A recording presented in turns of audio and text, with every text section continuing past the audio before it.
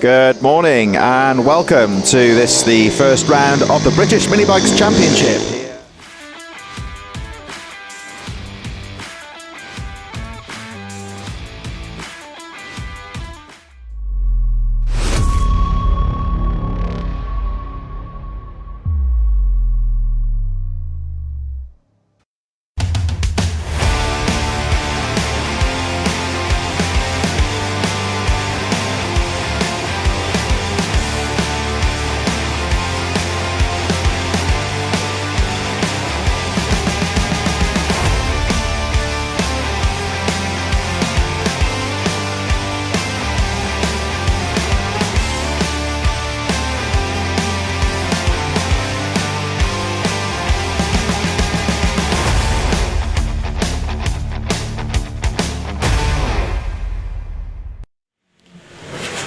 Good morning and welcome to the first round of the British Minibike Championship here at the fabulous Teesside Autodrome at South Bank, just on the outskirts of Middlesbrough. My name is Chris Sora and delighted to be back commentating on the British Minibikes for 2024 after a one-year hiatus. Hopefully to be covering as many rounds as possible throughout the 2024 season, but all the rounds here on TNL Sports. We're going to be getting racing underway very shortly with our first race. Full action-packed afternoon here at Teesside, and as you can see, the weather, which has been rather questionable in recent days, has turned out quite nicely here for Easter Sunday. The track is looking in perfect condition. Temperatures around 10 degrees, and you would say it's pretty much the perfect conditions to go racing. Riders just completing their warm-ups. We're getting underway with racing very shortly. And as you can see, this wonderful overview of the Teesside circuit really showing us what a fast flowing track it is. One of the quickest circuits on the British Minibikes calendar, you would say. The series, of course, going all across the country in 2024. Final preparations being made before our first race, scheduled to be the Junior SM90, getting underway in just a few minutes' time as the spectators take their points at various positions around the circuit. Don't forget, of course, that the action is available throughout the afternoon here on TNL Sports, where racing will be getting underway in just a few moments at what looks set to be a hotly anticipated season. Of course, the hookup with the Road to Moto GP taking place again in 2024, where some of the brighter prospects in the field will be looking to make their names known and progress up the ladder in 2024. Plenty of riders to look out for, one would say, and as we say, the racing getting underway in just a few moments. Junior SM90 kicking things off very shortly with the Minibike 160s. FIM Mini GP UK a little later on this morning. We'll, of course, our Mini Motos, both the rookie and the pro classes throughout the day. Minibike 140s, very quick Super Minis, which tend to go very well here at the Teesside circuit. They'll be out a little bit later on as well. And of course, the familiar favourites in the Mini GP 110s also taking to the circuit. Big entry of riders on this Easter weekend, and we look forward to getting the racing underway in just a few moments. This Teesside circuit originated in the late 1980s.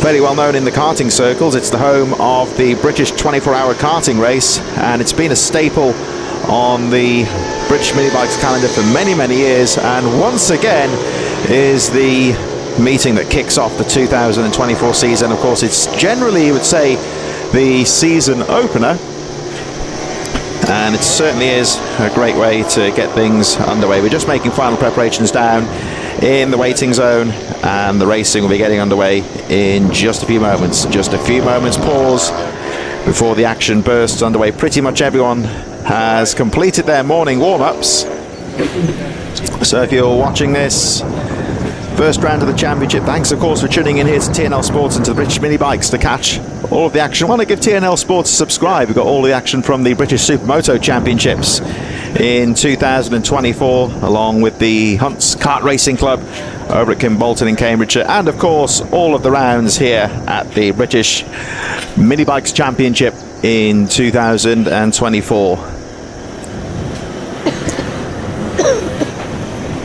Just had our Mini GP 160 warm-up. Tyler Humphreys, of course, a familiar name, looking very quick in the morning warm-ups. Plenty of names to be looking out for, of course. Frankie Watson, Hudson Cooper in that class as well. Got Pete Hickman in attendance as well in the paddock. He'll be out racing later on this afternoon against some of the hot shots, the likes of Wilson Dilks taking part. Minimoto Rookie will be kicking things off very shortly for our first race of the day, and that'll be getting underway in just a few moments' time.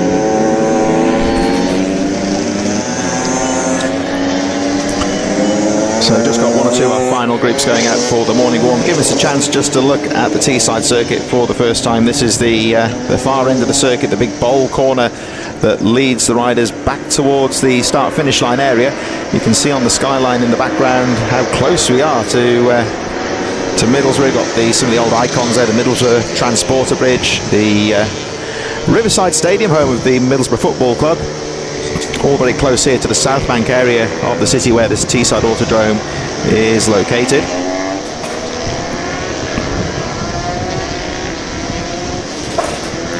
So as you can see at the moment, last few riders just getting their qualifying underway with the Superminis. They're out on track at the moment. Our racing getting underway very shortly with the Minimoto rookies. We see Bjorn Esmond, one of the British Superbike riders, out on track. Certainly be one of the names to look out for in this race class a little bit later on. These riders mostly running the mixture of bikes, of course, nowadays in the Superminis. Started off as a 150cc class for the Honda 4-strokes derived from the youth motocross machines. A lot of 85, big ball 85s out there as well. Looks like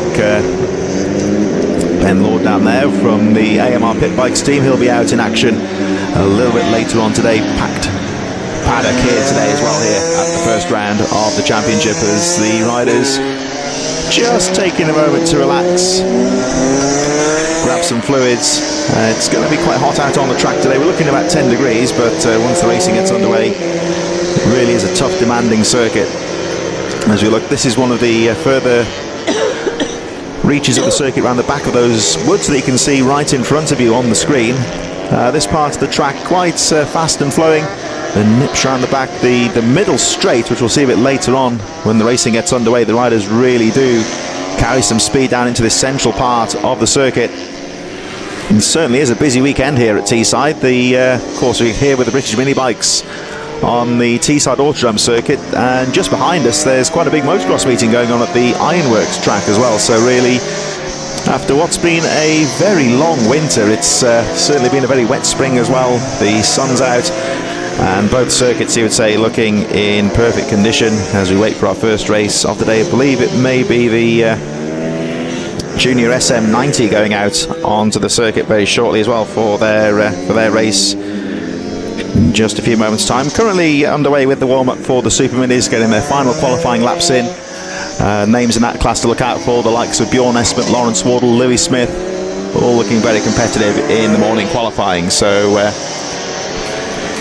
looks like the Junior SM90 will be going out onto the track very shortly for their first race.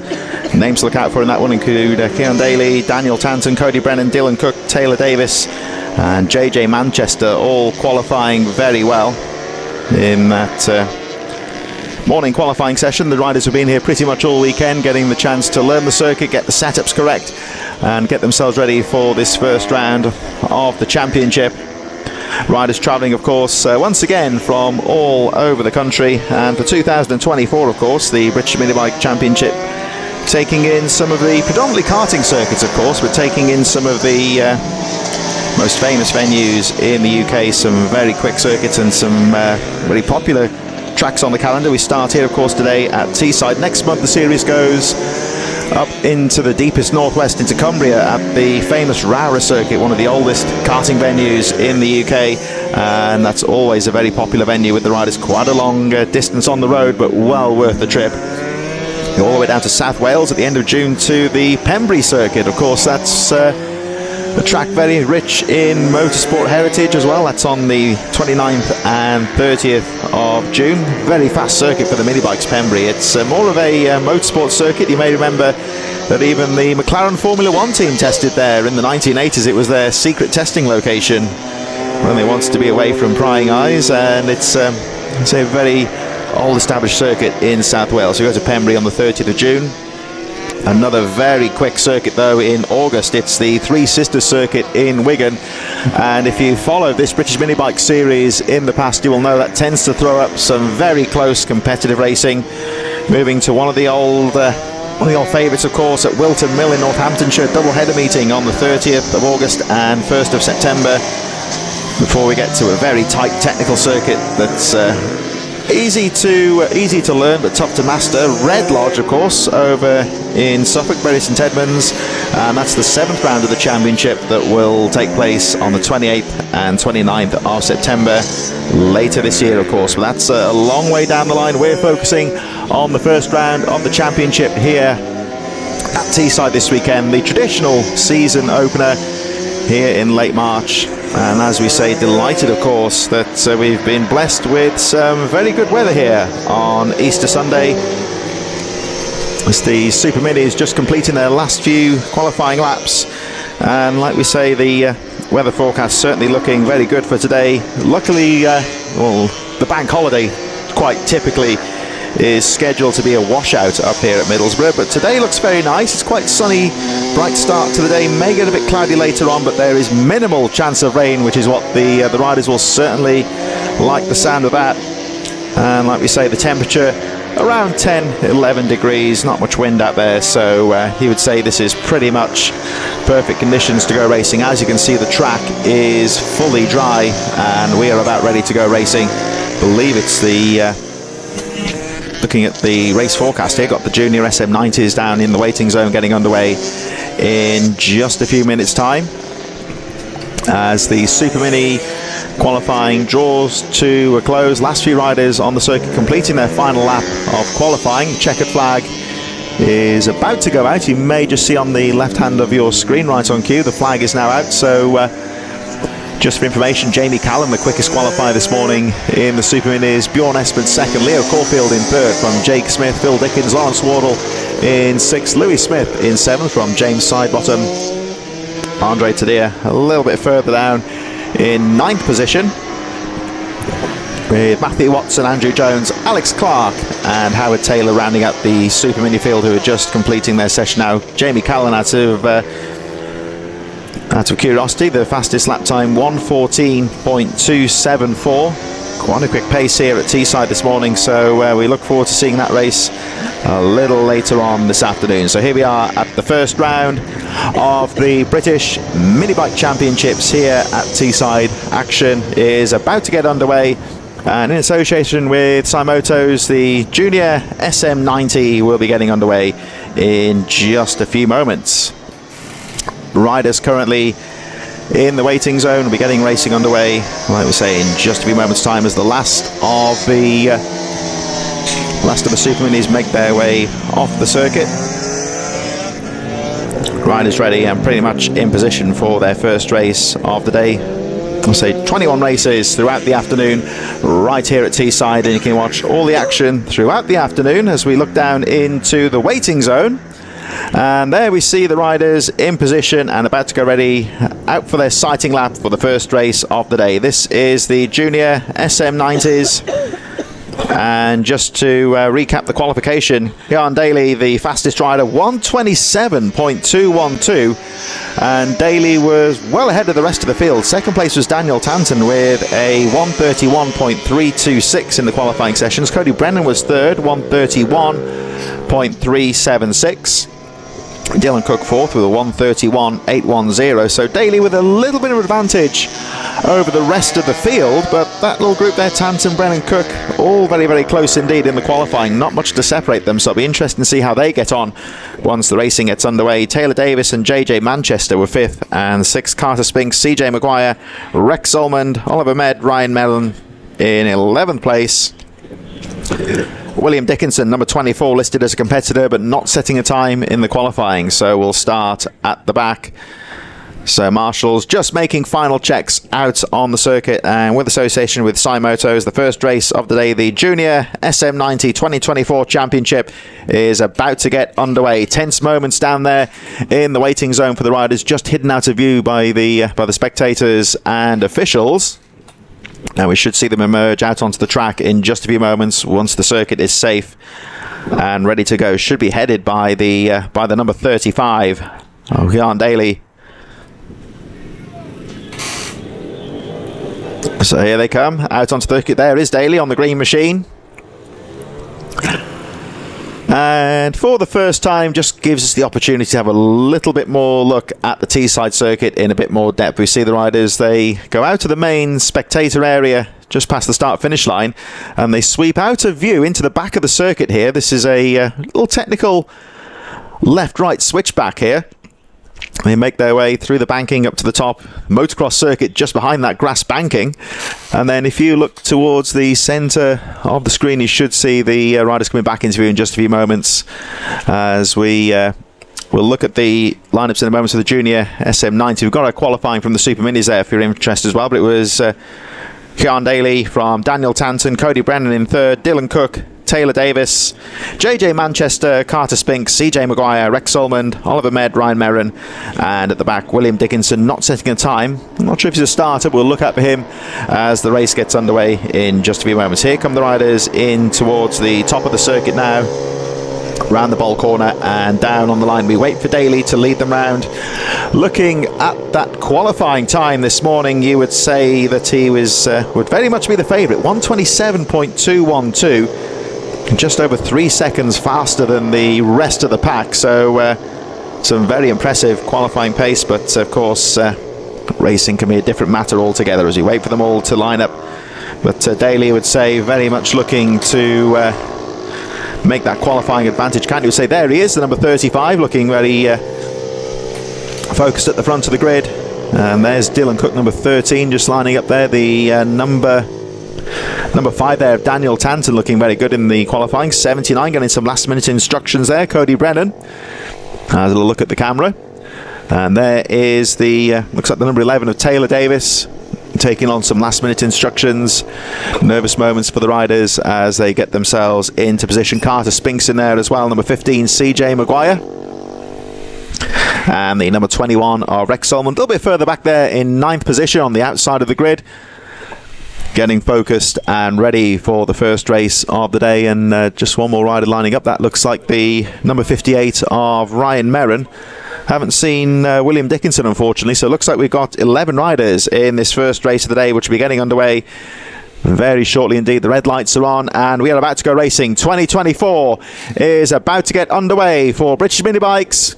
Final moments here as the riders wait for the lights to turn to green. All eyes on the red lights, and away we go. Lights out, they're away. Great start down the inside there from Brennan by the looks of things. I think he may have got the lead. Not a good start there for Daly. And here they come up towards the top of the circuit, waiting for the riders to appear. Who's it going to be? Certainly looked like Cody Brennan had a great start there. One rider left behind at the start, so they make their way up towards the top of the circuit. We should see them back towards the centre of the circuit in just a few moments' time. Well, looks like Brennan leading, Daly in second place. Here they are around the switchback. Well, it looks very much like the number 79 of Cody Brennan that leads the way. JJ Manchester, number 28, got a good start as well, but I think has been overtaken by Daly. Fastest qualifier, but didn't really get the start.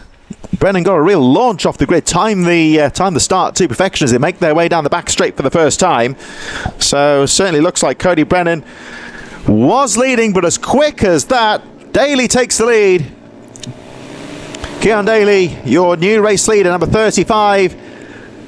Like we say, didn't quite get the start there, but kept his cool and has already taken the lead. But let's look at the number 79, trying to look for the lines and try and match Daly for speed as they make their way through the bowl corner that leads them back towards the finish line into this right-hander. Really does turn in on itself. Very tight technical circuit. We've seen a few riders get that corner wrong over the years, but it's certainly turned into a good steady start to this race. No one really in trouble on that first lap as they make their way over the line for the first time. So it's number 35, the green and black machine of Daly, that leads the way. Brennan in second place, Cook in third. Dylan Cook up to third place, good start for him. And JJ Manchester, after that strong start, has dropped to sixth place, just behind Daniel Tanton and Carter Spinks. CJ Maguire, Rex Solomon, Taylor Davis in there as well. Oliver Med and Ryan Merrin a little bit further behind as Daly, number 35, leads the way into the top corner through that tricky little chicane there. Quite a demanding circuit here at Teesside, and that corner really has caught out a few riders over the years. Demands a bit of respect there. It's a little bit off camber as they make their way through those top 3 corners. They disappear out of view, and here they see them down the back straight. Oh, a little bit screwy there from Daly. Bit of a tank slapper, but had that well under control. They come flying down the back straight into that tight hairpin bend. And this is where the track gets a little bit more technical briefly before they go down towards the bowl corner. Very fast sweeping part of the circuit here, and Daly's got the perfect line through there, already starting to pull away now from Brennan in second place. The gap was 1.6 seconds. We'll have a look at the lap times when they cross the start-finish line in just a few moments' time. But there's Brennan in second. So struggling to match the pace of the race leader Daly at the moment, number 79, but he's looking strong out there in second place. Daly already getting to work, trying to break away from the rest of the field as they make their way over the line. So Daly with a 1:27.5, fastest lap of the race so far, setting a good pace out there and really starting to get to work as he tries to pull away now from the rest of the field. Brendan in second place, but Dylan Cook in third, number 13, keeping the pressure on. Daniel Tanton, number 5, in fourth. Carter Spinks, JJ Manchester now settled in sixth place, and the rest of the field made up of CJ Maguire, Rex Solomon, Taylor Davis, Oliver Med, and the 58 of Ryan Merrin, just a little bit further behind on number 58. One or two of the newer riders, you would say, that at the back of the field getting some valuable experience out here at the Teesside Autodrome today. Here we go onto the fastest part of the circuit, and look at the speed that Daly is carrying as he makes his way down towards the really tight left-hand hairpin. Obviously a classic out-braking spot there if you get a good line down the straight. And there we see, just to give an idea of the lap times out there, Daly, your race leader, number 35, setting 1:27.5 last time out, so nearly 3 seconds faster than Cody Brennan in second place, who to his credit is doing a great job of keeping Dylan Cook behind him. But Daly looking very strong as he makes his way through the right-hander. Number 35, your race leader. 2 laps to go in this race as he makes his way back towards the finish line, gets back on the power. That technical section just after the bowl corner. And here they come back down over the start-finish line, so it's Daly that leads. Goes a little bit quicker this time, 1:27.428, really starting to pull away from the rest of the field. A battle now starting to develop for second place as we look towards the back of the field. There is the number 28 there, JJ Manchester in the midfield, with Carter Spinks on the yellow and black machine just ahead of him there, number 296. Rest of the pack make their way through, still Dylan Cook in third. And there is Cook, number 13, having a look for second place, has a peek down the inside of Cody Brennan. Can't find a way through at the moment, so looking for lines here, trying to find a way through. You can see already the gap really starting to extend at the moment as Daly increases the gap to 7.1 seconds. Brennan in second, Cook, Tatton and Spinks in fifth position. As you see, 1 or 2 riders at the back of the field. I think that's Ryan Merrin chasing after Oliver Med as we focus on this battle for second place. And Cody Brennan, the early leader of the race, with a bit of a fight on his hands here, trying to hold on to second place as Dylan Cook again has a peek down the inside, can't find a way through. The race drawing into its final stages here, and at the moment it looks like Cook is just trying to find a way through here. Goes a bit wider on the bowl corner. Now is he going to try and cut into the inside as he makes his way through? We've got Daly, of course, well cleared the rest of the field. Looks like that's Ryan Merrin in front of them there, number 58, who is a lap down, just been overtaken by the race leader. As we watch this battle between Brennan and Cook. Cody Brennan holding the racing line here, making Dylan Cook do all the work in third position. Daly again goes quicker, 1:27.038, so he's really settling into this Teesside circuit in this junior SM90 race in association with Sci Motos, and of course one of our series sponsors, OMG Racing, who once again are supporting in 2024. There we see the number 79 of Cody Brennan focusing on that second place. Seems to have found some good lines, but to me it looks like Dylan Cook just a little bit quicker into that chicane around the back of the circuit as they make their way down towards the central straight, fastest part of the circuit. Daly now well clear, already disappearing out of view, and I think he may have just lapped the number 73 of Oliver Med. Here comes Cody Brennan in second place with Dylan Cook closely behind him. Make their way down in towards the hairpin, all very close in that battle of a second, but at the moment Brennan just doing enough to hold on to that second place. Daly now well clear, already making his way back towards the finish line. The rest of the field making their way through a little bit further behind. We've still got Daniel Tanton in 4th place, Carter Spinks, JJ Manchester, Taylor Davis, CJ Maguire and Rex Almond. Last rider on the lead lap at the moment, Almond, with Oliver Med and Ryan Merrin, 10th and 11th, both going a lap down on the race leader. Now I think that might actually be Med there, number 73. And I think that might have been a mistake there from Dylan Cook. Went to the outside to lap the slow rider. Just cost him a little bit of ground. As again, Daly goes quicker yet again. 127.020. Really clearing away at the front. The focus at the moment on this very close battle for second place. So Dylan Cook, a little bit unfortunate for him there. Took the wrong line, lapping the 10th place Oliver Med, and just lost a little bit of ground here. So he's got to try and close that gap back up on the race leader. A little bit further down, CJ Maguire setting his fastest lap of the race, 134.646. The race just starting to spread out a little bit further down the field now as we watch this battle for second place. Dylan Cook trying to close up on Connor Daly, and here they come back down towards us. There's the famous Middlesbrough Transporter Bridge in the background, the famous blue steel architecture. That won't be bothering, of course, Keon Daly, the race leader, who's just disappeared out of view from the camera shots as we wait for the second place. There they are. And that looks like the 4th place, which is the number 5 of Daniel Tanton. Just watching his progress in 4th, trying to close up on Cook in 3rd, but may have a little bit too much work to do here at the end of the race. As Daly makes his way around the final few corners. Still running a very strong pace out there as he just goes across the line. The battle's still on for second place. There is the 4th position though, the number 5. As we cut back to our race leader. Number 35, Keon Daly, setting some very consistent 1 minute 27 lap times at the moment. He's set a very quick, steady pace out there. And really attacking those apexes as he makes his way up towards the top of the circuit. Daly looking very strong indeed as he makes his way down towards the back straight once again. Closing in on the race victory in the first race of the 2024 British Minibike season. Keon Daly, down the straight he goes, heading towards the really tight left-hand hairpin here in the middle of the circuit. That's a part of the track that really does demand some respect from the riders. We look just a bit further behind. It looks like Cook is starting to put the pressure back on Brennan as we watch our race leader looking very strong as he makes his way back towards the flag now. Number 35, the machine of Keon Daly.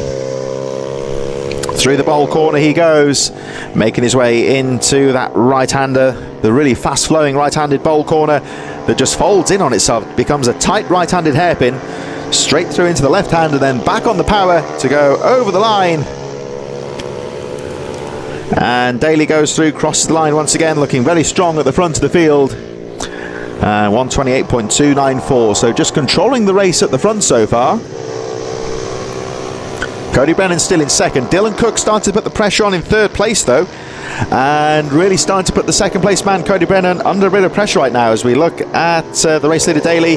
There's the fight for second place just going over the line. There they are, very close indeed, and you can see there that Dylan Cook really putting the pressure on now. A little bit further back from the number 5 of Daniel Tanton, who's also set his own best lap of the race, but Daly isn't bothered about that at all. He's leading the race quite comfortably at the moment. The gap is now well over 16 seconds as he makes his way down the back straight.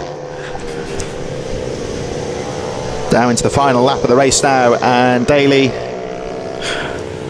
really starting his 2024 season off in style as he makes his way through the right-hander, back onto the straight towards that big sweeping bowl right-hander.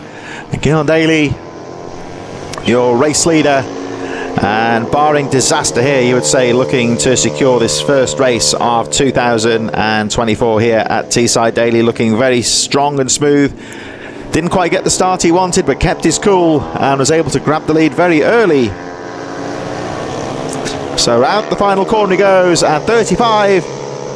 Keon Daly is going to take the first race win of 2024. Over the line he goes. The fight's still on for second place just behind him though, as Dylan Cook starts to put the pressure on Cody Brennan for second place. Who's it going to be over the line?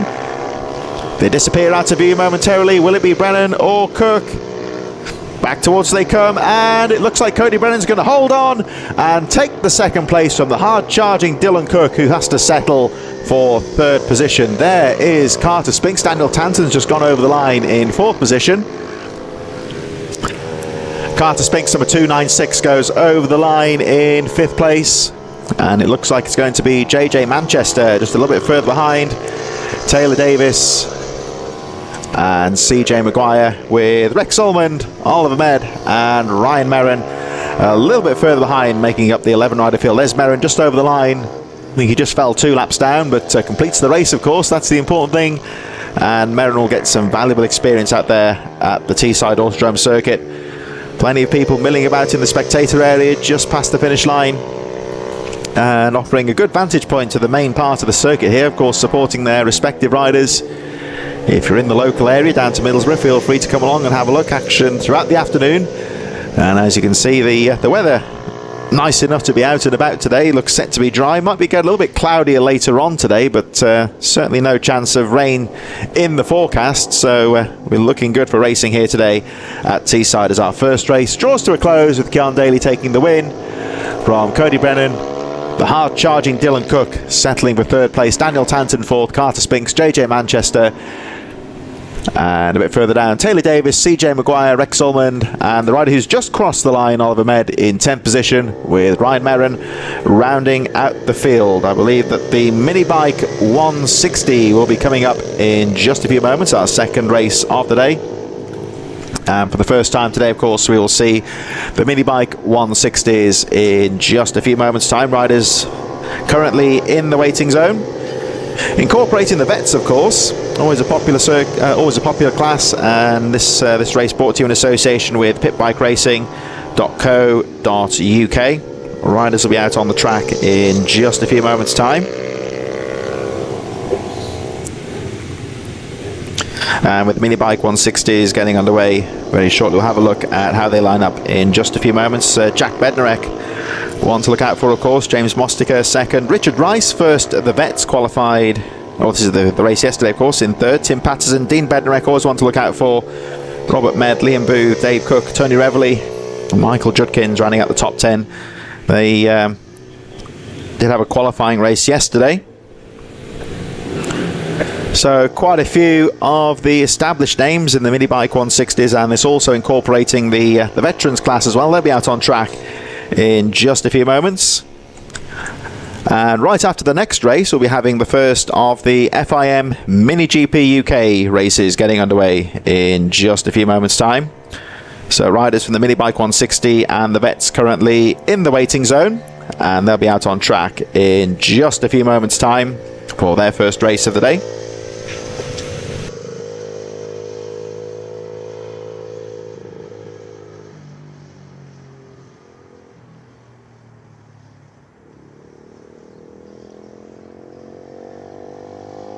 Well, I think some of our riders have spotted the camera there as they check some of the on-track action.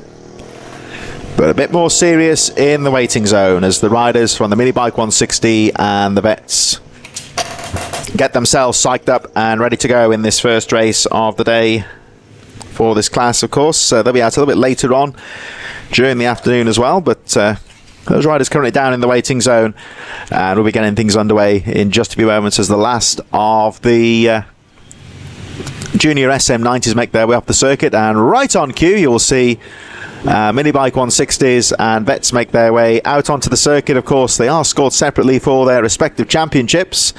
This race brought to you in association with pitbikeRacing.co.uk as they make their way out onto the circuit for their sighting lap. So just to run through some of the names to look out for in this Minibike 160 class, of course, James Mostica, you would say very much the front-running rider in this 8-lap race. Robert Med, leader of the vets, will also be looking good. There's some of the results there from the Minibike 160s, sorry, the SM90s, of course. They were out a few moments ago, and we'll look at the Minibike 160s in just a few moments' time as the riders make their way down the back of the circuit. Grid officials in place, and we'll be getting the racing underway in just a few moments' time. This, of course, the traditional season opening, you might say, for the British Minibikes here at Teesside. And as we were saying earlier in the programme, the series going all across the country, once again heading over to Cumbria and Rowra next month, before going down in June to South Wales and the famous Pembrey circuit. Three Sisters in Wigan on the 10th of August, double header at Wilton Mill in Northamptonshire on the 30th of August, 1st of September. And the series finishing off at Red Lodge over in Suffolk on the 28th and 29th of September. That is a very different circuit to what you would say here at Teesside. It's quite a tight, technical circuit. Really does test the riders' throttle control as the riders for the Vets line up. There's the number 27 on the line there, James Mostig, who looked very good yesterday. 21 down there as well. That's Richard Rice, who was a non-starter yesterday. Number 40. One of the 160s there, Tim Patterson, number 73. That's one of our vets. Robert Med, who looked very good yesterday. 78 in there as well. Dave Cook from the 160s in the midfield. 164 taking his position on the grid. And that's one of our vets there. That's Tony Reveley. Very well turned out Castrol Honda colour scheme, not only on the bike but the leathers as well. Certainly he'll be easy to spot, I would say. Gary Robinson there, number 71, the 88 of Barry Clark. Puts the visor down and is ready for action. Number 11 taking his position on the grid, James Jarvis. Number 60, that's the machine of Adam Fraywin. And right to the back there, I think that's number 45. She was out yesterday, Fiona Goddard, lining up at the back of the field. So Fiona's ready, all the riders ready. We were looking at the red lights, waiting for them to go out, and we're away. Oh, one rider with a bit of a loop out there, but they all get away cleanly, charging up the hill, in towards the first corner. 21 well placed there. Like Richard Rice with a good getaway as they make their way up towards the top of the circuit. And here they come. So who's it going to be? Well, that looks to me like it's the number 19 there, Jack Bednarek, who's got a good getaway. So Bednarek leads them. And let's see who's that behind. It's all look very close there. James Mostig are also well placed as they make their way down towards the back of the circuit. Richard Rice with a good getaway as well. The riders charging down the back straight for the first time. So Tim Patterson also in there as well, number 40, as they make their way through. Good clean start. Looks like everyone's staying out of trouble on the opening part of the race. And here we see the fight for the lead then, so it looks like Mostig up there as well. Oh, down the inside though, looks like Rice in there as well, fighting for the lead, all very close. So they make their way through the right-hander, but still quite a few laps to go in this race, so certainly don't want to do anything too rash at the beginning here as they make their way over the line for the first time. We'll look at the vets as well, see what the positions are in that class also. So they charge through with Mostig leading. Richard Rice in second, fighting for the lead. Look at how close it is though, just a bit further behind there.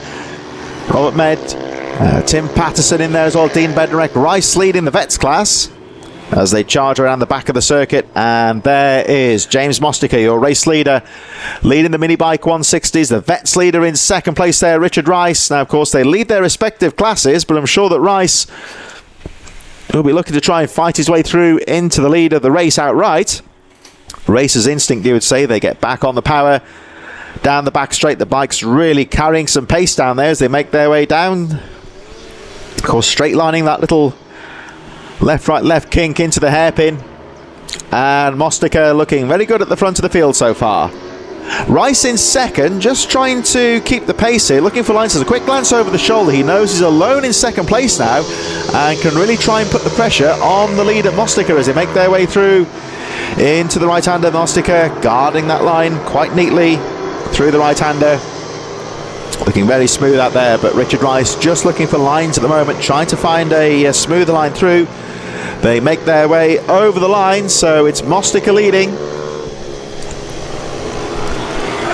Rice in second place, and not much between those two. So Richard Rice and Robert Med having a close battle there. Dean Bednarek, Liam Booth a bit further behind as well.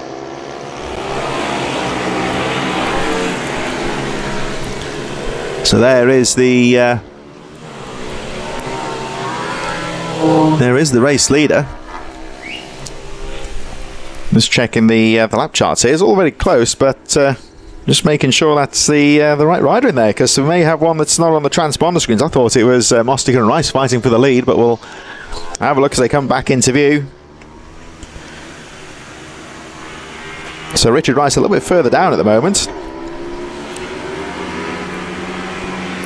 I'm wondering if that could be... so that's Dean Bednarek also there too, as the leaders make their way through. So Mostica, Rice, Bednarek also in there as well. But James Mostica, 27. Just behind there now.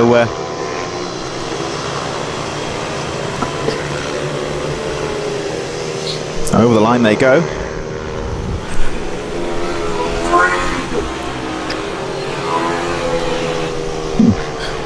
Look at 99 on the jersey there, on the back of the leathers there. So yeah, Richard Rice a little bit further down there in third place. So Robert Med going through, Dean Bednarek a bit further behind on the number 69, 21 in there as well. The machine of Richard Rice in the Vets, who's also well placed. But James Mostica, 27. Looking strong towards the front of the field. The race leaders making their way around the back of the circuit. Meanwhile, Richard Rice, 21 in there in this Vets class race. And this is the midfield, just making their way around the back of the circuit through the chicane and heading down the back straight right now. So Richard Rice in there, Robert Med, Dean Bednarek, Liam Booth also well placed. Here they come down towards the right-hander. There is the number 21. Looks like Med behind him there, number 73. Liam Booth and Tim Patterson just a little bit further behind. There's the 21 though, leading this little group of riders so far. That's Richard Rice, who currently leads the Vets class. And there's Robert Med, number 73, just behind, having a peek down the inside. But at the moment it looks like Bednarek's up the line covered. Jack Bednarek it is that leads, number 19 from James Mostica, all running quite close at the moment. You may see at the moment the transponder systems just updating themselves. That's that fight for the lead. As we look at this Vets battle at the moment, this is third place in the race outright, but they're fighting for the lead of the Vets so far. As they disappear out of view, there you see the Riverside Stadium just towering over this Teesside Autodrome circuit. And here they come. And it looks like Med has taken the lead in the Vets. So Richard Rice still charging. Has a peek down the inside as they make their way through the chicane. Plenty of lines on this little off-camber section. It's a little bit tight and technical out there, as Bednarek there just having a peek down the inside. Jack Bednarek leading the race outright, who's just a little bit further ahead. May just see the leaders come into view as you focus on this battle of a third, but the lead is now well clear. This is the fight for the lead in the Vets though.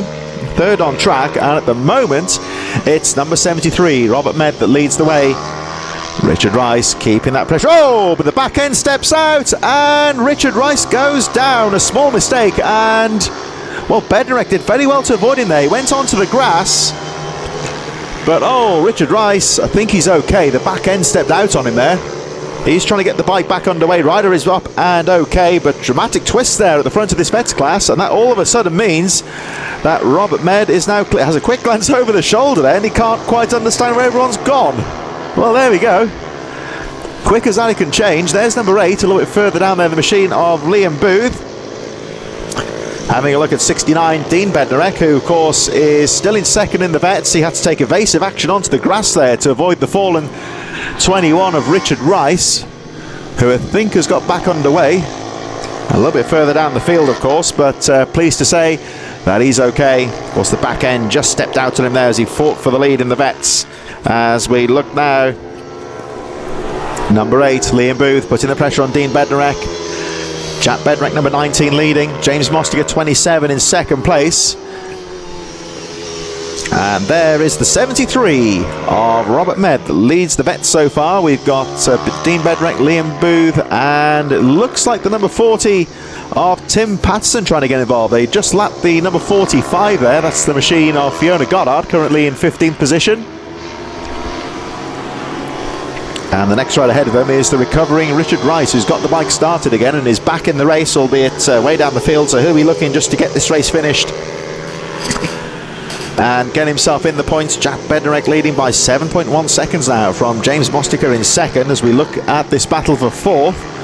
with Dean Bednarek, number 69, who's currently second in the vets ahead of Liam Booth and Tim Patterson. There is the number 40 of Patterson, Tony Reveley 164, just a little bit further behind. There he goes with the Castrol Honda leathers. You'll see him just a bit further behind this little group of three who disappear out of view momentarily. Michael Judkins and Dave Cook currently 8th and 9th place, a little bit further behind, as we see the 3rd place Robert Med 73, leader of the vets so far. And I think he now knows that he has got a bit of a cushion at the front now from Dean Bednarek, who's currently in 4th place, 2nd in the vets. And there we just saw Tony Reveley making his way through. Michael Judkins a bit further behind. So Jack Bednarek leading the race so far, number 19 from James Mostiger 27. Those two guys are a little bit further ahead now of this rider, currently in 3rd, number 73, Robert Med. Med at the moment controlling the race. Has a quick glance over the shoulder just to check his progress. Gets on the power and sweeps through the right-hander. Looking very neat so far as he makes his way down towards the right-hander. And there he goes. So it's still the number 72 there, Bednarek, sorry, 73 Med, I should say, leading. Jack Bednarek leading the way so far as we head towards the closing stages of this second race of the day. The Minibike 160 and the vets are now on their final lap. Jack Bednarek leading comfortably, number 19, by 8.8 seconds from James Mostiger. And there is Bednarek. So not showing up initially on the timing screens, but he is certainly there and is leading the race quite comfortably. I wonder if he's on a spare machine possibly, as he makes his way down towards the right-handed sweep, heading towards the checkered flag for the final time. In towards the right-handed, nice and smoothly through the corner he goes. And number 19, Jack Bednarek, heading up towards the final corner, back through onto the power, and crosses the line to take the checkered flag for the first Minibike 160 race of the day. So Bednarek is your race winner. Looks like it's going to be James Mostiger, 27, in 2nd place. So Mostiger goes through in 2nd. There's the fight a little bit further down there. I think we've got Tim Patterson in there, Tony Reveley, Michael Judkins a bit further behind as well there. We see Mostiger's gone through in 2nd. Wait and see who's going to win the vets, and it looks like it's going to be Robert Med as this battle in the midfield still rages on into the final lap. So Med in 3rd wins the vets from Dean Bednarek, Liam Booth, Tim Patterson. As we look a little bit further down in the midfield, Richard Rice fighting through the field up to 11th place now after that fall early in the race. There's the number 71, currently in 12th place, Gary Robinson, just been overtaken by the number 21. So Robinson staying ahead here of the number 60 of Adam Freewin as they make their way through into the right-hander. Last few riders here on the lead lap, fighting for some of the positions further down the top 20. So Freewin over the line from James Jarvis, a little bit further behind, and the number 45 of Fiona Goddard rounding out the field. A bit further ahead of these riders, Barry Clark, Dave Cook, 10th and 9th respectively from Michael Judkins. But it's going to be the number 19 of Jack Bednarek that wins the race from James Mostiger. 3rd place Robert Med, but also wins the vets class, despite a late charge from Dean Bednarek, who ends up finishing in 4th place. 2nd in the vets, Liam Booth, Tim Patterson and Tony Reveley in 2nd. Michael Judkins, Dave Cook and Barry Clark rounding out the top 10. So for the first time in 2024, we have the FIM Mini GP UK class about to get underway for their first race of the day. They're down in the waiting zone making their final preparations, and they'll be out on track in just a few moments' time.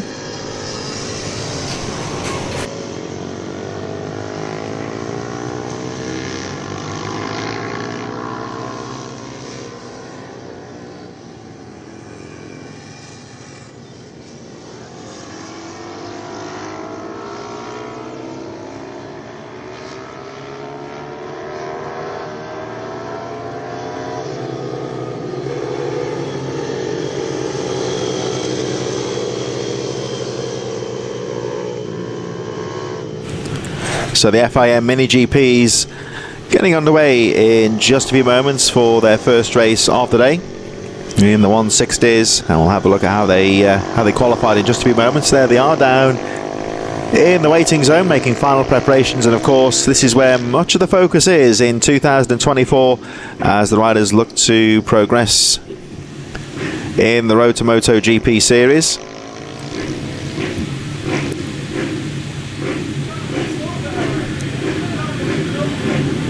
And this, of course, Road to Moto GP, it's something of a collective, you might say, for a series of competitions around the globe that supports riders who want to try and make a career in motorcycle racing. And of course the fastest riders internationally will race head to head later in the 2024 season. Out onto the circuit they go then. So this, for the first time today, is Road to Moto GP. Riders out onto the circuit for their sighting lap, and they'll be out on course for their first race in just a few moments. Mainly, of course, the Ohvale machines that brought into the country, of course, a few years ago by Peter Hickman, who is here racing later on today. A lot of the Pucci Moto machines out there as well. And if you look at these bikes at close hand in the paddock, these really do look like scaled down Moto GP machines. They're not just kids bikes, these. They really do pack a bit of a punch. Really a great bike for the youth riders to learn the basics of motorcycle competition. And as we'll see in a few moments, they really do know how to twist the throttle. Mostly the Ohvales, of course, out there, but quite a few of the Pucci Moto machines out there as well. Very similar types of machinery. And like I say, when you do see them in the paddock, they do look like scaled down Moto GP or British Superbike type of machinery. And rest assured, these riders really do know how to put them to good use as well. So here they come down to the line for the first time. FIM Mini GP is about to get underway. There's the riders on the line right now. It's the number 31 taking his position on the line there. We'll just get the names in a few moments. So that was the machine of Henry McCartney up there. Wilson Dilks will be another one to look out for as well. That looks like Blake Wilson. 58 in there as well, Marco Holt.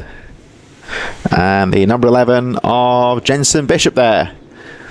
A little bit further down, number 16 on the line there, that's Sid Marshall. Gives us the thumbs up. And the 46, one of our regulars, of course, Izzy Carter. There she is, with that familiar number 46. Looking a bit further down the field there, there's Michael Nealon's in there. There's Pete Hickman, number 60, who's starting a little bit further back there. Hickman, of course, fastest man on the Isle of Man TT, really does need no introduction. There's Wilson Dilks, number 85. He'll be another one to look out for as well. And there is Pete Hickman, the man, of course, behind Ohvale. And he's not just the money man, he really does get involved in supporting these young riders as well. There's the, further down, the number 3 there. 81, I think that's David, looks like David Wilton at the back of the field. And the number 77...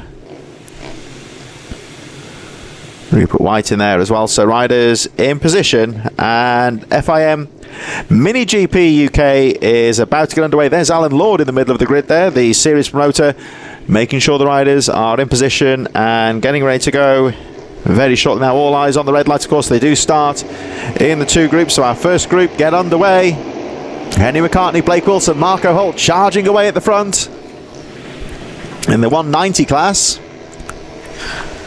And waiting for our second group. There's the second group getting underway. Wilson Dilks and Pete Hickman neck and neck as they make their way through into the first corner. So up at the front here, looks like Henry McCartney's got the jump on the field, although I think Blake Wilson has now taken the lead as they make their way around the back of the circuit for the first time.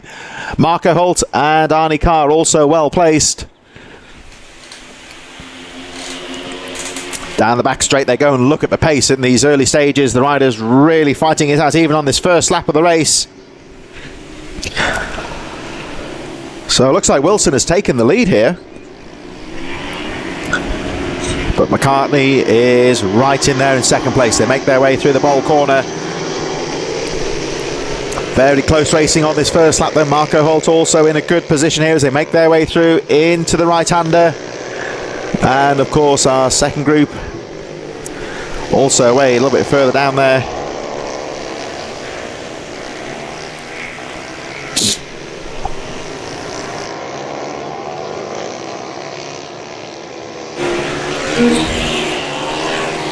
So they make their way through. It's still Blake Wilson leading from Henry McCartney, Marco Holt, nothing between those leading crew riders. Then the rest of the field make their way through. Annabelle McCarthy, Izzy Carter, Wilson Dilks, just ahead of Peter Hickman, Oliver Pitcher in there as well, Tim Patterson, David Walton, Rupert White and John Pitcher rounding out the field as we focus on this battle for the lead here, as Blake Wilson still leads them down the back straight. They should come back into view. Here they are. Look how close they are in these early stages. So Wilson from McCartney, Holt in third. And there is absolutely no margin for error here. The yellow flag's been waved there, just going into the top corner. So somebody must have gone down just out of camera shot. Let's hope that's nothing too serious. The race goes on, of course, with the leaders making their way through that bowl right-hander. And it looks like McCartney having looked down the inside. Nice little move there, but no, look at this. Blake Wilson not giving the lead up lightly, and I think has just about held on as they make their way over the line. Blake Wilson and Henry McCartney going bar to bar here as they cross the line. Nothing at all between the top two riders. McCartney now leads. Wilson in second. And right in there as well as Marco Holt and Arnie Carr, number 83, trying to get involved in this battle as well. Jensen Bishop and Sid Marshall going through. Wilson Dilks already up to 6th position here. Oh, bit of a squirrely moment there from Blake Wilson, but doesn't affect him as he charges through. One rider caught at the back there. Just trying to see who that was. Maybe that was the yellow flags possibly. So rest of the top 10 made up: Annabelle McCarthy, Izzy Carter, Tim Patterson. I wonder if that might have been Peter Hickman that ran into trouble. He's not coming through over the line. That may well have been Peter Hickman. So we would say the most famous name out of contention. Well, I can see just out of camera shot looking out of the commentary booth that Peter Hickman is touring around the back of the circuit. So it looks like he is out of contention. None of this, of course, will bother these guys here, though, as Henry McCartney looks to focus on trying to pull away here. But the number 8 in second place, the early leader, Blake Wilson, having a peek down the inside, can't quite find a way through. Marco Holt still there in third, number 58. Over the line they go. And there's Holt in third. Just look how close the racecraft is here. Very quick and smooth through the corners. Holt down the inside. Oh, he tries to make the move stick. That was a daring move there from the number 58 Marco Holt. Again, very aggressive into the chicane, but can't find a way through right now. Marco Holt in third, looking very threatening here, but can't find a way past Blake Wilson in second. And Wilson, of course, will be trying to repass the leader, Henry McCarthy, but Holt's got to drive down the back straight. Is he going to go for a move into the hairpin? Not much going there, though. Blake Wilson's got the line covered as again he tries to peek down the inside of Henry McCarthy. Can't find a way through here. McCarthy still leading. Wilson in second place. Holt in third. It is as close as that as they make their way round the bowl corner. McCartney pulls away slightly into the right-hander as Holt down the inside he goes again, but has to stand the bike up into the right-hander and can't find a way through. Still Arnie Carr in fourth. Jensen Bishop. Wilson Dilks, meanwhile, is charging through the field in sixth place. Annabelle McCarthy, Sid Marshall, Izzy Carter and Tim Patterson running out the top 10. But all of the focus here is on this thrilling battle for the lead here. Henry McCartney still leads. Wilson in second, Holt in third. Arnie Carr just going through in fourth again. Holt down the inside, very aggressive into the right-hander. But he just can't get the wheel into the apex there. He has to settle for third place. Another brave attempt there from Marco Holt to get involved in this fight for the lead. There's nothing at all between the top three. 3/10 of a second covering these riders. Down the back straight they go. Still Arnie Carr in third. Here they come back towards us once again. And they don't really need the stopwatch to see how close they are. Only a few hundredths of a second between the three on lap pace last time round. But Henry McCartney with the clear track in front of him, number 31.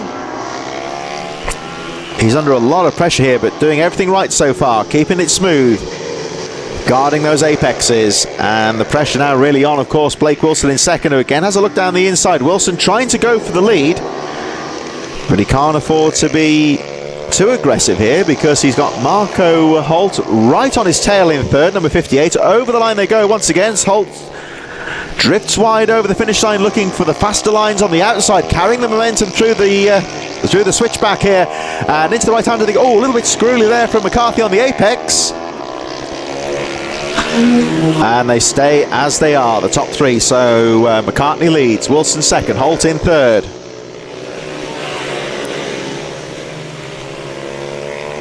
Holt again having a peek down the inside. Incredibly close action at the front here. Back into view they come. It's still Arnie Carr in fourth. Wilson Dilks 85 now up to fifth place. Jensen Bishop, Annabelle McCarthy, Sid Marshall, Tim Patterson, Izzy Carter still running up the top 10 as towards the back of the field we look at the fight between Rupert White and Oliver Pitcher, who are going to be encountered by the leaders, who do very well. Some good racecraft there between the riders, although it does allow McCartney just to pull away slightly as they go past the back marks. He saw Rupert White there, he saw the leaders coming and pretty much did the right thing there, just held his line and let those faster riders find their own way through. So those riders, that was Oliver Pitcher also going a lap down, they just hold position, let the leaders go through. But McCartney finding some nice lines there as he lapped the slower traffic and just allows him to pull half a second, which is as big as the gap has been at any point in this race. Henry McCartney pretty much identical on pace with the fifth place Wilson Dilks, who's still charging through. Again, Holt has a peek down the inside into that right-hander. Has a nice line just heading over the start-finish line, which sets him up nicely for that right-hander, and he seems very quick on the first part of the lap here. Marco Holt in third place, number 58, finding some good lines as they make their way back down the straight. I think that might possibly be John Pitcher, I think, in front of these riders on his own at the moment, and Pitcher currently in 12th place as we watch McCartney nice and smooth through the right-hander. Can't really break away from the chasing pack here, but he's putting in some very smooth lines and doing well, just doing enough to guard the apex from the charging Blake Wilson in second. Wilson again having a look down the inside, and look at Holt round the outside here, but he's going to run out of road, I think. Yes, he does. He has to settle for third once again. Look at Marco Holt in third. He's doing everything he can to try and find a way through. So I think that's Wilton there, just moving off the racing line, letting the leaders go through. He saw them coming and gave them the track. And this fight for second just allowing very briefly there Henry McCartney to pull away as they make their way to the right-hander. But again, Wilson closes up as they make their way on the back of the circuit. Oh, and Wilson there, the front end just washing out on him ever so slightly, but doesn't really affect him too much. Down the back straight they go. It's Wilson Dilks up to fourth place now, getting past Arnie Carr. Jensen Bishop in sixth place, Annabelle McCarthy in seventh, Sid Marshall, Tim Patterson, Izzy Carter. As they make their way down the back straight, I think, say, Pete Hickman is unfortunately out of the race, number 60. Seemed to hit some trouble early on in this race. Again, they encounter some slower traffic here, and again, they good racecraft there, the slow rider just holding position. Letting him go through might be, I think it might be Izzy Carter that's just gone down, a lap down I should say. As again we look at, oh look, bar to bar action again from Marco Holt and Blake Wilson. Oh no, that was David Wilton who's just gone a lap down. Izzy Carter just going over the line in 10th place as the leaders go through. So still McCartney leading. And McCartney taking advantage of that fight between Blake Wilson and Marco Holt. And again, Holt down the inside. Oh, he's trying so hard to make that right-handed pass work, but he just can't find the opening there. Blake Wilson really does seem to have that line covered, but Marco Holt certainly not giving this one up. They are starting to let Henry McCartney pull slightly further away here. There's not much in it though, still only half a second. Wilson Dilks still charging in fourth. Arnie Carr, Jensen Bishop and Annabelle McCarthy a bit further behind as they make their way into the right-hander. Lapping the traffic there, they're really setting a good pace up there, this leading group of riders, as they make their way through into the right-hander. So still McCartney making their way through. And again, Holt having a peek down the inside. Another brave move there from Holt, and this time I think he's made it stick. Yes, he has. So Marco Holt really had to work hard to grab that second place. Here they come over the line. This is the last lap now. So Henry McCartney leads. Marco Holt now into second place. And what can Holt do here? Can he make a late fight to take the win here? Down the inside he goes. This is his favoured opportunity, and he makes it work to take the lead. Great move there from Marco Holt. But look at McCartney, he's fighting back. Oh, down the inside he goes. Can't quite get through here. So Marco Holt into that right-hander. Very late, very brave on the brakes there. He was fighting all the way through the race to try and make that work for second, but took the lead very easily, one would say. And Marco Holt, for all his hard work, now finds himself in the lead in these final stages. But rest assured here that Henry McCartney will not be giving this one up lightly. He's going to try and fight back. Now, of course, Marco Holt has to go defensive in these final few corners. Dives to the inside line. McCartney weighing it up now. He's going to look down the inside, but look at Holt, very aggressive on the apex there. Guarding that inside line. He's almost got this race wrapped up, but McCartney not giving this one up. Down the inside he goes. Doesn't quite make it. Holt's going to get back on the power. It's a drag race to the line here. Over the line they go, and Marco Holt takes the win in dramatic style there from Henry McCartney. And Blake Wilson punching the handlebars there in frustration. He has to settle for third place. But what a race that was between those two. There's Wilson Dilks, who's been very impressive all weekend. He brings it through, starting on that second group there into fourth position. Arnie Carr in fifth position. There's number 83 of Arnie Carr over the line. Jensen Bish a bit further behind. Annabelle McCarthy and Tim Patterson having a fight there as well. Sid Marshall and Izzy Carter a little bit further behind. McCarthy and Patterson, I think, will be the last couple of riders on the lead lap, actually. Sid Marshall 9th, Izzy Carter running at the top 10 from David Wilton. John Pitcher, Oliver Pitcher in 13th from Rupert White, and the unfortunate Pete Hickman is a DNF from that race, so the rest of the pack making their way over the line.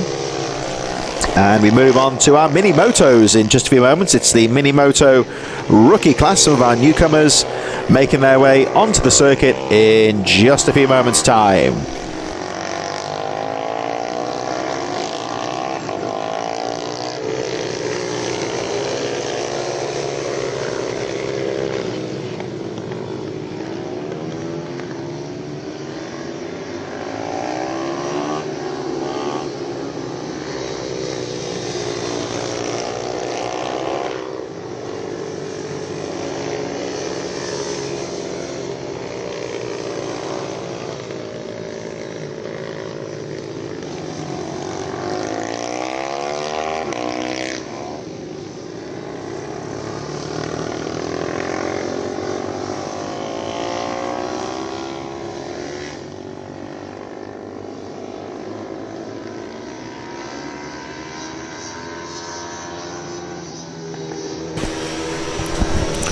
So round number one of the British mini bikes here at the Teesside Autodrome, really kicking off in some style in these early morning, and the first FIM Mini GP UK race was quite something there, with Marco Holt taking a dramatic final lap victory against Henry McCartney, with Blake Wilson settling for third, and Wilson Dilks with a very hard charging ride through into fourth position.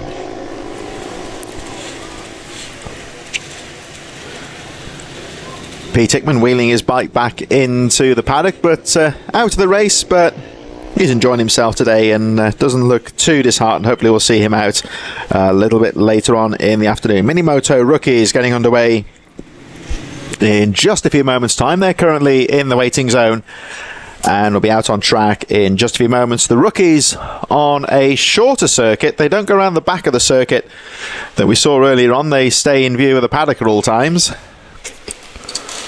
On the shorter circuit, the riders to look out for in this one: Reed Saxelby, Tommy Keats, Finley Stiles, Austin Dilks in fourth, Randy Carter, Joey Atherstich on the number 67, Maxwell Keats, Henry Cooper, Freddie Taylor, Charlie Bunn and Oscar Rowland.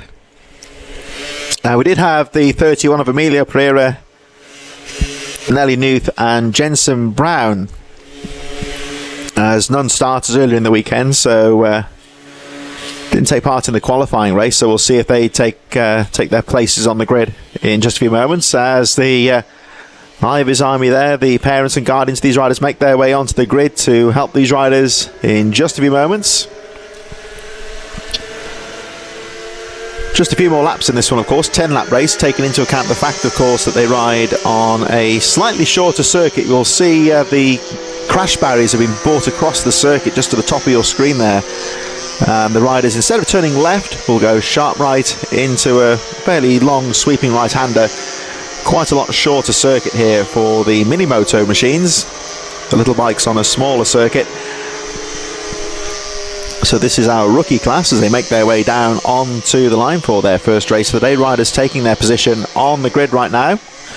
And we'll see how they line up in just a few moments. And there we see, of course, younger riders, so just getting a bit of help on the grid, making sure they're all ready and in position. That looks like the number 57 of Reed Saxelby. He looks about ready to go, just a bit further behind there, with a few more riders just taking their positions. Tommy Keats, Finley Styles, I think, on there as well. There's the number 19. Well, Tommy Keats looks psyched up and ready to go. Finley Styles also race ready. There's Austin Dilks looking to follow in Wilson's footsteps, you might say. The 69 there, Randy Carter. Looks all ready to go. Joey Athasich a bit further behind. Number 20 in there as well, Henry Cooper. And it looks like they're ready to go. So the Minimoto's underway for race number 1. Our rookies get underway. Nelly Newth with a good start there. I think may have taken the lead, number 44. So around they go, the top corner.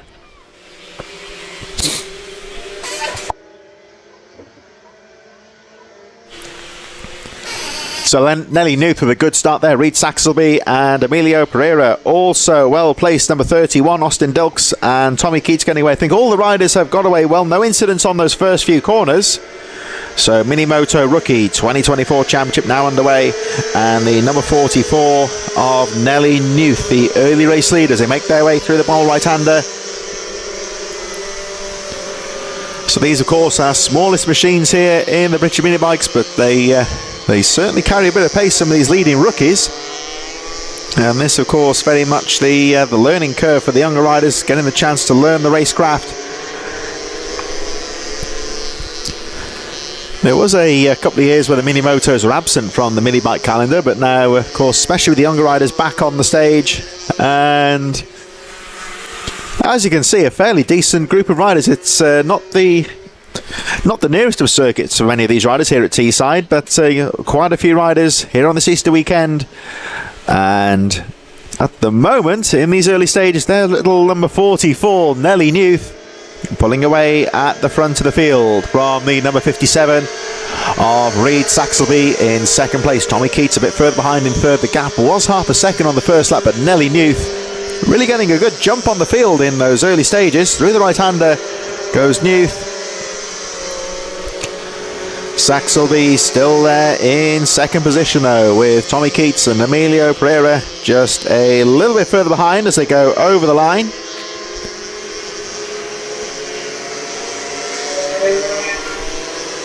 So Keats in third, Pereira in fourth position, Austin Dilks, Finley Styles, Johnny Athasich, Randy Carter, Maxwell Keats a bit further behind. Keats now up to 8th position as they all go charging through. But Nelly Newth looking very strong at the front of the field.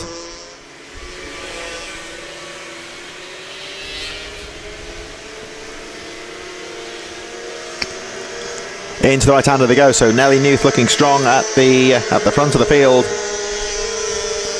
Saxelby still charging in second though, number 57. We saw him at the start looking all psyched up and ready to go. And there is the second place, number 57, Reed Saxelby. Through the left-hander, Tommy Keats not too far behind in third. Keeping that pressure on. Oh, we've got to fall a bit further behind. I'm going to hold on identifying who that rider is just until I'm sure. I think we'll confirm that, of course, on the lap charts in just a moment, but the back end just washing out as they all make their way through.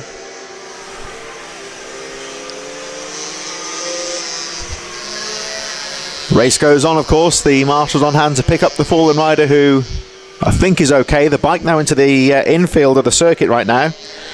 And Through they go. So I think it was the number 8 of Tommy Keats that went down. We'll get that confirmed on the lap charts in just a moment. But Nelly Newth, unaffected by the drama behind, still continues to lead the way. Reed Saxelby still there in second place from Emilio Pereira, as the leading Mini Motos make their way through the left-hander back on towards the finish line. And Nelly Newth's fastest lap of the race, 57.219 so far. The gap going up to 2 seconds. So unfortunately looks like Tommy Keats is out of the race. But from what I saw, Keats going off to the infield and I think is unhurt. So hopefully we'll see Tommy Keats a little bit later on this afternoon. Back end just stepping out on the exit of the final corner. But of course this is the rookie class, so it's only to be expected you might get the occasional mistake from these rookie riders. All part of the learning process, but already some of the front runners starting to develop some good racecraft out there. Nelly Newth looking good, leading by 2.2 seconds. And there I think was the stricken machine of Tommy Keats being drawn away to the paddock. Reed Saxelby and Emilio Pereira currently second and third. It's the another fight here into the right-hander, so Newth leading 2.2 seconds now the gap. Saxelby still second, Pereira in third, and here's this fight for fourth between Finlay Styles and Austin Dilks. Over the line they go, so it's still Styles in fourth place, Dilks in fifth.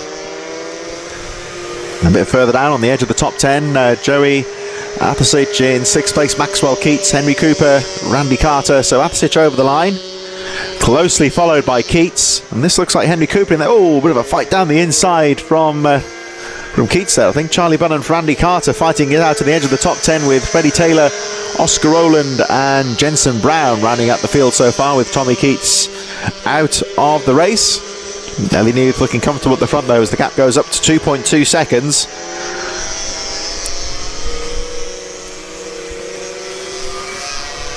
And down the back straight, this fight between Austin Dilks and Finlay Styles looking good. Dilks down the inside. Look at Styles railing the outside line, but I think Dilks is going to get the line into the right-hander. Oh, not quite. Well, I thought Finlay Styles had gone a little bit too wide there, but had the momentum on the faster outside line, and seems to be using that outside line to good effect, you would say. The inside line, of course, simple physics, it's a lot shorter line, but of course these aren't the most powerful machines, so sometimes there's a benefit to be had in keeping the outer faster lines and keeping that momentum going. Max Heats and Henry Cooper fighting it out. Charlie Brown just a little bit further behind, as again we get this fight into the left-hander. So it's Joey Athasic and Maxwell Keats in there as well, so we see the different lines here. One rider to the inside, the other on the outside using the faster momentum. Inside line, of course, has got the advantage of the much shorter line as the leaders continue to fight their way through. Nelly Newth looking very good at the front of the field. So Newth leading by 4.7 seconds now from Reed Saxelby in second, Pereira in third, as we just focus on this very close battle between Joey Athasic and Maxwell Keats. Over the line they go, so there's Athasic in front there, number 67, Keats just behind on the 24. Over the line they go. This is the fight currently for sixth position. Henry Cooper and Charlie Bunn just a little bit further behind, with Randy Carter rounding out the top 10 still. Freddie Taylor, Oscar Rowland and Jensen Brown rounding out this Minimoto rookie field, but Nelly Newth looking very good at the front of the field. Here is that fight though. Athasic 27 and Keats having a look down the inside. They're lapping a slower rider who I don't think has realised that Keats is behind there, so Keats losing a little bit of ground here, just struggling to get the momentum up out of that hairpin again, and this could be the advantage that Athasic needs. Keats finally gets through on the right-hander. Nelly Newth still charging away at the front of the field, looking very comfortable at the front so far. As we approach in just a few moments our final lap, we're currently approaching final couple of laps in this Minimoto Rookie Race brought in association with M4 Minimoto, and Nelly Newth looking good. 5.1 seconds the gap. Still this fight here between Joey Athasic and Maxwell Keats. Very close indeed. These two riders fighting for sixth position. again, you see the different lines there. We see Keats now back on the power, looking for the tighter inside line here. But Athasic using that momentum to keep in 6th position here. Into the right-hander they go, and again, Athasic, those wide sweeping lines. This, of course, the smallest capacity bikes, the smaller machines, so there is a lot to be said for keeping that momentum going. Two very different lines here, two very different riding styles, you would say, and again, here we go. So Keats down the inside, closing up drastically. Now let's see what Athasic can do. Can he get the momentum on the outside to shut the door? Well, not this time, because Keats has made it stick, but again, he's still sticking to the outside line, trying to fight back here. Now moving on to the last lap of the race, and the 44 of Nelly Nude looking comfortable at the front of the field. And there is the race leader. Any moment now, a bit further down there, we've got Maxwell Keats now, of course, into 6th position. And that fight's still taking place. Ryder down. Just trying to see who that is. Ryder appears to be okay on that's off the first corner. As Nelly Nude takes the checkered flag. Race win then for the number 44. So Nelly Nude, the race winner. Emilia Pereira in 2nd place. And it's Reid Saxelby in 3rd. Just trying to identify that fallen rider. Still the fight here between Maxwell Keats and Joey Athasic, as the rest of the top 5 make their way through. So it's Finley Styles in 4th, Austin Dilks in 5th, and the fight for 6th. Here they come out to the final corner. Who's it going to be? Looks like Keats has retaken that position, of course, from Athasic. And over the line they go. So it's Maxwell Keats in 6th place, Joey Athasic in 7th position. Looks like it's going to be Henry Cooper, number 20, over the line in 8th position. Charlie Bunn, Freddie Taylor and Oscar Rowland. And a bit further down, I think it may have been Randy Carter possibly that went down, but Ryder okay. Jensen Brown and the unfortunate Tommy Keats rounding out at the back of the field. So you may hear the rumble in the background. We move on back to the mini bikes now. And the Minibike 140 is back underway in just a few moments.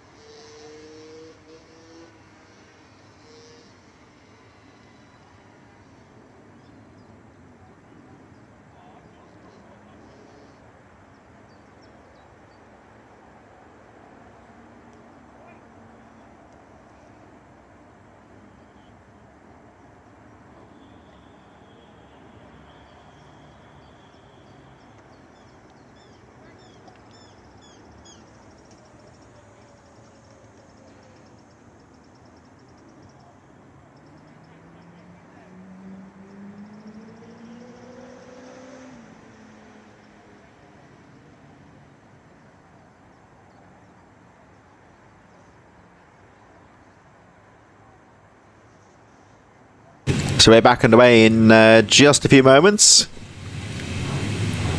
There's our mini bikes in the BMB 160 Cup getting underway in just a few moments. Some of our most established riders down there. I think Ben Lord can certainly see down there on the number 48 on the AMR Moto machine.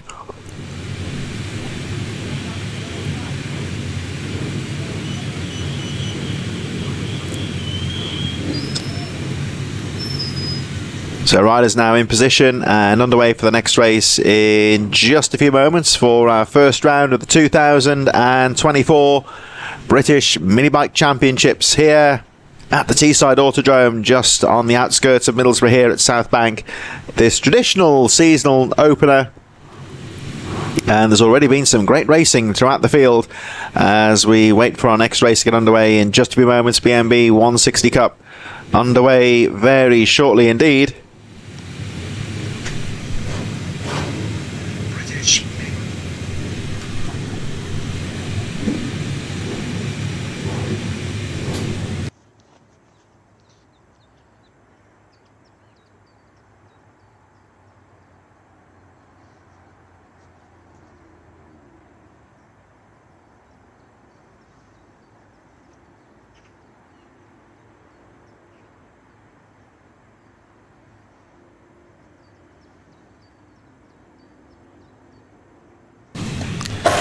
So everyone in position, and the BMB 160 Cup getting underway in just a few moments.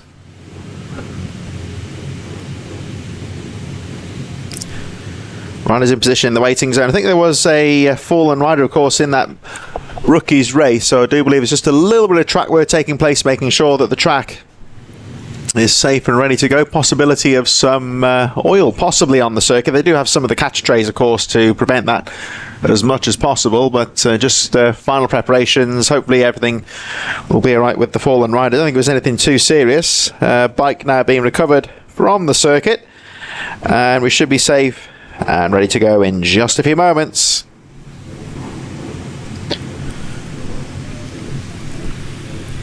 Got our Mini Motos Pros coming up a little bit later on this morning. The Superminis will be out on track right after that, of course, and then Mini GP 110s, Minibike 160s. Plenty of action coming through at this first round here at Teesside. So we did get the fallen rider from the Mini Moto rookies, who I think is okay. They're just going to take that rider off to the medical zone just for a bit of a checkup. I saw the rider getting up and walking about, but they're just making sure they can get the fallen rider off the track. I think the rider is okay though, so that's always good news. But as always, have our medical crews here and just making sure that everything is okay, and we should be ready to go very, very shortly indeed.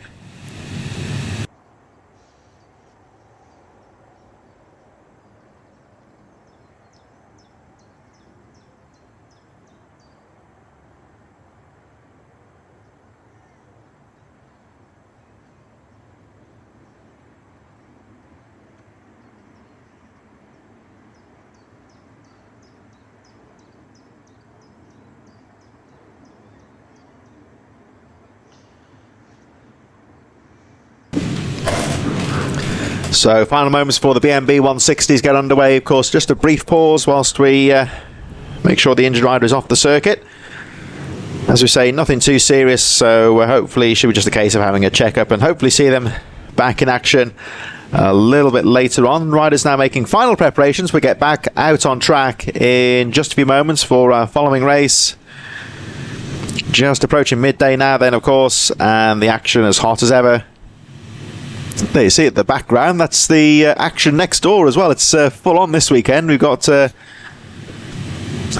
one of the regional motocross clubs there at the Teesside motocross track, having a late venue switch. I forget which track they're actually supposed to be at this weekend, but certainly on the off-road side of things, most of the circuits have been waterlogged. But the Ironworks track next door, they're busy away on off-road, you would say.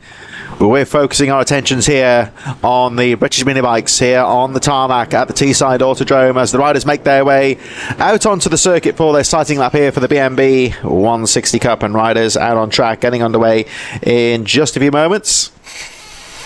There's the number 1, 2, 3 of Rhys Stevenson. This really is the class, you would say, where a lot of the real established names will be out on track. Minibike 140s. Michael Med, of course, one to look out for. Tommy Allman. Ben Lord, who we saw in the waiting zone a few moments ago, will be another one as they make their way around the back of the circuit. There's the number 184 there. That's Dean Carver as they make their way down the back straight on their sighting lap under the wave yellow conditions, of course.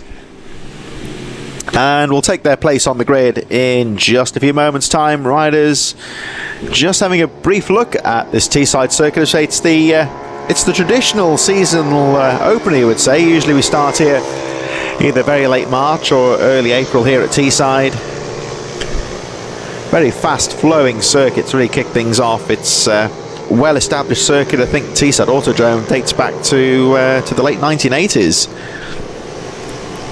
And some of this in former industrial land here at South Bank, just outside of the Middlesbrough city centre. It's very much a suburban racetrack, you'd say. A lot of circuits, of course, we see out in the countryside, but this is very much in an urban setting, you would say, around some of the industrial parks. There is Stevenson lining up there as the riders make final preparations. There we see looks like the number 1 of Michael Med, 21 there, Tommy Almond in there also, and 241 Stephen Humphries. Some very competitive names here, some very experienced mini bike riders, you would say, as well.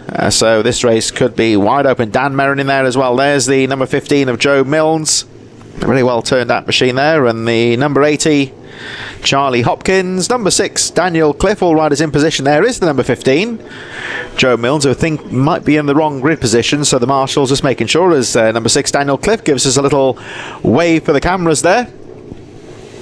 Quite a big group of riders in this one, so the start is going to be very important. There's Ben Rabicki, number 98. Looking further down the field there, we've got Mark Cotter, number 40, the 218 of Liam Trinder just in position, number 19 Lindsay Yates getting her bike into position towards the back of the field, with George Davis alongside of there, number 60, and the number 96 of Harry Swan at the back of the field. So it looks like the riders are ready to go. And the B&B Cup is about to get underway. Riders ready. I think we've just got a problem at the back there. Machine just being restarted. Make sure the bikes are ready to go. Of course, these bikes do get quite hot and can be a little bit difficult to get back underway, but it appears that we are ready to go. So, final preparations, all eyes on the red lights. Wait for those lights to go out and away they go. Charging over the line, Stevenson gets a good start, Med with him as well. And Tommy Almond right in there as they pile into the right-hander for the first time. So Rhys Stevenson, who's always an exciting rider to watch, you'd say, very all-action style on the machine, very quick rider, and he's the one that gets the jump on the field as they make their way through the right-hander, but Michael Med right in there as well with Tommy Almond and Ben Lord not too far behind as well, Simon Gates and Stephen Humphries also well placed as they make their way down the back straight for the first time. Here they come towards us once again, so the back markers make their way through the top corner, but Rhys Stevenson leads them down the back straight, in towards the centre of the circuit now. Med right on his tail, Almond and Lord in there as well. So as always, this B&B Cup Minibike 140s creating some very close action. We've got some very finely matched riders here, one might say. Rhys Stevenson has been the on-form rider, but you would say any one of about 4 or 5 riders could feasibly take victory in this race. Stevenson looking good as they make their way through the right-hander. All nice and smooth at the front. No one being too aggressive at the start of the race. Still a long way to go in this one. So it's Stevenson that leads them over the line. Med in second place. Ben Lord fighting through into third place now. Getting past Tommy Almond, who is right in there though. In fourth place, Simon Gates, Stephen Humphries a bit further behind, Dan Merrin, Stuart Hardman, Daniel Cliff and Charlie Hopkins rounding out the top 10 as they make their way through into the right-hander. Stevenson looking good at the front. There he is, the 1, 2, 3. But watch out for Michael Med in second here, number 1. As he looks to try and close that gap. So looking at the rest of the top 10, Dan Merrin, Stuart Hardman, Daniel Cliff and Charlie Hopkins running out the top 10. Further down we had Mark Portis in 11th, Cameron Caulfield, Joe Milnes, Ben Rabicki, Liam Trinder, Simon Portis, Tom Wise 17th, Mark Cotton, Dean Carver, Harry Swan, Lindsay Yates, George Davis and Jordan Merriweather rounding out the field. But at the front here, it's still Rhys Stevenson that leads the way, but it's all very close. 4 riders in contention in these early stages. Watch out for Simon Gates in 5th place though, number 172, as he looks to try and close the gap. There's the 21 having a peek down the inside of Lord. So Almond having a look, but nothing going there into the right-hander. Has to stay in 4th place. But again, Almond switches out, has a look down the apex on the inside of Lord. Stays to that line, oh, bar to bar, but he can't find a way through. Ben Lord fends him off there, but just loses a little bit of ground on Michael Med as Rhys Stevenson sets the fastest lap of the race, tries to pull away from Med in second, and still this fight for third between Almond and Lord. Tommy Ullman down the inside and makes that move into the right-hander. And of course you can't afford to get it wrong. There's a pretty hefty gravel trap if you get too aggressive into that corner. But it looks like Ullman, number 21, has made the move stick. And he gets past Ben Lord as they make their way down the back straight. Still Rhys Stevenson that leads the way though. And there he is, number 1, 2, 3 with the white number board, white helmet at the front of the field. Just staying ahead, about half a second ahead of Michael Med in second place, but the fight on for third. Oh, Ben Lord down the inside. Brave move there from the number 48. But Tommy Ullman, I'm sure, will fight back. We've had a retirement further down the field from the number 80. Charlie Hopkins at the back of the field out of the race, but all the action here as again Tommy Ullman goes wide looking for the sweep into the right-hander. He's going to go for the momentum here on Lord, trying to carry that momentum through into the hairpin. And is he going to line him up into the right-hander again? He's just trying to get those outside lines, keep the momentum going. Lord guarding the apexes, still Stevenson leads, Med in second, there's Lord in third, and here they come. Look out for the number 21 here, Tommy Ullman. Is he going to try that inside line? He is, down the inside he goes. Oh, but Lord sweeps on the outside and holds on to third place only just though, because Ullman is right in there. So Rhys Stevenson still your race leader and setting the fastest lap of the race so far, 1:15.885. The gap goes up to 1.3 seconds at the front. There is Stevenson. White helmet at the front, Med coming into view, and still this very close fight for third, side by side down the straight, Ullman and Lord. But it looks like Lord holds on to third place. Tommy Ullman still there in fourth place. Stephen Humphries a little bit further behind in fifth place, with Simon Gates, Stuart Hardman and Dan Merritt having a close fight for sixth position. Daniel Cliff a little bit further behind in ninth place. And running out the top 10, Cameron Caulfield, as again the fight goes again. 21 Tommy Ullman. Watch out for the 21 here. Again goes wide into the hairpin, looking for the sweeping lines here. Lord a little bit wide on the exit there. Now this could allow Ullman in. Not quite, as Lord gets the sweep back, holds on to that third place. So Stevenson still leading quite comfortably now. The gap goes up to 2.2 seconds, but look out for the 21 here. Tommy Ullman putting Ben Lord under some real pressure, but Lord knows he's coming here. Guards the apex this time into the right-hander. Now what can Ullman do here? Can he try and find another line out of the corner possibly? Not quite. It looks like Ben Lord holds on to that third place. So Rhys Stevenson still your race leader. It's Michael Med still second. This fight for third that we're focusing on here between Ben Lord and Tommy Ullman. Stephen Humphries in fifth place, Simon Gates in sixth, Dan Merrin, Stuart Hardman and Daniel Cliff in ninth. Cameron Caulfield running out the top 10. As again we look at the 21 of Ullman having a look. A bit further down, Ben Ribicki, Joe Mills, Mark Portis, Liam Trinder 14th, Simon Porter's in 15th from Tom Wise, Mark Cotton, George Davis. Lindsay Yates moves up to 19th place on bike number 19, Harry Swan and Dean Carver from Jordan Merriweather. But still the fight here for third. And there is the number 21. Again, Tommy Ullman looking for lines here, trying to find a way through past the number 48, gets the drive out to the final corner. But again, you see Ben Lord with that outside sweep, shuts the door on him as they go over the line. Rhys Stevenson still looking strong in first place.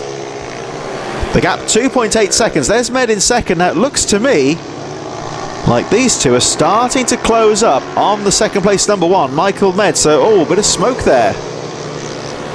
Bit of smoke from Ben Lord's machine. Now, is that going to be a problem, or is it just maybe running a bit rich on the mixture possibly? Look out for the back of that number 48. There's one or two of the motocross riders there just having a look next door to see what the action is on the grass banks there. But here's Rhys Stevenson, your race lead, looking quite comfortable at the front. Michael Med in second. There's a back marker who sees the faster riders coming through and concedes the line, lets them go through. I think that might have been possibly Jordan Merriweather or Dean Carver, I think, just being lapped there. Rhys Stevenson still comfortable at the front.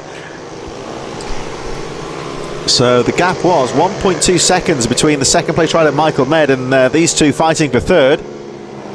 Lord and Ullman here. Ullman again down the inside, gets the line and goes for the block pass here. Needs to cover off here, and I think has made the move stick. So it looks like Ullman goes through into third place. We go back to the race leader And again, just watch the style of Rhys Stevenson here. Very exciting rider to watch. He always looks fast. Looks like Ullman's made that move stick. There he is then, the white helmet, the 1, 2, 3 of Rhys Stevenson, the race leader. Looking good at the front. He's a very fast rider. He's had some nasty crashes in the past, of course, and always seems to get up again. But really developing into quite an exciting fast rider to watch here. And Stevenson getting the jump on the field as he makes his way towards some more of the back markers.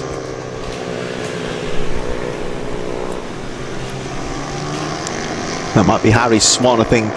Dean Carver about to go a lap down. So Rhys Stevenson looking very good at the front of the field. Very aggressive, forceful riding, you would say, from him. Gets the weight down. Really throws the bike about. Carrying a lot of speed here, the race leader. So Stevenson looking comfortable at the moment. You can see on the lap charts there, his previous lap 1:16.323. So Rhys Stevenson, as he goes on to the final lap, carrying a lot of pace out there, leading the race quite comfortably now from Michael Med still in second place, Tommy Ullman in third. And as he starts to close up on the number 118, that's the rider who's currently in 22nd place, Jordan Merriweather. As Med goes through. Dean Carver, Harry Swan and Lindsay Yates just ahead on the tail end of the lead lap as Rhys Stevenson again looking comfortable. There's Michael Med in second, who was coming under pressure from Tommy Ullman and Ben Lord a little bit earlier on, but it looks like Med's done enough to make the move stick as Ullman just gets impeded slightly by the back marker. That should allow Michael Med to secure that second place.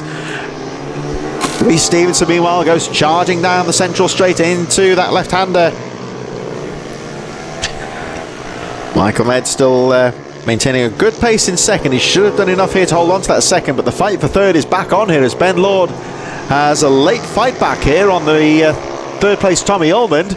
Stevenson charging through the right-hander. There's Med in second place. Meanwhile, Rhys Stevenson making his way through towards the final corner and heading towards the finish line straight any moment now. We're looking for the 1, 2, 3.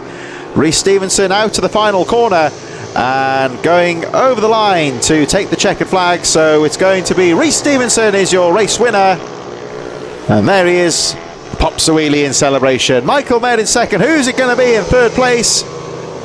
Dash to the line, but Tommy Ullman does it from Ben Lord, and it's going to be the number 241 of Stephen Humphries that finishes in fifth place. Simon Gates in sixth position. Stuart Hardman, Dan Merry and Daniel Cliff in ninth place. Looks like Cliff coming through now in ninth. Just ahead of the number 41 of Cameron Caulfield. So as always, the Minibike 140s putting in quite a close race there. And we move back to our mini motos in just a few moments as the rest of the field make their way over the line. So we've got Caulfield going through. Joe Milnes in 11th position. Well, it's going to be tight there, I think. So Caulfield going through. So Portis in 12th place on the number 65. Mark Portis from Ben Rebecki. Liam Trinder should finish just about on the lead lap ahead of Mark Cotton and Simon Portis. Tom Wise, George Davis going through, last rider on the lead lap in 18th place, with Lindsay Yates in 19th, Harry Swan in 20th, Dean Carver 21st.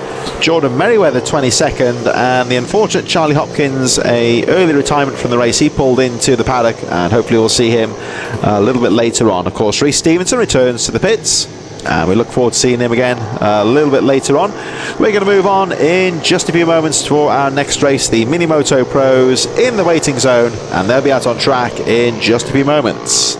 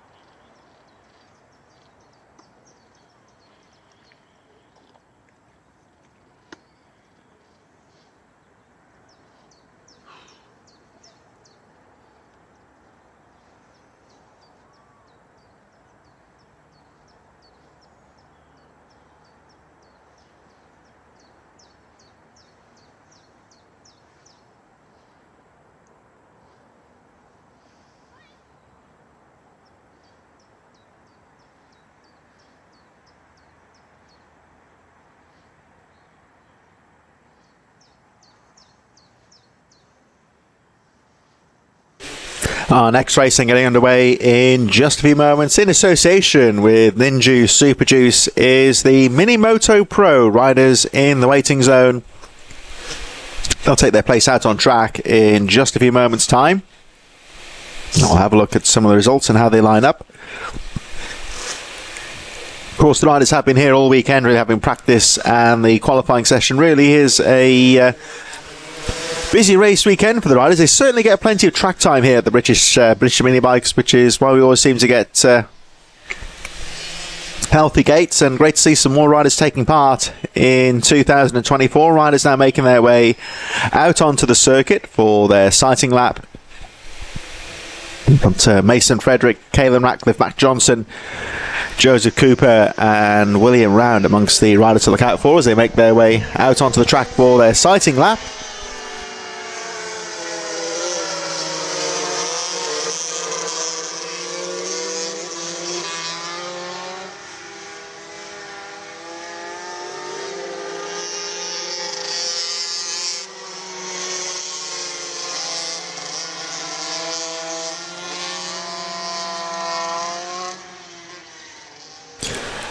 Again, you'll see, of course, the crash barrier is across the circuit for the Mini Motos. They turn right on the first corner on this shortened lap.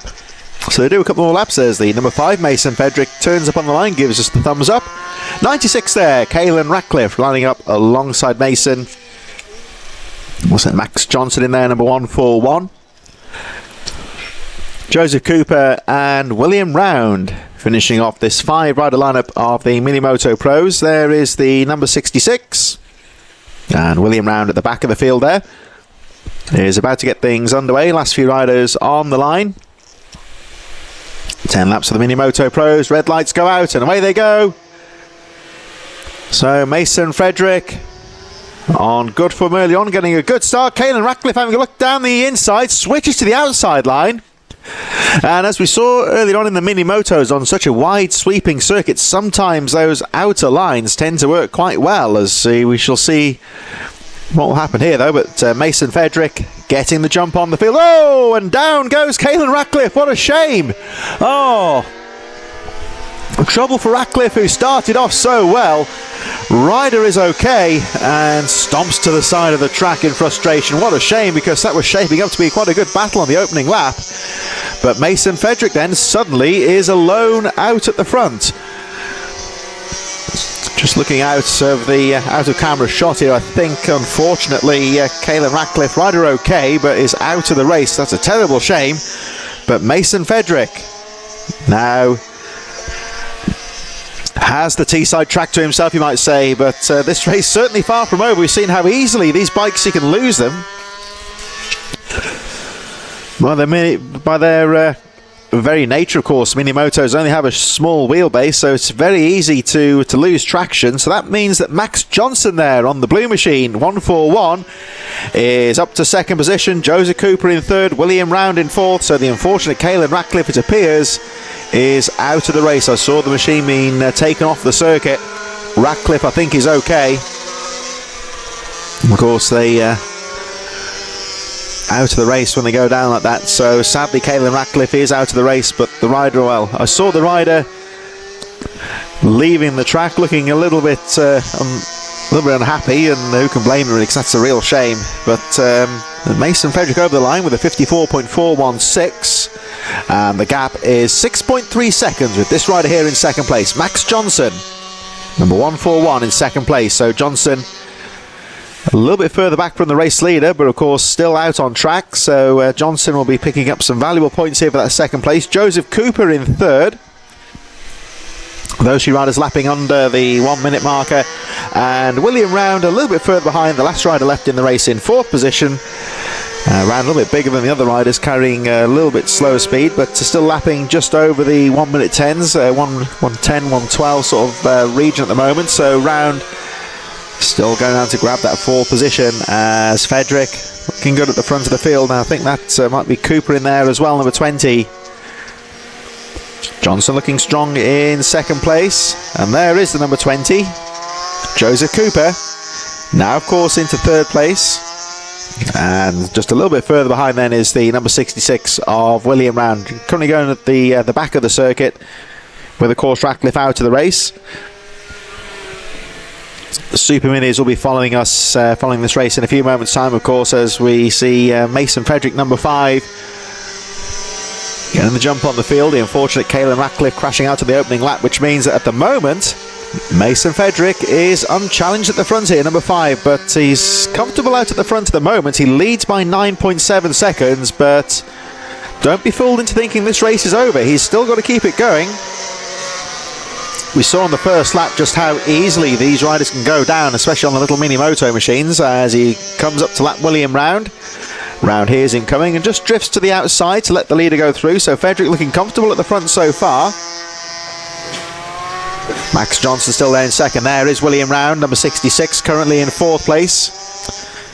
As you can see, a little bit bigger than little Mason Frederick, which might be a bit of a disadvantage for him on the mini motos, but Round still looking good in 4th place, circulating quite neatly. There he is, number 66. So currently in 4th place with, of course, Ratcliffe out. That means that he moves up a position. Johnson still in 2nd and Joseph Cooper still in 3rd, but Mason Frederick away and comfortable. William Round on the power and into the right-hander here. And there he goes through that right-hander. You can see it's a really wide, sweeping right-hander. And there is the 4th place William Round with the black leathers, number 66, through into the right-hander. There's the race leader though, Mason Frederick, over the line once again, and at the moment Frederick is lapping quite comfortably here. Went through the 54.645 last time round. 54.416 is his best lap of the race.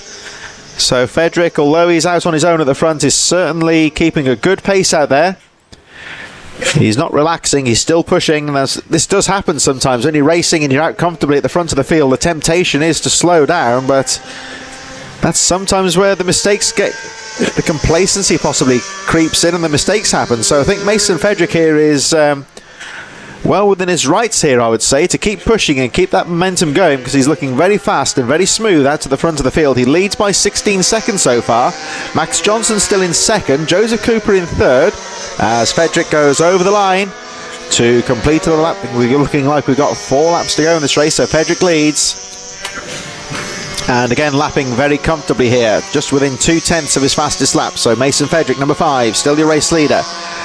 Max Johnson in 2nd place in the 141. Joseph Cooper in 3rd, number 20.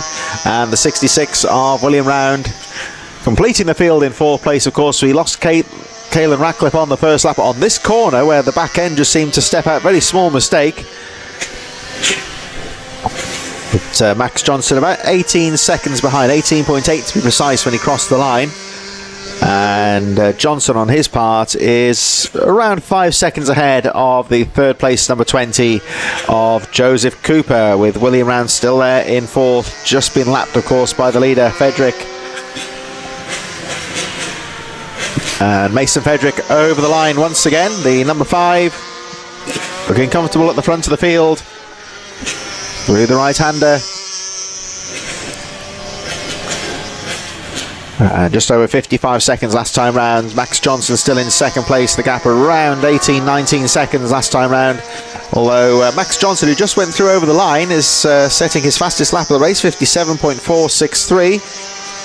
And Johnson, the gap goes up to 21 seconds, as you can see on your graphic there. But Max Johnson is starting to pick up the pace. There he is, the number 141 in 2nd place,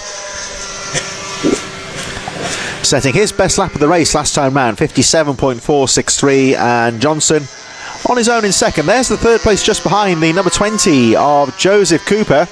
Cooper still in 3rd, William Round still in 4th position.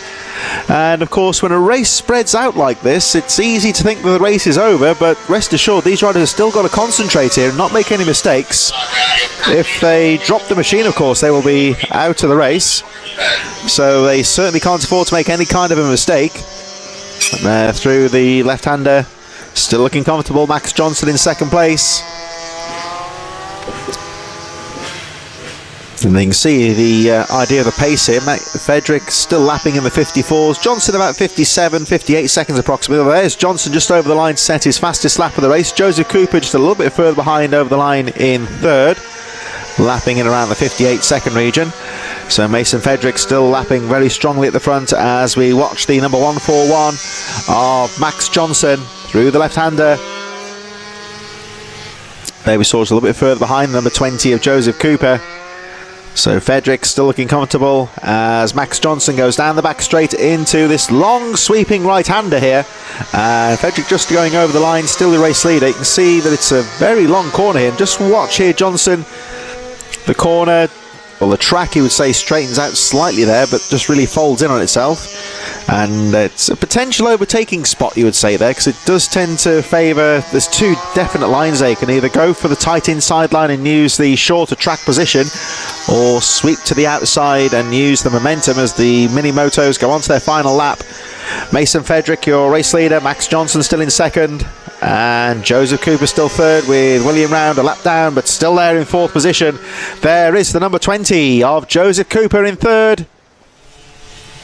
And much like the other two in front of him, he's had a fairly lonely race in third. But as I say, these riders do need to make sure they keep their wits about them, keep it nice and smooth, get the lines correct. And there he goes. So Joseph Cooper into the right-hander as Mason Fedrick crosses the line to take the checkered flag. Number 5, your race winner, and it's going to be Max Johnson in second place. Joseph Cooper following through in the third position, and the number 66 of William Round taking fourth. Caelan Ratcliffe, sadly, of course, a DNF on the first lap, but we hope to see Caelan in the second race later on today. Next race coming up in a few moments is the Superminis, the track being prepared for those riders, and they'll be out on track in just a few moments.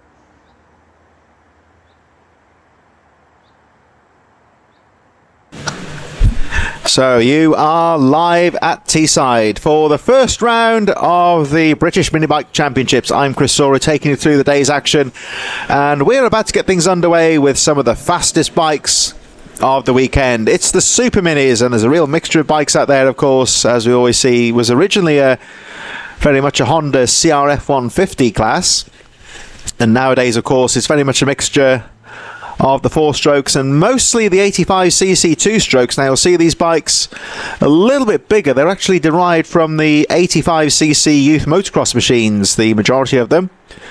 The CRF 150 being a bike that's in the same race category, and our title sponsors, Brat Bikes, making some of the bespoke parts to help convert these into what you might say scaled down supermoto machines, really. They course, motocross origins, these bikes, but very much tuned and set up for the track, for the circuit, and some very quick riders out there. There's the number 414 out there, Lawrence Wardle. Some very quick riders to look out for in this one, I would say. And the racing looks set to be very fast-paced indeed.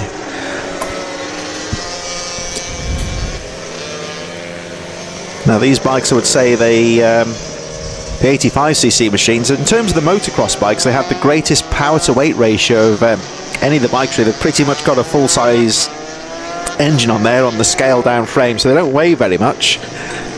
But they certainly do pack a punch, you would say. And there's Bednarek number 19 lining up at the front there. Lawrence Wardle right alongside him.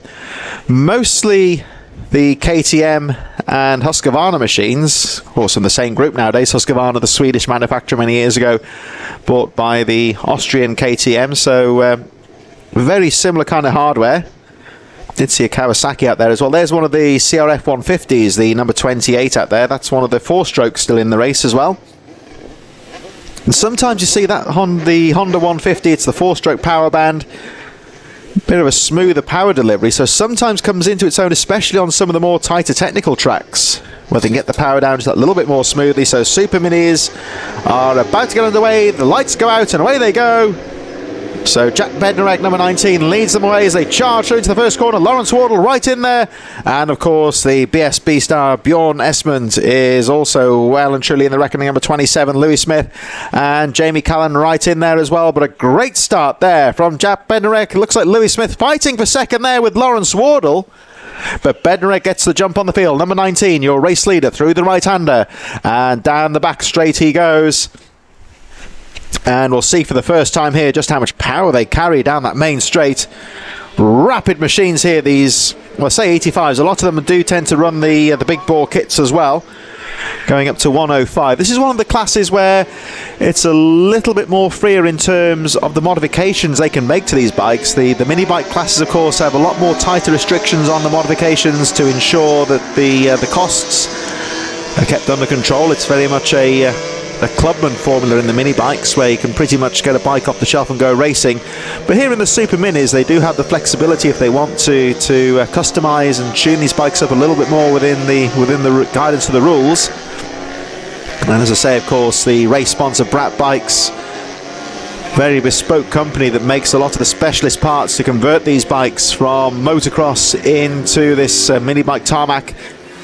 As I say at the start of the race, very much a scaled down supermoto kind of machine. And as you can see, Jack Bednarek, I should say, number 19, is really putting the power down quite nicely on that Husqvarna. The race leader leading by 1.4 seconds from Lawrence Wardle, Louis Smith, Jake Smith, Phil Dickens in 5th place on the number 51. And Bjorn Esmond, Jamie Callan, Andrew Jones, James Sidebottom, Leo Caulfield rounding out the top 10. But at the moment, Bednarek looking very good at the front of the field. A little bit further back up, Matthew Watson and Alex Clark fighting out the final couple of positions. But Jack Bednarek, 1.4 seconds on the first lap, powers through the right-hander. And of course, that 2-stroke power band, it's quite fierce, so good throttle control. Very important on these tight technical corners. Can get the power down nice and smooth. It'd be so easy, of course, to high side on these machines because the power is pretty brutal on a 2-stroke. But Bednarek over the line, 1:11.685, really motoring at the start of this race. Wardle in second, 3.8 seconds down, number 414. Louis Smith in 3rd place from Jake Smith and Phil Dickens. Bjorn Esmond still in 6th. Jamie Callan 7th as James Sidebottom moves up to 8th place. Andrew Jones, Leo Caulfield, Matthew Watson and Alex Clark making up the remainder of the field. There's Lawrence Wardle, number 414, coming under a bit of pressure now from the number 66 of Louis Smith. Close behind, they've got Phil Dickens, Bjorn Esmond and Jamie Callan going through. Already Jack Bednarek is well clear at the front of the field as we watch the fight for second place. And there is Lawrence Wardle, number 414, one of the most experienced riders in this Super Mini class, but he's having to really delve into his book of experience here because Louis Smith is really putting the pressure on here in 3rd place. They go through the right-hander, this long bowl corner towards the end of the lap. And let's see what Wardle does. You can see him quite aggressively guarding that apex. making sure that Louis Smith can't opt for a dive down the inside. He's going to have to keep wide, keep that momentum going. Round the final corner he goes, and you see Louis Smith a little bit deeper into the corner there, just trying to get the momentum going out of the corner. Jaap Bednarek is already well clear. 1:11.260 is the fastest lap of the race. But all the action here is for second place as Lawrence Wardle fights on for that second place. Louis Smith charging in third, all over the back wheel as he goes through the right-hander. A bit further back there, looked like Phil Dickens, Bjorn Esmond and Jamie Callan having a fight there. But you can just see here, number 66, Louis Smith, just starting to put the pressure back onto the second place of Lawrence Wardle. Down the back straight they go, and Jaap Bednarek already well clear at the front of the field. But here comes the fight for second place. Louis Smith. Oh, look at Wardle though, again, guarding that inside line very early towards the apex. I think he knows that Louis Smith is there. Now, of course, if you're aggressive into the corners like Wardle is there, the only disadvantage, you might say, is not necessarily the fastest way into the corner if you're riding defensively, but that's what he's having to do at the moment because he knows that Smith is there. And Wardle making that machine as wide as possible. There, you just saw the race leader. That's how far ahead Jaap Bednarek is. Setting another fastest lap of the race, 1:10.910. Already well clear of this fight for second place, as he just rode out of our camera screen at the top there just a few moments ago. But all of the action here is for second place. Lawrence Wardle looking very good in second. The gap is 9.5 seconds between first and second place. Look out for the fourth and fifth place riders though. We've got Jake Smith and Phil Dickens, fourth and fifth place. And to me it looks like they're just starting to close up here. Lawrence Wardle riding very well here, guarding the apexes, but it is allowing the other riders behind to close in. And to be honest, when you are charging away though in a race and you see yourself closing up on a rival, it really does carry a boost. And you would say that those riders behind there, the 51 of Phil Dickens and 14 of Jamie Callan, might be encouraged here to try and catch up and have a go at this fight for second place. Bjorn Esmond just a little bit further behind on number 27 from the number 4 of Leo Caulfield. They're 7th and 8th place, a little bit further behind. But there's the number 56 of Jake Smith in 4th place, closely followed by the number 51 of Phil Dickens. And look out for the KTM there, the orange KTM number 56 of Jake Smith. He's closing up all the time on this battle for second place. Could we potentially see a four-way scrap for second place here? Because definitely I would say Jake Smith and Phil Dickens, one of the four-strokes in this race, are starting to close up on this fight for second. They're second and third, just disappearing out of view momentarily. There they are, coming back towards us again at the top of the circuit. And then we've got 4th and 5th place, Jake Smith and Phil Dickens closing up all the time. There they go, just through past our camera. And they're very closely followed by Bjorn Esmond and Jamie Callan. So, although there's no direct fighting for position right now, these riders are starting to bunch up a little bit here. None of this, of course, bothering Jaap Bednarek, who is well clear. The gap has gone up to 12.4 seconds at the front. And Bednarek, on his previous lap, setting another fastest lap, 1:10.729. So he's got his machine well and truly dialed right now. Through the right-hander they go, so Bednarek leading, well clear of the front of the field. Wardle holding on to that second place. From Smith in third, here they come over the line once again. So Lawrence Wardle in second. Louis Smith still there in third. Smith can't find a way past Wardle right now though. Wardle's got some nice lines here, keeping it nice and smooth, carrying the speed through the opening corners into the right-hander. And again, carrying enough speed to prevent Louis Smith from going down the inside, but I think we've lost. Jake Smith is out of the race. He's just pulled into the paddock, so that means that Phil Dickens is now to 4th position. We should see him. There he is, number 51. Bjorn Esmond 27 close behind him, and Jamie Callan right in there as well. So Jake Smith is out of the race. So I don't know what that's all about. He rode the bike into the paddock, so I can only suspect he's got some kind of mechanical trouble maybe, and has opted to park the bike and get it repaired for the race later on today, rather than risk seizing up the machine perhaps. That's only a speculation, of course, but unfortunately it appears that Jake Smith is out of the race, and that's a real shame because he was starting to close up on Louis Smith. Jack Bednarek continuing to lead the way, just disappears out of view. There he is, coming back into view of our cameraman at the top of the circuit, just to demonstrate how far away he is. He's still lapping in the 110s at the moment. And there he goes, number 19, Jack Bednarek through the chicane. The battle still raging for second place behind him, but that will not bother Bednarek at all. 16.8 seconds on the graphic there. That's all you need to know. He is so far ahead at the moment. He's just got to run his own race here. Like we said in the mini motos though, even if a rider is comfortably out in front like this, it doesn't mean the race is over. Still, there's always a scope for things to go wrong in a race. Mechanical trouble like we just saw a moment ago for Jake Smith. Always the possibility of a mistake as well that could send you off the machine. So Jack Bednarek, although he's comfortably out in front at the moment, he will certainly be keeping his concentration levels up. Well, that's demonstrated, you would say, by the lap times here. He's still lapping in the 110s. Just got to try and bring this race home, he would say, as he makes his way over the line to complete another lap. And Bednarek looking very strong at the front. Just look at the speed he's carrying through the corners. As we look back to our battle for second place, and it is still Lawrence Wardle. We have to say full credit here to Lawrence Wardle. He has been under pressure pretty much, I would say, from that first lap, but he is still right in there. I think that's Bjorn Esmond, of course, the BSB star. Currently there in fifth place, Phil Dickens.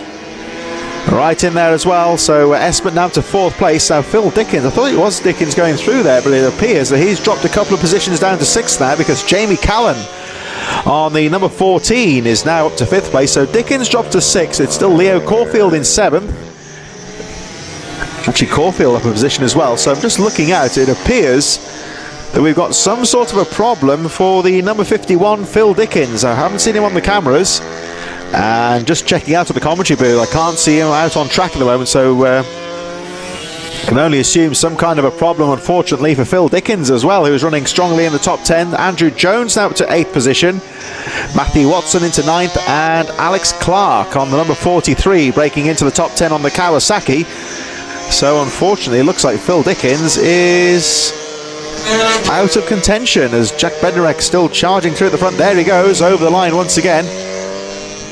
Heading up towards the final lap of the race now. So number 19, Jack Bednarek, closing in on victory. Just dropping the pace slightly, not by very much. But Bednarek having the race under control. 20.3 seconds is the gap, as Lawrence Wardle has just pulled away slightly in second place. Bjorn Esmond on the four-stroke, the Vision Track backed Honda machine in fourth, charging on Lewis Smith right now.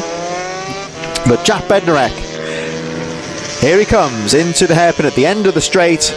Nice and smooth. I think that is the number 43 in front of him. That's Alex Clark on the Kawasaki in 10th position, who should stay on the lead lap, I think. There is a stationary rider just ahead of Bednarek. I'm just going to try and identify who that is. Here they come into the right-hander. Wave yellows for that stationary rider. There's number 43, who's about to go a lap down, I think. But it's going to be Jack Bednarek over the line to take the checkered flag. Race win for Bednarek. I think that was actually Jamie Callan who's stationary on the final corner, so which means Alex Clark, the rider who narrowly avoided being lapped, has now broke into 9th position. And of course, with him crossing the line just ahead of Callan, that means that he will get into the top 10. Lawrence Wardle holding on to that second place. There is the number 4 of Leo Caulfield, who's had a steady race in the top 10, slowly but surely picking his way through the field. And it looks like Caulfield is going to get into the top 5. So it's Wardle in second. Good ride for him after all that pressure from Lewis Smith, who has to settle for third place. Bjorn Esmond has crossed the line in fourth, charging hard towards the end of the race, but time running out for him, as Leo Caulfield goes through in 5th position.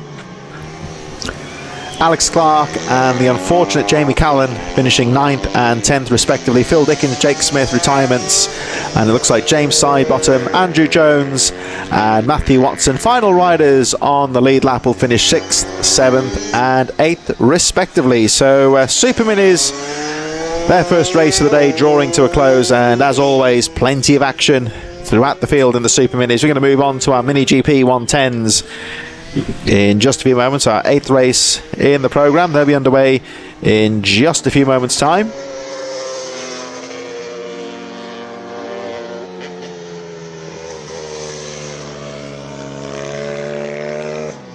So round number 1 of the British Minibike Championships here at the Teesside Autodrome. Most classes now completing their opening races. We've got the Mini GP 110s in just a few moments for their first race of the day, and they'll be out very shortly.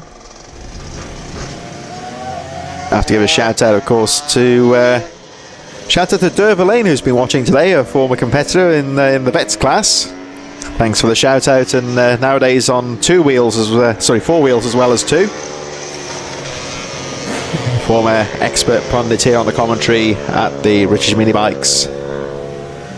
So here we go from Mini GP 110s, including the Ohvale Cup getting underway in just a few moments. Of course, the Ohvale Cup has been established a few years now, of course, and like we were talking about earlier in the FIM Mini GPs, the Ohvale Cup, well, those little Italian machines imported into the UK by Peter Hickman, and as I was saying earlier, of course, Hickman not just involved in the money side of things, he's also been very much a strong supporter of the riders. He is in attendance here this weekend, of course, Peter Hickman, number 60. Unfortunately, he DNF'd the first race, I think, with some mechanical issues, but will be out a little bit later on. But just goes to show, of course, with the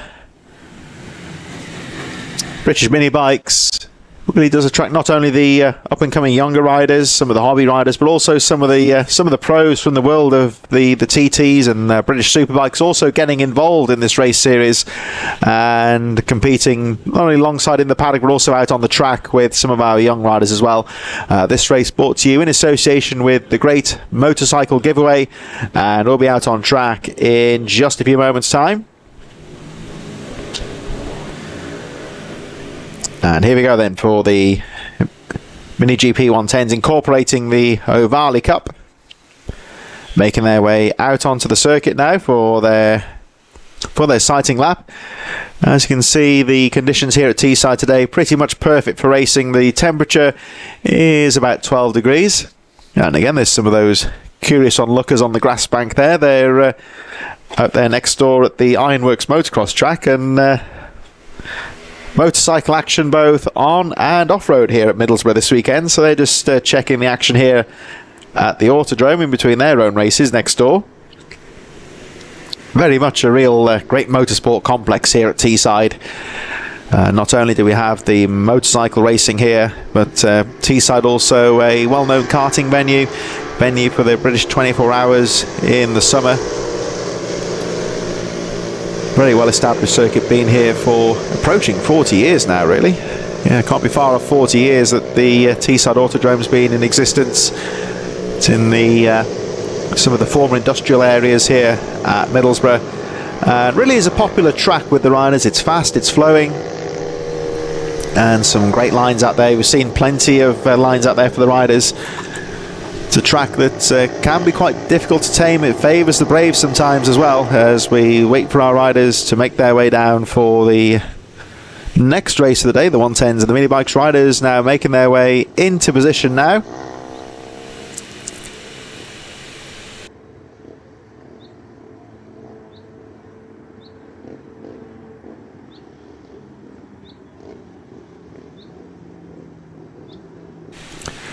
So we just saw there some of the other riders: Parker Jazari, Max Robinson, 81 Austin Wilson in there as well, Ella Musgrove, and the number 5 Daniel Tanton in there as they make their way onto the grid. And I think riders are in position now and about ready to go for the Mini GP 110s incorporating the Ohvale Cup. Oh, riders stranded on the line there, but they all get away well. And of course the safety regulations here with the British Minibikes mean that the grid has been expanded a bit now, a bit more room between the riders. So if you do get a situation like that with a stalled rider on the grid, they do have a bit more space to be able to get through safely. And working out there well with Parker Jazari getting a good start, number 93. Leo Solio, Kane Herring and Leon Simpson also well placed.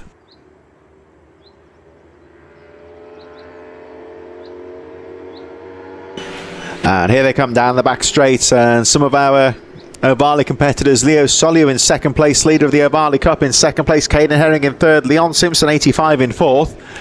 The rest of the Ohvale riders making up the top 10, including Max Robinson Kian Daly, who looked so good earlier on, of course, in the junior Supermoto 90s. He's currently in 6th position. Ella Musgrove, Daniel Tanton, Thomas Med in 9th, and Jasper O'Neill White running up the top 10. The stricken rider at the start, I think, was the number 81 of Austin Wilton. But I'm pleased to say that Wilton is okay and has actually rejoined the race at the back of the field, so able to get that bike restarted quite quickly and rejoin the action. But Parker Jazari leading the way, number 93, your race leader. Caden Herring in 2nd place, Max Robinson 3rd, Leo Soliu in 4th position as the rest of the pack starts screaming through there. Daniel Tanton and Jasper O'Neill White battling for 9th position as we look at the number 914 of Caden Herring, who's fought his way through to 2nd place and currently leads the Ohvale Cup. So Herring in 2nd, Robinson a little bit further behind in 3rd on the number 99. And Leo Soliu just dropping momentarily to 4th position. Parker Jazari, number 93, well clear at the front of the field. Down into that right-hander as we look at Herring in 2nd. Now let's see what Caden Herring can do. Can he close up on Parker Jazari, who has set a very strong pace at the start of this race, the number 93. Austin Wilson still charging at the back there, and Thomas Med in 10th position. But at the front, Parker Jazari, number 93, your race leader.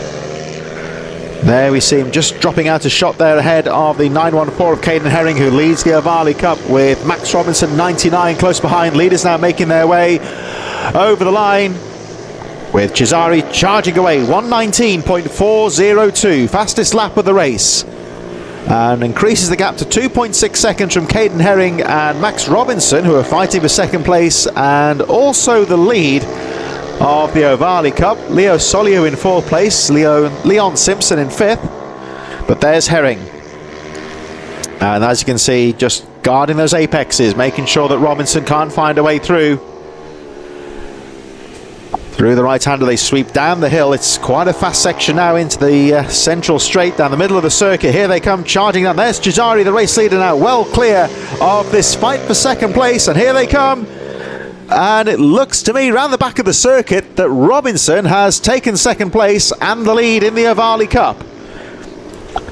So it's Robinson into 2nd place and Herring in 3rd. Down the central straight they go, and immediately you can see that Robinson guarding the apex on the inside as they go through the bowl into that long sweeping right-hander. And let's see what Herring can do. Can he fight back? He has a peek down the inside into the hairpin, but nothing going there. Robinson having too much momentum into the corner and will hold on to that 2nd place. But it looks to me like Caden Herring is not giving that position up lightly. Jazari well clear, number 93, your race leader, just crossing the line. And a rider to watch out for here. Look at the rider at the back here, number 36, Leo Soliu, in 4th position right now, but has just set the fastest lap of the race, 1:19.232. There he is, number 36, closing up on Herring now. And Soliu down the inside. Oh, has a peek but can't find a way through. So Leo Soliu in 4th place here has found some pace. And of course, this is the battle 2nd, 3rd and 4th. And these are the leading riders in the Ohvale Cup. There's Parker Jazari, your race leader, well clear. But the Ohvale Cup is wide open here as Max Robinson pulls away momentarily in 2nd place.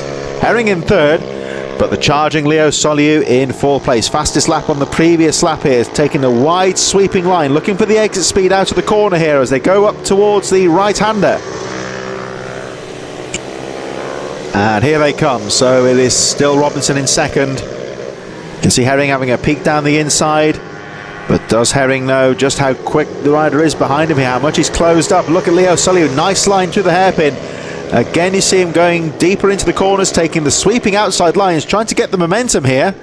And now he's going to try it, and again you see him just going a bit wider there, keeping that momentum as they make their way over the line as he chases Herring in 2nd place. So Robinson still strong in 2nd position. And here comes Soliu, this right-hander again down the inside. Oh, can't find a way through. If he can get the drive into that right-hander, it's a great overtaking opportunity. We've got to be brave into the corner to make it stick. Parker Jazari still your race leader then. Max Robinson 2nd. The rider in green that we're looking at there, Caden Herring in 3rd. Leo Soliu fighting in 4th. And Sully, of course, fastest lap of the race. Leon Simpson in 5th place from Keon Daly, Ella Musgrove, Daniel Tanton, Jasper O'Neill White, Thomas Med, and Austin Wilson, after that bad start, is still there in 11th place, still charging at the back of the field.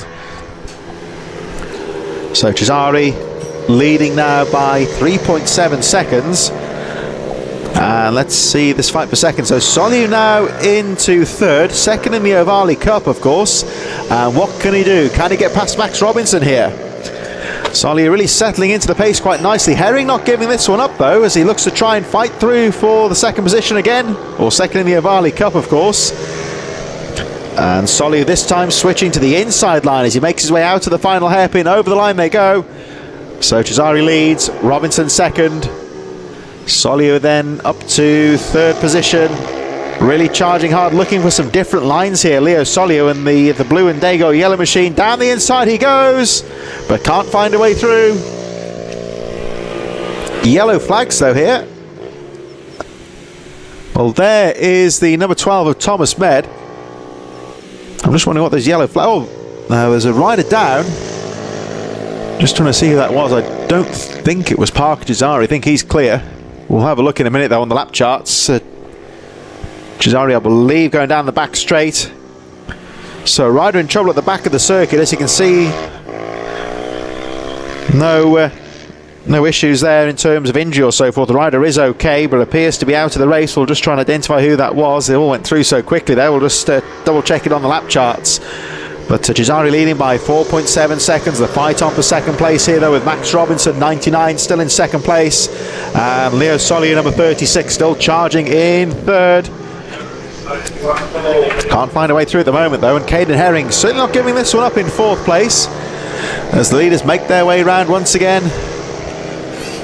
And still your race leader 93 Parker Cesari charging through, all on his own at the front. The fight's still on for second place and for the lead of the Ohvale Cup, with Max Robinson second, Leo Soliu in 3rd, and again Soliu looking for the lines here, trying to find some momentum into the right-hander.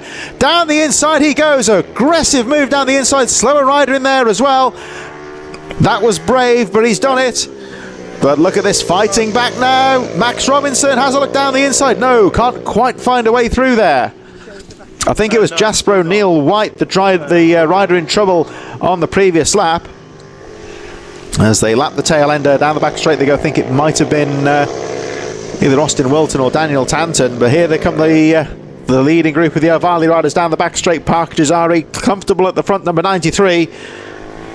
But it looks like Leo Soliu has done it now into second place, but it's very close here. Max Robinson finding a way back through into second, so very close battle here. Soliu goes down the inside. This is the fight for second in the race and the lead of the Ohvale Cup.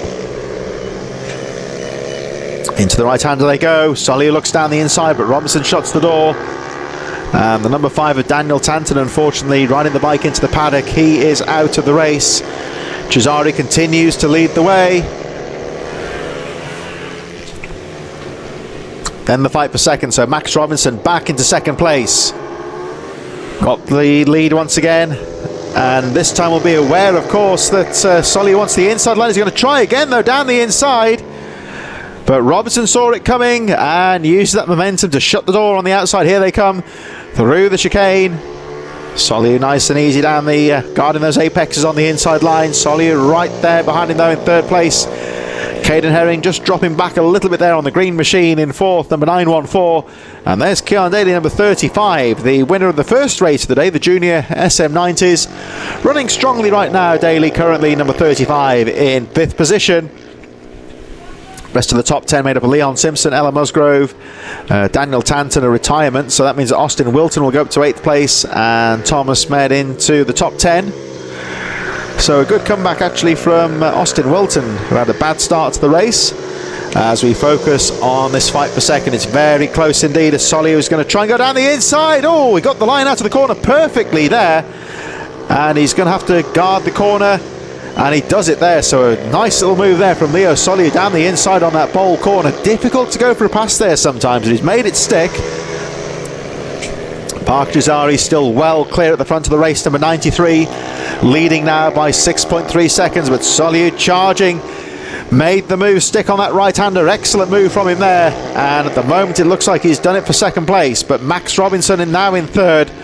Will not be giving that lead up lightly. They've pulled away now from Caden Herring, who's having to settle for fourth place. Leon Simpson has moved into fifth place now from Cian Daly, and Musgrove Wilton rounding out the field with Thomas Mayer, number 12, a little bit further behind, as the race leader, Parker Jazari, all on his own down the back straight. There he goes, clear of well over 6 seconds, but the fight on for second place here, and Max Robinson is fighting back here as they go down the straight.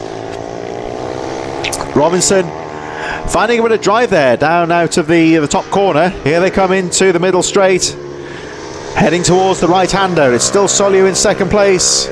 Robinson still there in third. Here they come round the right-hander. This is where Soliu made the move last time round.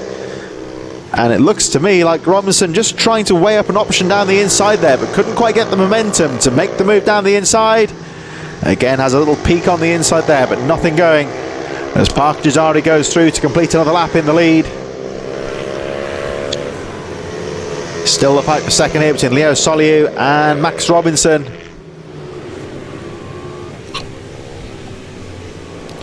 Caden Herring still in fourth from Leon Simpson, Cian Daly and Ella Musgrove. And still that fight for second. At the moment it looks like Soliu's done enough just to stay ahead. He's actually set the fastest lap of the race last time round, 1:18.628. So just pulling a small gap from Max Robinson in third. As Jazari goes charging down the back straight, number 93, your race leader. There he is, Parker Jazari, the race leader. And you can see for yourself just how big the gap is between first and second place, as again Max Robinson trying to make a pass down the straight. Has a look down the inside but can't find a way through. Caden Herring still there in fourth place, but falling behind these two who really are setting a strong pace now as they fight for the lead. Parker Jazari meanwhile making his way around the final few corners. Oh, and again down the inside, has a look there from Max Robinson on Leo Soliu, as Parker Jazari makes his way over the line. Jazari goes through, still charging at the front. This battle of a second still incredibly close. Here's the checkered flag goes out, so Jazari wins. Leo Soliu over the line in second place, only just from Max Robinson, and Robinson actually setting the fastest lap of the race on that final lap, 1:18.375. But Robinson has to settle for third place. Caden Herring in fourth position. But what a close battle there in the Ohvale 110s. Leo Soliu second in the race, but takes the Ohvale victory from Max Robinson. Caden Herring in fourth, Cian Daly in fifth, Leon Simpson sixth from Ella Musgrove, Austin Wilton and Thomas Mayer in ninth, with unfortunately Daniel Tanton and Jasper O'Neill White retirements from the race. So some very close action there in the Mini GP 110s, incorporating the Ohvale 110 Cup. Parker Jazari in top form and taking a well-deserved victory, but what a battle of a second place, and for the Ohvale lead between Leo Soliu and Max Robinson, with Caden Herring in fourth. We're going to move on then to our next race in just a few moments, moving on to the Minibike 160s riders in the waiting zone, back out on track in just a few moments. And this of course the second Minibike 160 race of the day, getting underway in just a few moments.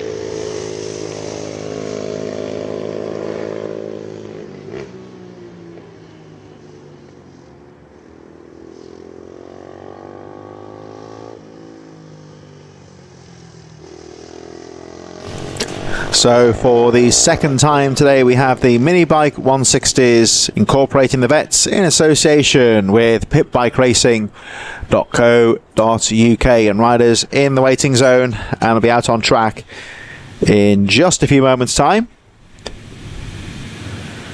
at this first round of the championship here at Teesside. Track looking in perfect condition. And just looking at the results from earlier on, of course, in the Minibike 160s, our second race of the day earlier on this morning. They're out for the second time today, of course. Jack Bednarek taking the checkered flag from James Mostica, and the vets run by Robert Med. Dean Bednarek finishing in fourth. Second, the vets riders, Liam Booth was fifth. Tim Patterson and Tony Reveley finishing seventh was the third place vets rider. But Jack Bednarek was on top form in race number one, and I'm sure we'll be looking to make it 2 wins out of 2 today. They're about to line up and get underway in just a few moments' time. Riders making final preparations here at Teesside. The track, of course, a very popular one with the riders as they go back out once again for their second race of the day. And as you can see for yourself, the sunshine up here at Teesside, which is certainly very welcome after what's been a rather nasty few days in terms of the weather. There was some very torrential rain, of course, across the country, so fears that this may have been a very wet meeting. They've turned out to be unfounded because the track's bright. The forecast doesn't look so good for tomorrow, but of course everyone's going to be home and hosed by then, so the riders won't be too worried about that. But certainly a great way to kick off the 2024 season.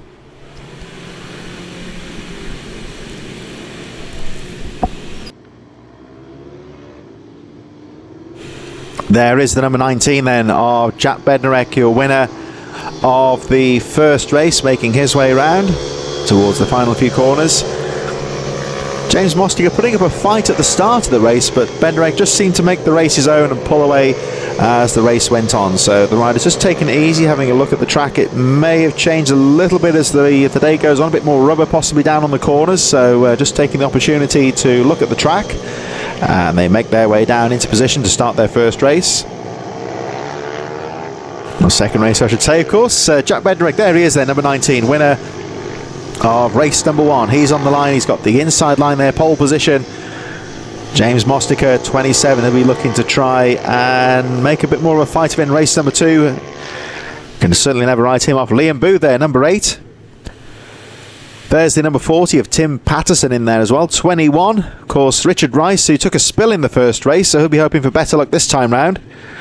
Dave Cook in there as well, the 164 of Tony Reveley, who ran very well in race number 1. 88 Barry Clark in there as well. I think it was Adam Free with number 60 behind there.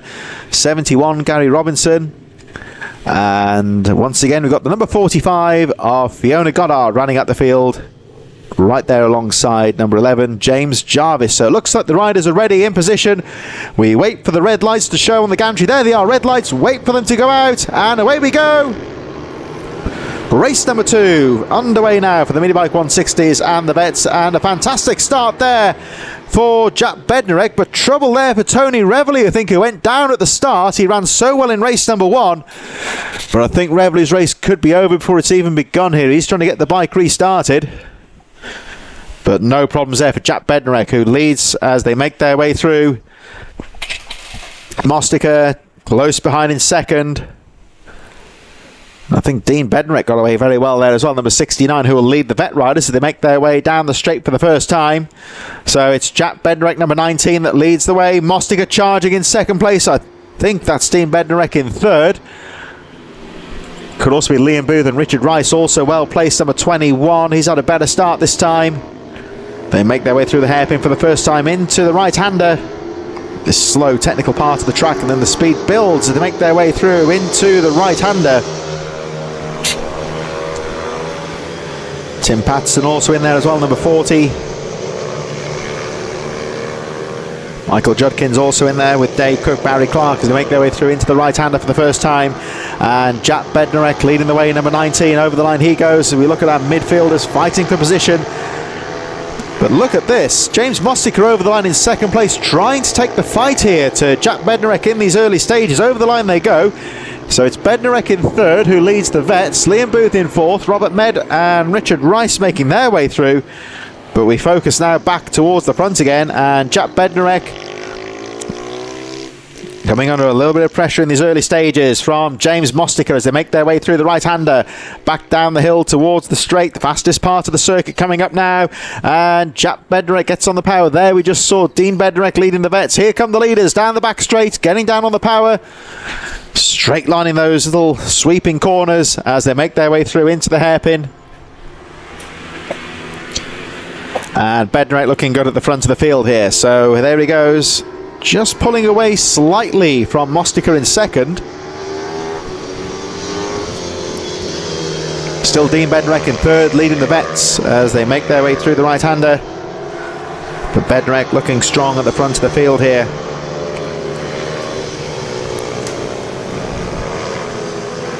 Through the left-hander and back onto the straight. Jack Bednarek over the line he goes, and just starting to pull away now from James Mostiker slightly as they make their way through. So Bednarek through the left-hander, 1:16.768, your fastest lap of the race. Dean Bednarek still in third, and leading the vets, Liam Booth, Robert Med and Richard Rice having a close battle of fourth.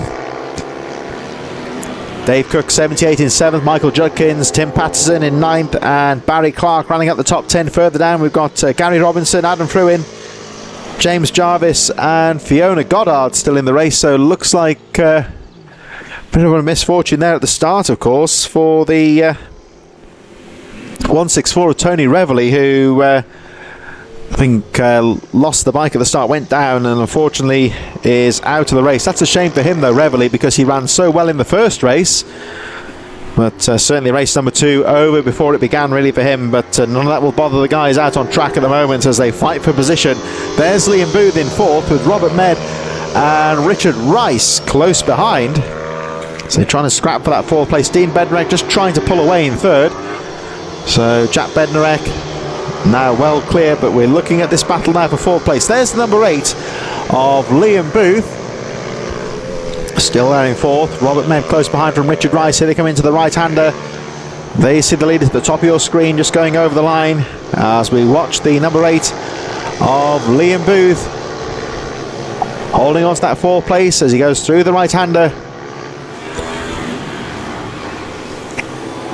Of course, Dean Bednarek now clear in third. It's getting close here though as the number 73 of Robert Med starts to put the pressure on.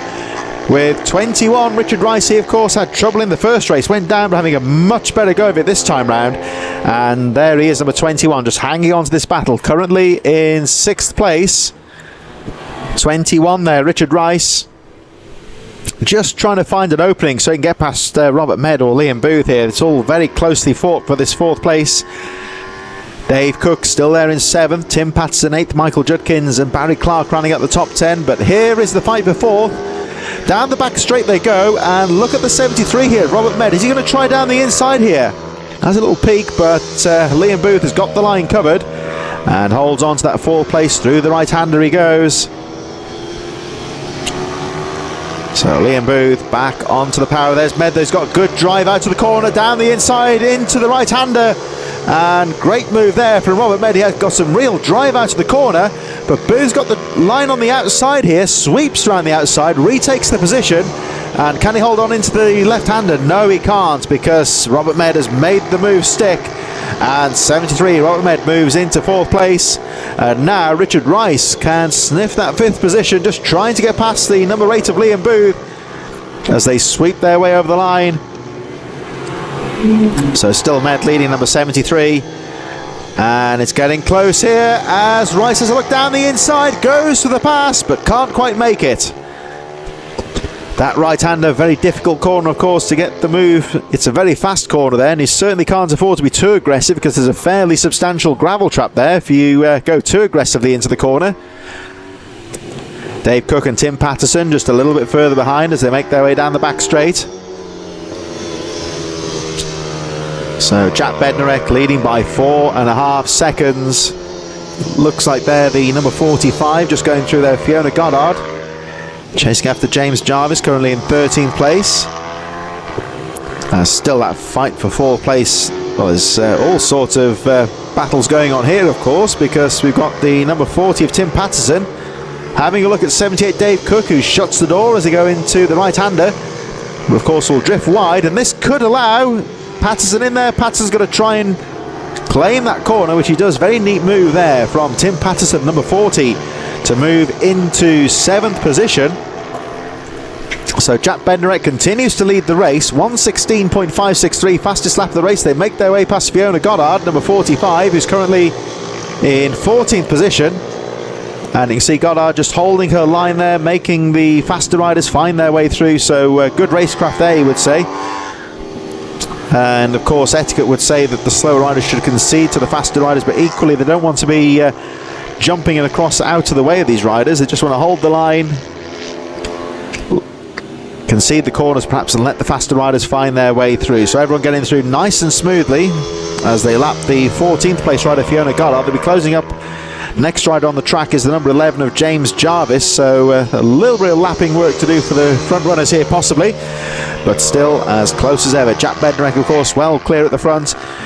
James Mosticker 6.9 seconds down in 2nd position, and Dean Bednarek, number 69, still in 3rd quite comfortably and leading the veterans class. But all the action here for 4th place as Liam Booth remains in 4th on bike number 8.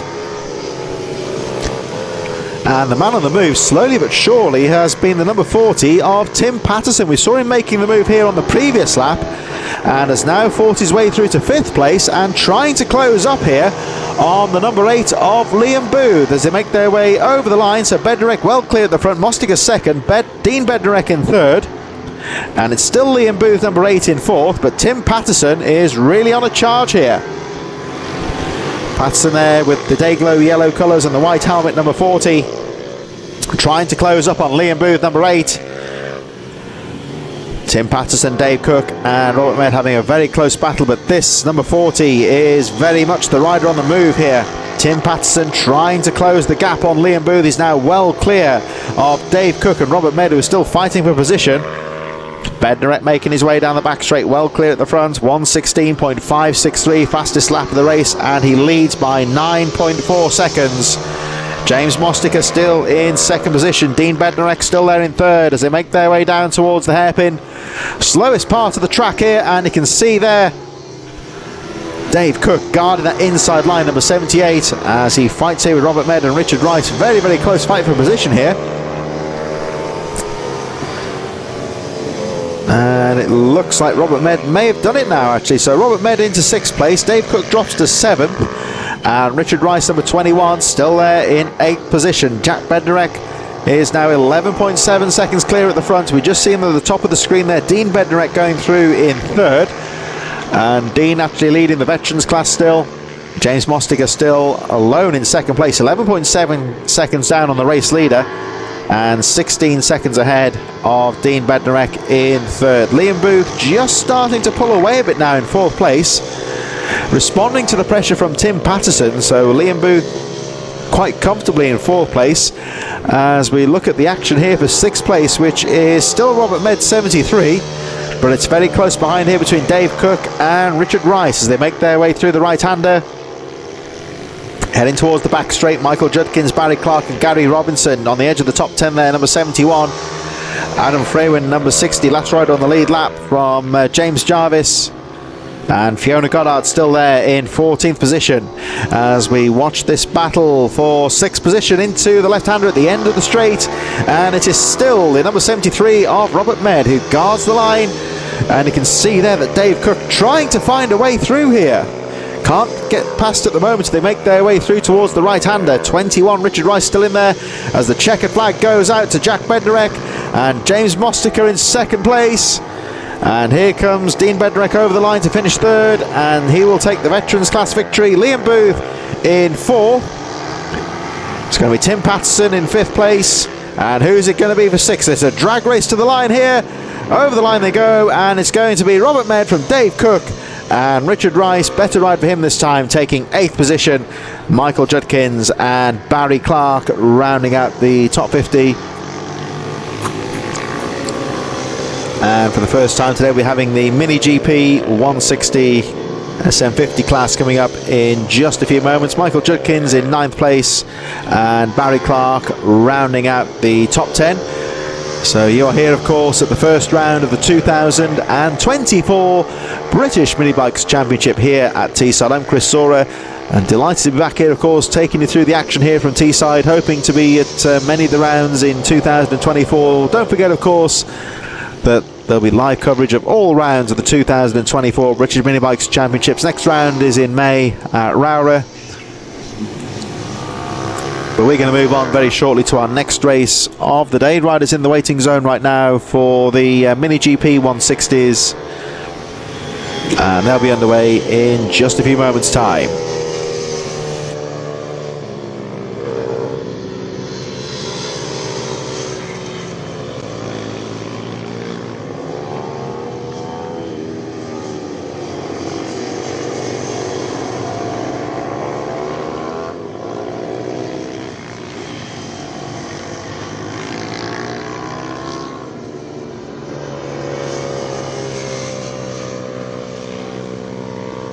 So as the last of the riders make their way off from the 140s, Junior Supermoto 90 should be underway very shortly. Riders in the waiting zone and getting underway very shortly here at the first round of the British Mini Bikes Championships for 2024, getting back underway in just a few moments.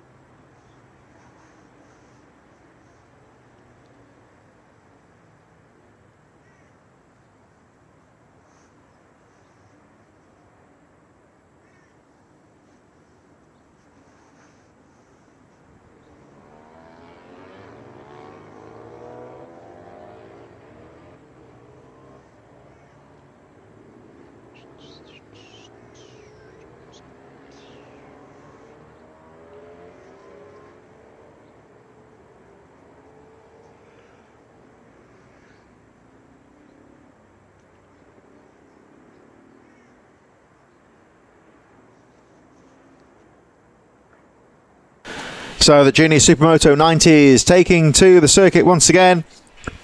We'll have a look at the lineups in just a few moments' time. Again, up for the sighting lap. And the Teesside circuit, as we say, looking in superb condition for this first round of the championship. Been blessed by some good weather. It's a little bit cool out there, but you would say pretty much perfect conditions for racing. Plenty of grip out there on the circuit. And there is the number 35 of Kean Daly, who ran very well in the first race of the day earlier on this morning. Took a dominant opening moto victory. And who would bet against him taking another win in this one? Well, of course, we never know in racing. Anything can happen, so he's certainly got to work hard for this one. Other ones to look out for, the likes of Cody Brennan, who had a good start in race number 1, of course.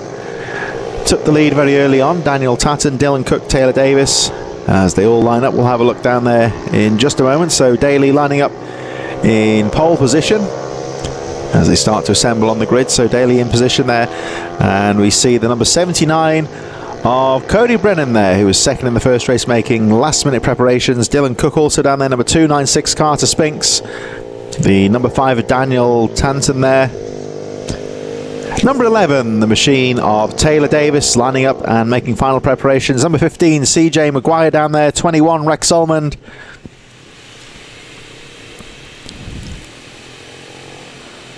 And there is the number 73 of Oliver Med lining up towards the back of the field, making final preparations. And one more rider to come into position. I think it might be the number 58.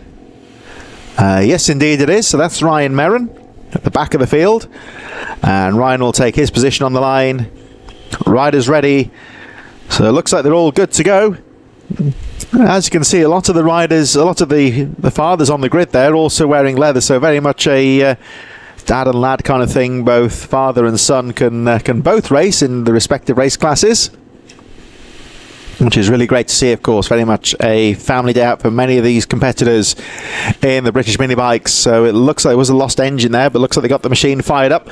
And we're ready to go then for Junior Supermoto 90s race number 2. About to get underway. The red lights go. And as soon as they're out, we're underway. So they charge away. Cody Brennan again with another good start. He's really fast off the line again and takes the lead, although Daly around the outside. So Cody Brennan really does know how to nail the starts here, you would say. One rider going off the circuit there, but stays on the machine. But Daly very early taking the lead once again. Number 35, Keon Daly, your race leader. Cody Brennan, the fast starting Cody Brennan, you might say, but drops to second place. So we'll see, one rider went off the circuit, but just rejoining at the back of the field. The leaders now making their way down the back of the circuit for the first time. So it's Brennan leading. Very briefly, but Daly going immediately into the lead. Charging through into the left-hander. Brennan still charging in second place. He'd just like to think here to tag onto the back wheels here of Keon Daly, get a bit of a pull around the circuit maybe. Perhaps look for some lines just to pick up the pace to try and challenge him for the lead possibly. But Daly looking very strong in that first race earlier on. So there is Keon Daly, the new race leader, just taking the lead. Number 35, Cody Brennan, is now in second position. And there he is looking for the smooth lines around the final corner. Daly, Brennan's still there in second, just looking to try and tag on to the new race leader. Over the line he goes. Daly, of course, winner of the first race, quite comfortably, I hasten to add as well. So he'll be looking for more of the same in race number 2. Brennan just pulling away now from the fight for third, which is JJ Manchester, who's had a good start there, number 28, closely followed by Taylor Davis, Carter Spinks. Daniel Tanton going through. And Dylan Cook in 7th position. CJ Maguire, Rex Solomon, Oliver Med and Ryan Merrin rounding out the field as they make their way up to the top of the circuit. There's the number 11 of Taylor Davis, who I think has made the move now and is into third place. So Taylor Davis moves into third position. It might have been Dylan Cook that made that mistake on the first lap. He drops down to 7th position, looking to try and fight back. Here come the leaders down the main straight, and Daly leading, but look at Brennan in second. He's not falling behind too far here at the moment. Still quite a few more laps to go here, but Cody Brennan just looking to try and get pulled along a bit here by Keon Daly, the race leader. Manchester still fighting with Taylor Davis, but Davis now clear in that third position. Manchester now in 4th. Carter Spinks not too far behind in 5th place. There's the number 11 of Taylor Davis, nice and smooth around the bowl corner, keeping the power on through the corner and into the right-hander he goes. Manchester coming under a bit of pressure now from Carter Spinks, number 296. And there is number 28 just behind there of JJ Manchester as Keon Daly goes over the line. 127.773, fastest lap of the race. Cody Brennan just keeping the pace there, 128.457, so he's not really dropping off too far from the race leader. So Cody Brennan just looking to try and keep the pressure on the race leader. And there he is, number 35. And you can see number 79 in second, Brennan, not too far behind at the moment. So Keon Daly makes his way through the off-cambered left-hander up towards the back of the circuit. They disappear out of view momentarily, heading down towards the fastest part of the circuit now. It's a downhill sweep towards the straight. Still Davis from Manchester, but the leaders now coming down. The Daly leading the way. Sweeping to that little series of bends, all the riders pretty much straight lining that sector of the circuit. And into the left-hander they go. So Daly, the gap was 1.7 seconds. To me it looks like Cody Brennan isn't really falling away like he did in the first race. Daly really checked out in race number 1 and pulled away quite quickly, but Brennan is still charging in second place as best he can. But no one really can live with Keon Daly today. He's been looking so good at the front of the field. Number 35, your race leader. Daly having a quick glance on the over his shoulder there just to check the progress of the chasing riders as they make their way over the line. So Daly leads the way through the right-hander, and over the line he goes. Let's have a look at the lap time as he goes through.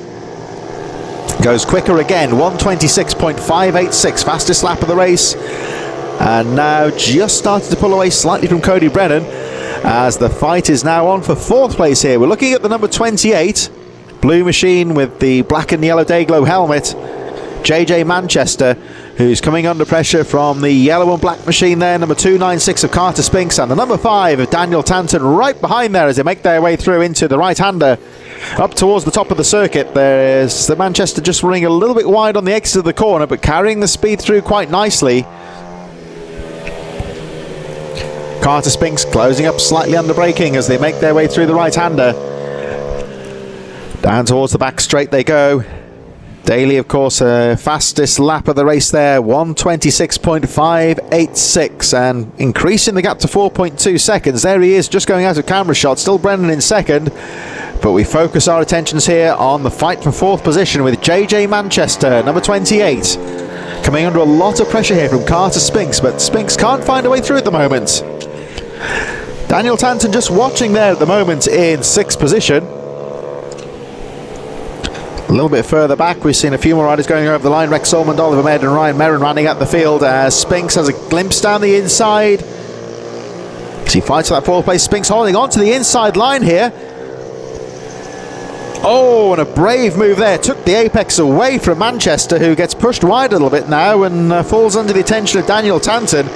But a nice move there from Carter Spinks. He was brave, he held on to the apex there and took the corner away fairly, I would say, from JJ Manchester. And crucially, of course, has made that move stick as they go round the outside of the number 58 of Ryan Merrin, who is currently in 11th place. Merrin just holding his line, letting the faster riders find their way through.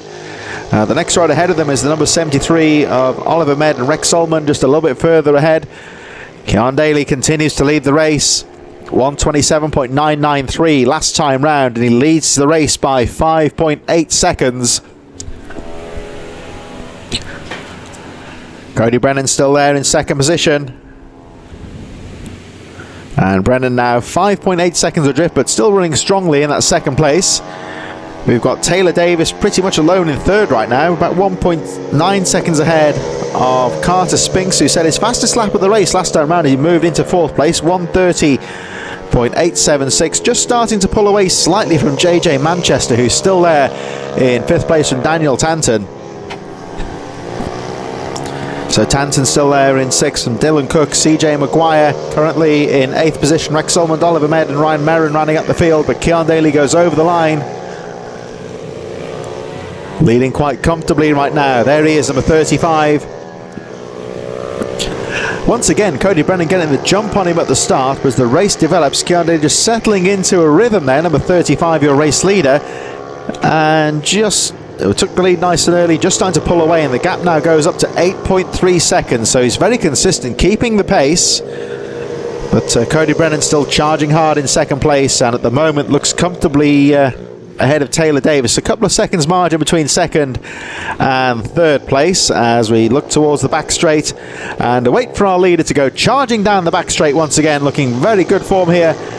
Really does carry a lot of speed down that straight. You can just see a little bit of a kink there as he takes through the corner. The rider's aiming. When you walk the track, actually, that back straight, those corners at the rider's straight line, they are quite twisty actually, so you've really got to get your line correct through there.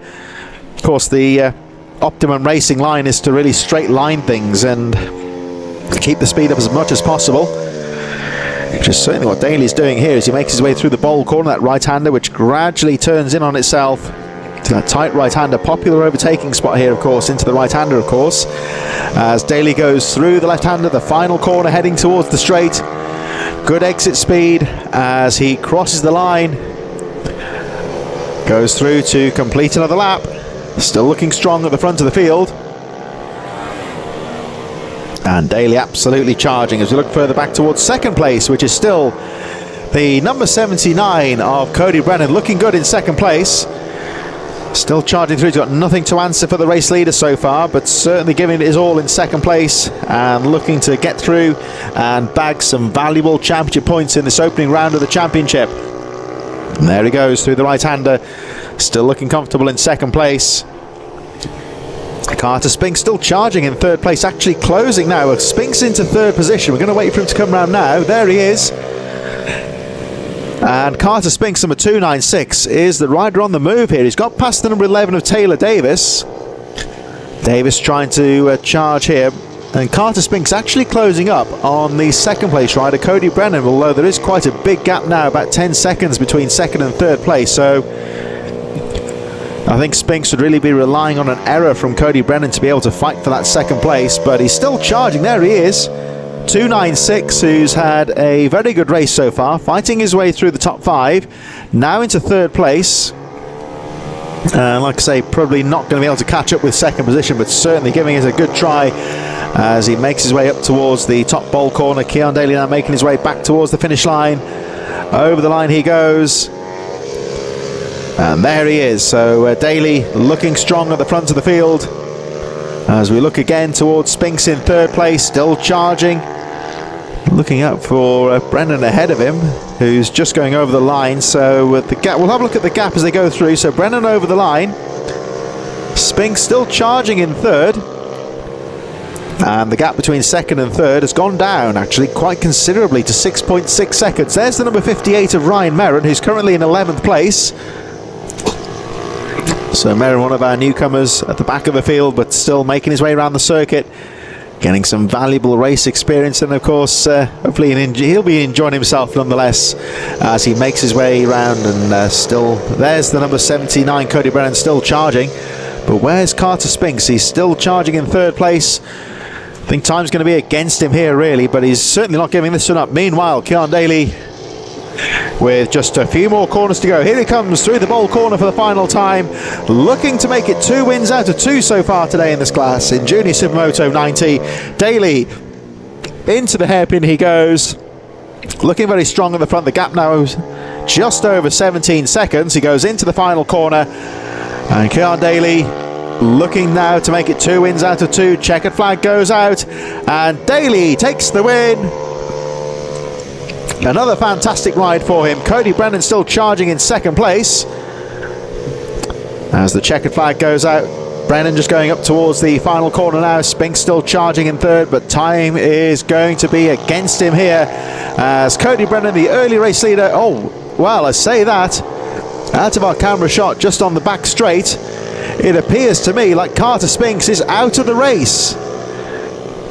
Rider okay, well, he's got some sort of mechanical trouble, I think. Cody Brennan goes through in second place, so that means that Taylor Davis goes through in third, Daniel Tanton in fourth, and Carter Spinks on the straight in the middle of the track, trying to get his bike restarted here. JJ Manchester then goes up to fifth place on the final lap. And what a shame that is for Carter Spinks, who I think is still trying to get the machine pushed. I don't think he's going to get it restarted. Late drama then, as the unfortunate Carter Spinks drops out of contention on the final lap. What a shame for him, because he was running so well, fought his way through into the top 3, but I can only assume there's some sort of mechanical trouble for Carter Spinks, and he drops out of contention on the final lap. I think he'll finish in this one. He was on the lead lap, so CJ Maguire finishes in 7th place. We may see Carter Spinks on the camera shot in a moment when they come down the straight on their cool down lap. He's on the straight at the minute, sat on the tyre barriers with that bike, having cried enough. I think he's going to be out of contention this one, so it's going to be Rex Olmond in 8th place. Carter Spinks was on the lead lap, so he shows as 9th on our lap charts, but that's very unfortunate for him. But what a great ride from Keon Daly to take another race victory. So Oliver Mayer in 10th place, Ryan Merrin in 11th position.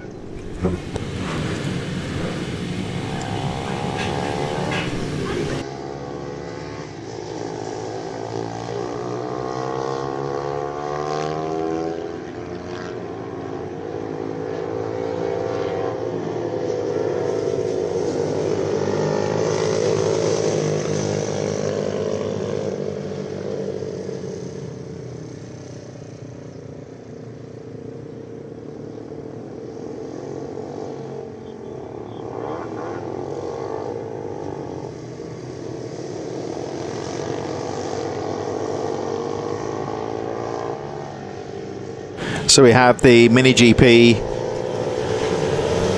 160s coming up in just a few moments' time as the remaining Junior Supermotos make their way off the circuit. Very exciting race, first time out earlier on this morning, so we're looking for more of the same in race number 2 as they make their way through onto the waiting zone. Last few of the JSM 90 riders making their way off the circuit now. So FIM Mini GP coming up next. And a bit later on they've got the Minibike 140s after that race as well. Mini GP 160s then in the road to Moto GP, of course, getting underway in just a few moments' time. They're down there in the waiting zone. We saw some great racing earlier on there, of course, in that one as well. We saw Tyler Humphries looking very strong earlier on from Wilson Dilks, Hudson Cooper, as they make their way out onto the circuit for their sighting lap in these wonderful spring conditions here at Teesside. Out onto the circuit they go for their sighting lap for the second time today. And there's one thing you can say about this class: the bikes are very evenly matched. There's limited scope to what they can do in terms of modifying the machines. They can affect the setup as much as they can, but it is very much the bikes pretty much equal. It's all down to the rider ability, and this is where it is really the great proving ground, you would say, for some of the more talented riders at the front of the field, you might say. Gives them the opportunity to really showcase their skills on pretty much identical machinery. There's not too much they can do to in the rule books, of course, to improve the power of the machines. They're very competitive machines out of the box, so apart from the general setup, they are pretty much on the same bikes, of course, which is always the great thing about the British mini bikes. Most of the race classes are designed, of course, to ensure that parity between the bikes is fairly close. It's all, like we say, down to the riders. They can get a machine out of the box, you might say, and if they're quick enough, they can fair enough be competitive from the outset, really, as the riders now make their way down towards the start line to get this race underway. So the FIM MotoGP 160s riders now starting to line up on the grid. I think it might be Tyler Humphries, Wilson Dilks down there as well, number 85. 217 Hudson Cooper, and the number 25, I think that might well be Chloe Gleason there lining up. Joshua Herring, who's run well today, also looking strong as well. The number 36 down there as well. Leo Sully, another rider who has looked very good today, number 36. The number 61 there as well, of Ollie Everts. Number 45, Joseph Cooper, towards the back of the field. I think riders are in position now, though, and it looks like we are ready to go for the FIM Mini GP 160. Lights go out, and away they go, charging over the line. Tyler Humphries with a good start from Wilson Dilks. They go charging through into the first corner. And there's some very competitive riders at the front of this field, so the start will be very important. But I think Tyler Humphries has done it here. Yes, he has. So Tyler Humphries with the early jump, but Wilson Dilks is right on his tail in second place. Hudson Cooper right in there as well in third. So certainly the front-running names have got away strongly. Frankie Watson right there as well in fourth place. Chloe Gleason and Daniel Stevenson a little bit further behind as they make their way down the straight for the first time. The central part of the circuit absolutely charging at the front here as Humphries looks to try and pull away, but down the inside goes Wilson Dilks. Has a look, but can't find a way through. Dilks stays in second place, and Hudson Cooper down the inside of Dilks, and I don't think Wilson Dilks was expecting that one bit there as Hudson Cooper saw the opportunity and went for it into second place. Tyler Humphries, of course, unaware of this, will lead the way as they make their way through the right-hander. But Hudson Cooper with a great start here, and he's going for the lead here. He's having a look down the inside. Hudson Cooper down the inside. Great move there out to the final corner. And I think, yes, he's made the move stick. So fantastic few corners there. It's actually Tyler Humphries. Hudson Cooper right in there as well. Wilson Dilks now in third. And here they come into the right-hander. Nothing but... Dilks down the inside, looking for second place, but doesn't quite make the move stick. Chloe Gleeson into 4th place. Frankie Watson right in there as well. Joshua Herring, Daniel Stevenson, Lucas King, Leo Hans, and Ollie Everts running up the top 10. And a bit further back, we've got Ollie O'Gorman, Leo Soliu, and Joseph Cooper rounding out the field. But down the back straight they go. Tyler Humphries, Hudson Cooper, and Wilson Dilks, all very close indeed. Down the back straight they go. Looks like Dilks has gone back through into 2nd place. They go through that tight left-handed hairpin, sweeping through into the right-hander. Still incredibly close at the front here. Any one of these 3 riders, I think, could stake a claim for victory. Charging through that long sweeping right-handed corner, heading towards the hairpin, and as you can see, all riders certainly not leaving an inch. They make their way through the right-hander, guarding the apex. Out of the final corner they go, and our leaders charging over the line once again. It's still very, very close to the front here. They go over the line, and it's Humphries leading, Dilks in 2nd, Cooper in 3rd. The top 3 now breaking away somewhat from Frankie Watson, who goes back into 4th place, getting past Chloe Gleeson, who drops to 5th on the number 25. But Gleeson still maintaining a gap over Joshua Herring and Daniel Stevenson. And the fight now back on for 1st place here. So Wilson Dilks back into 2nd position now, number 85, with the blue and yellow riding leathers there in the machine in 2nd place. Closing up on the race leader, number 19, Tyler Humphries. They make their way down the straight. Here they come. And Dilks having a look down the straight, trying to find a line as they go in towards the hairpin. Dilks having a peek on the inside, but Humphries has got the momentum as they make their way through into the hairpin. And Humphries going into the right-hander, back onto the power down the straight, into that long sweeping bowl corner, the right-hander. Good line choice, very important through this corner. And it looks to me that Humphries has got that nailed. He prevents Dilks from having a look on the inside going into the hairpin. But Wilson Dilks, number 85 in 2nd, is right in there. As, of course, is Hudson Cooper, number 217 in 3rd. They charge over the line. We'll have a look at the pace at the front as they cross the line. So nothing at all between the top 3 riders. And Hudson Cooper, the rider in 3rd, incidentally, setting the fastest lap of the race, 1:14.332 for Hudson Cooper in 3rd. But as you can see on your graphic there, there's nothing at all to separate the pace of these top 3 riders. Very closely poised race, and they really are pulling away from the 4th place Frankie Watson, who's about 4.7 seconds down in 4th place. And you see on your graphic there, the pace just starting to pick up towards the back of the field, as well as some of the tail enders just starting to set their own personal best lap times. Here come the leaders down towards the hairpin. Tyler Humphries leading. Dilks again has a peek on the inside, but not close enough to go for a pass there as they make their way through these slow technical hairpins, back onto the power, onto the straight, and the speed rises now as they make their way through this sweeping right-handed bowl corner. There's a little bit of banking there as well, just to help the riders carry the speed through that corner. And Tyler Humphries leading as they make their way through in towards the final hairpin. Out to the left-hander they go, back onto the power and down the straight. And Tyler Humphries still leading the way.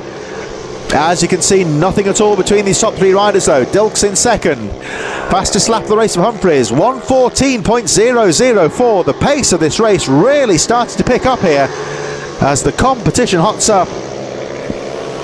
And Wilson Dilks still charging there in 2nd place.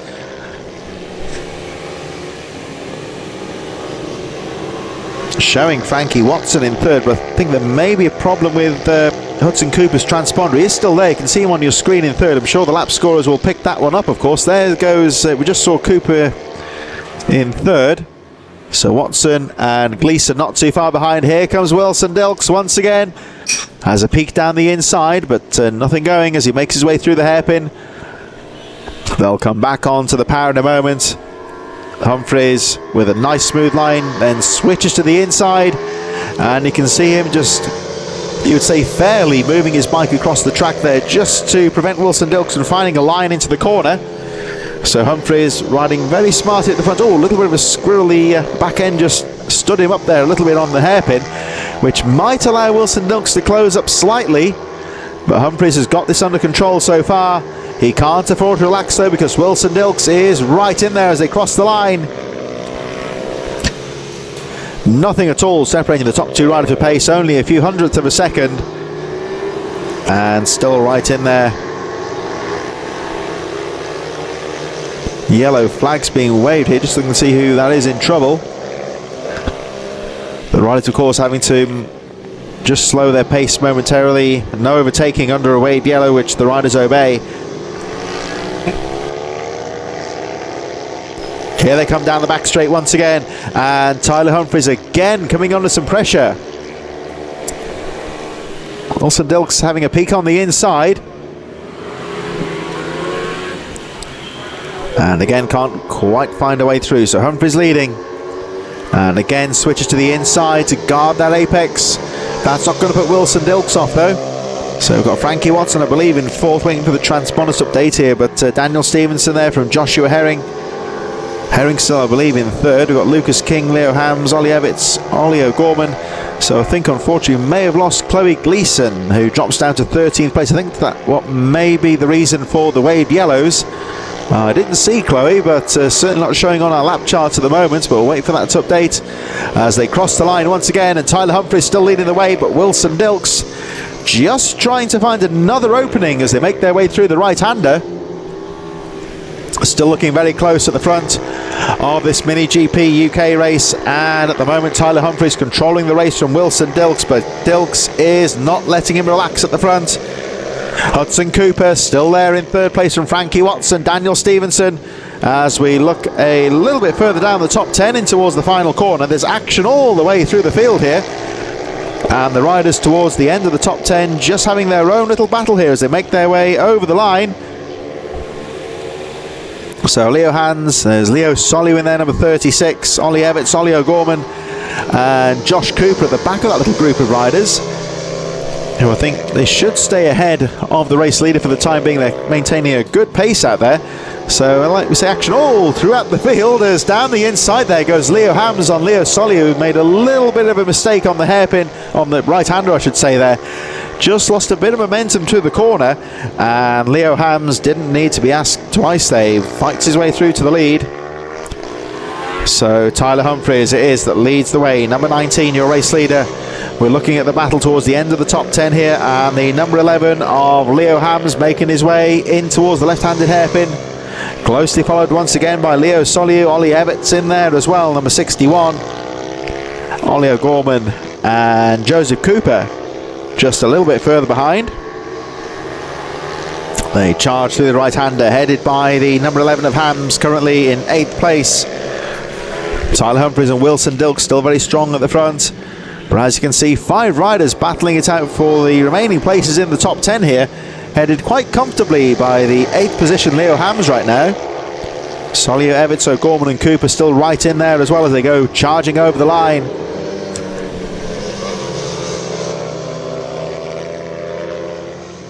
And there is the number 11 then of Leo Hams guarding the line as they make their way to the right-hander. And they can see again, but a little move there on the outside from the number 61 there of Ollie Evans, who I think has made the move on Soliu. Yes, he has. So Leo Soliu trying to get down the inside into that corner, but that allows the 61 of Ollie Evans coming through. And I'm just looking here because I think that Tyler Humphries and Wilson Dilks may be closing up on this battle on the edge of the top 10. They make their way down the straight in towards the left-handed hairpin. Just looking at the board here, I think coming towards the closing stage of this race now, so they should stay ahead of the race leaders. Here they come charging into the right-hander. It's getting close just behind this battle as into the centre of the circuit. Wilson Dilks having one last look as they make the fight for the lead. Here's the battle for 8th place though, and still Leo Hams, Leo Soliu and Ollie Evans having a really good fight, so they make their way over the line to complete what will be their final lap. Wilson Dilks having a charge in the centre of the circuit now, looking for the lead from Tyler Humphries as they make their way over. And there's the fight for the lead, just behind that top 10 fight. And it's still Humphries that leads the way. Dilks having a look on the inside, coming out of the corner, charging up to the line. It's going to be a fight to the line here as Tyler Humphries charges over the line. And look at Wilson Dilks here, 1:13.953, fastest lap of the race, as time is running out here for Wilson Dilks as he tries to battle with Tyler Humphries, but Humphries is not giving that lead up lightly. Wilson Dilks is going to have to work even harder for it here. You can see Humphries guarding the lines there, making Dilks do all the work. They've left Hudson Cooper behind a bit now in third. The gap goes up to 4.6 seconds between second and third. They're closing up on that battle on the edge of the top 10 though. This could be tight towards the end of the race here as Wilson Dilks has a look down the straight side by side. And Wilson Dilks, a brave move there. That's a very difficult part of the track to make a pass. You've really got to be brave and get that line. And Wilson Dilks has done it now. Can Tyler Humphries fight back? Here they come up towards the right-hander. They're closing up on that battle for the edge of the top 10. Will that play a part in this race as they make their way down to the right-hander? Dilks guards the racing line.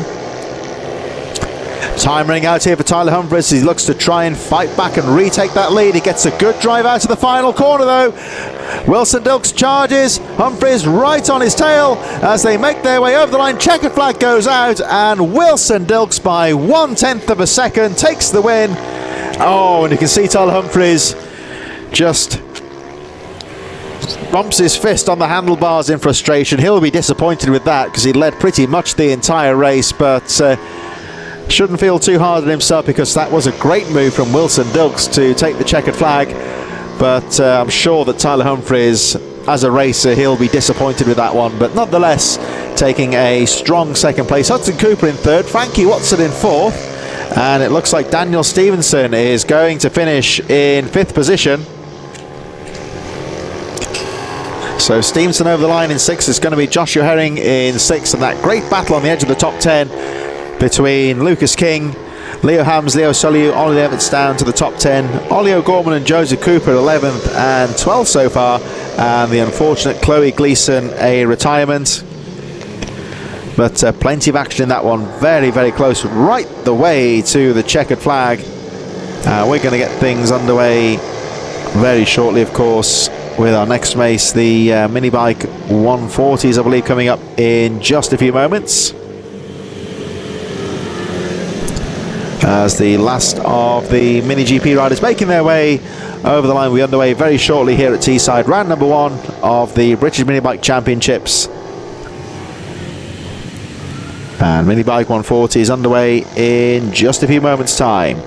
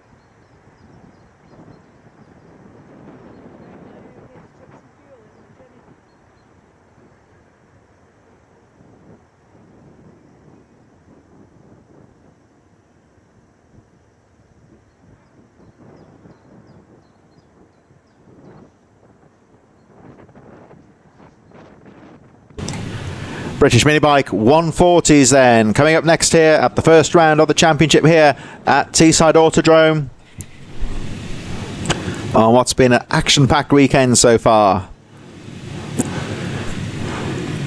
Followed by the Mini GP 160s a bit later on after this race.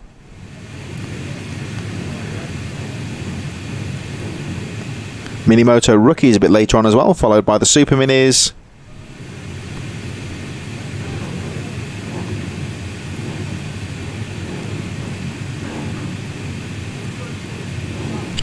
But Mini BMB 140 is getting underway in just a few moments' time. Riders are in the waiting zone. So earlier on, of course, the likes of Rhys Stevenson looking very strong earlier on in the first race. And he would certainly be the favourite in the 140s from Tommy Ullman, Ben Lord. But as always in this class, it's potentially very competitive. And you would say that Rhys Stevenson would possibly be the favourite going into this race, but the likes of Tommy Ullman, Ben Lord, Simon Gates, if they can get a good start, they could certainly stake a claim going into this race. So BMB 140 is getting underway in just a few moments' time. Don't forget, of course, that the series resumes next month as they make their way out onto the track, headed by Rhys Stevenson. In the 160 Cup. Very competitive group of riders making their way out onto the circuit here. And like we say, of course, Rhys Stevenson has been the rider to beat so far, but you never know in racing. Never a foregone conclusion, so he'll be keen to get a good start, stay out of trouble on the first lap and control the race from the front like he did in the first race earlier on today as they make their way out onto the circuit for their sighting lap. As you can see, the Teesside circuit looking in great condition here today. Really have been blessed by some good weather to start the season off here in 2024. Moving, of course, next month to the famous Rowra circuit, another famous northern circuit over in Cumbria. As Stevenson gets the legs and the elbows out there.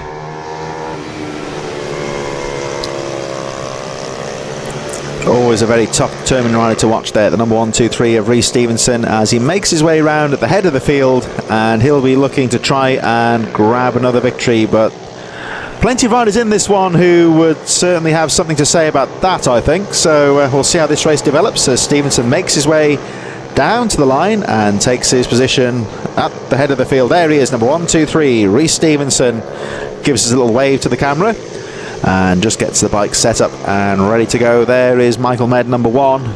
Another one who'll be looking for a good start. Ullman there, number 21. As we make our way through towards the back of the field. So BMB 160 Cup getting underway in just a few moments' time. Last few riders now making their way onto the line. And as always, you would say the start very important here. There's a big group of riders in this one, so pretty much everyone getting into position now. Last few riders making their way onto the grid, and we'll be about ready to go for our next race of the day. Last few riders into position now. It looks like we're ready to go. All eyes on the marshal. The green flag is up, and we are ready for racing here. All eyes on the red lights, and as soon as they go out, we are underway. Off they go, charging over the line. And in the 140s, Rhys Stevenson with a good start there from Michael Med. Tommy Ullman gets away well, number 21. Simon Gates and Stephen Humphreys in there as well as they charge through the first corner. Looks like another good clean start. So Stevenson gets away, but Michael Med is with him out to the right-hander into the top of the circuit now. And let's see what happens as they make their way up towards the top of the circuit for the first time. They make their way through those technical series of corners. Will it be clean? Well, it looks like everyone stayed out of trouble on those first few corners. Good clean start. And Rhys Stevenson leads them down the straight for the first time. But look at Michael Med in second place, keeping the pressure on. Can he find a way through? Right on the rear wheels of the race leader, 1, 2, 3 Stevenson, as they make their way through into the right-hander.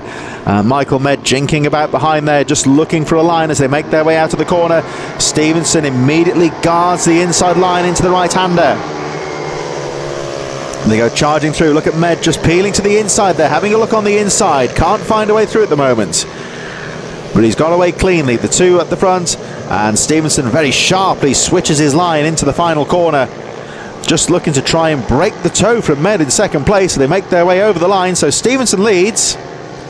Med in second place. Tommy Ullman in third. Simon Gates from Dan Merrin, who's had a good start on the treble 8. He moves up into fifth position. Ben Lord also well placed in sixth. from Stephen Humphries, Daniel Cliff, and there is the number 41 of Cameron Caulfield, currently in 10th place as we cut back to the leaders, and Rhys Stevenson coming under some real pressure here from Michael Med in 2nd place. They make their way through the top corner and heading on. Look at the fight in the rest of the top 10. They're all very close in these early stages as they make their way down the back straight. Michael Med again just trying to find a way past Rhys Stevenson, who's got the jump on the field at the start. Tommy Ullman just breaking away slightly in 3rd position there from Simon Gates, and Dan Merrin also well placed. Ben Lord, Stephen Humphries all in there as well as they make their way out to the corner. There's the 172 of Simon Gates coming under a bit of pressure now from Dan Merrin. It looks like Ben Lord has made a couple of positions up there. Number 48, he's looking to try and fight his way through as well, as Rhys Stevenson goes out to the final corner, closely pursued by Michael Med. Those two making their way over the line. Then the fight for 3rd place, all very close at the start of this Minibike 140s. Nothing at all between the two race leaders, who disappeared just out of view momentarily. Then the chasing pack come charging through. There's the 172. So Simon Gates closely followed by Dan Merrin. So it is Ben Lord up to 4th place. Stephen Humphries, Stuart Hardman, Daniel Cliff and Cameron Caulfield still rounding out the top 10. Further back, Mark Portis, Joe Mills, Charlie Hopkins, Jordan Merriweather, Ben Ribicki, Tom Wise, Liam Trinder going through, Simon Portis, Mark Cotton, George Davis, Dean Carver and Lindsay Yates, and I think that was Harry Swan on the infield at the end of the first lap, the red machine, number 96. I think he may well be out of the race, unfortunately. That's not going to concern the leaders though here, as Rhys Stevenson makes his way out to the right-hander, heading towards the large bowl corner that leads us back towards the finish line, and just starting to break away slightly from the number 1 of Michael Med as they make their way through into that right-hander. The corner just gradually gets tighter and tighter. Good line choice, very important there. You've got to find that right balance between not leaving the door open for your rival and keeping the speed up yourself. But Stevenson doing that very well so far. But Michael Med certainly not giving this one up in 2nd place. Here they come, heading towards the top of the circuit. Stevenson charging as hard as he can to try and break away from Michael Med, but he's still right in there, number 1 in 2nd place. And Med making his way through the right-hander, through into this technical little chicane at the top of the circuit.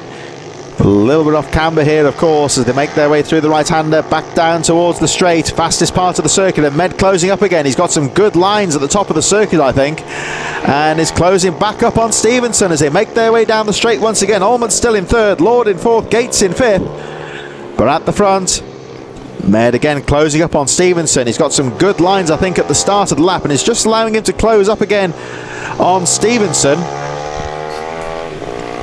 Again, though, you see Stevenson, aggressive posturing of the bike there as he comes out to the corner, guarding the apex, making life difficult for Med in 2nd place as they make their way through the right-hander.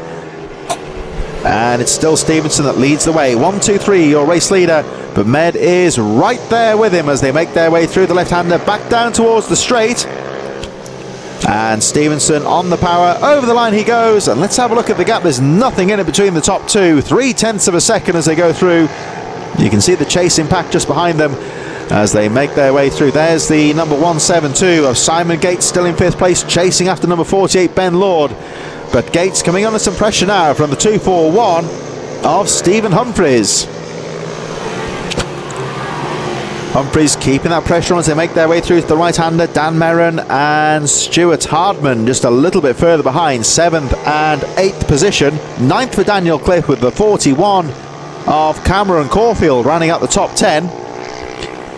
But we're just watching the number 241 of Stephen Humphries here, trying to find a way past into 5th place from Simon Gates as they make their way down the back straight. There we see just ahead of them Tommy Ullman in 3rd, Ben Lord in 4th position, as again we see Humphries putting the pressure on the number 172, and Simon Gates guards the apex as they make their way through into the apex. Oh, down the inside, having a look there was Humphries.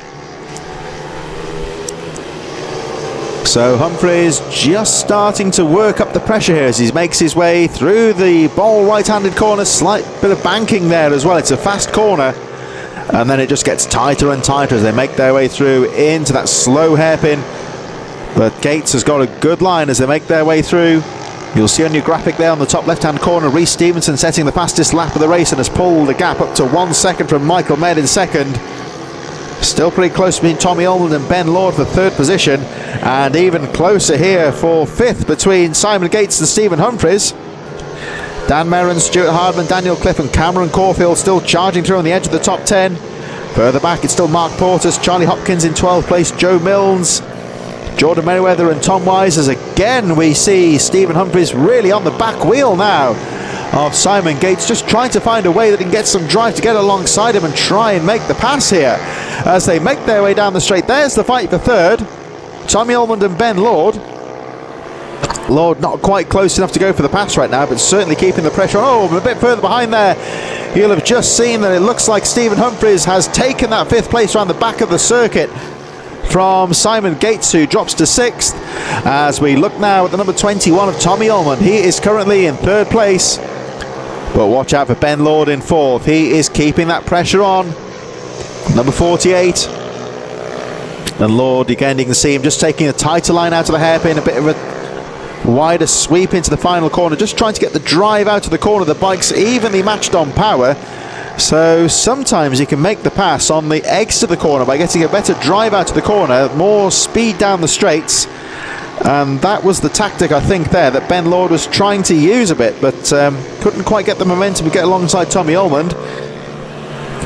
Gap at the front going up to 1.6 seconds, so Rhys Stevenson just starting to take control of this race from Michael Med, who's still looking strong in second place, as Tommy Ullman looks to hold on to this third place from the advancing Ben Lord here in fourth place. I think it was Med out of view there in second position, and there we see the white helmet of Rhys Stevenson, the race leader, just starting to dip into some of the back markers there. He's just lapped, I think Ben Rabicki's dropped down to 22nd place behind Lindsay Yates in 21st, Dean Carver in 20th. Tom Wise, meanwhile, moving up a couple of places in the midfield. He goes up to 14th position.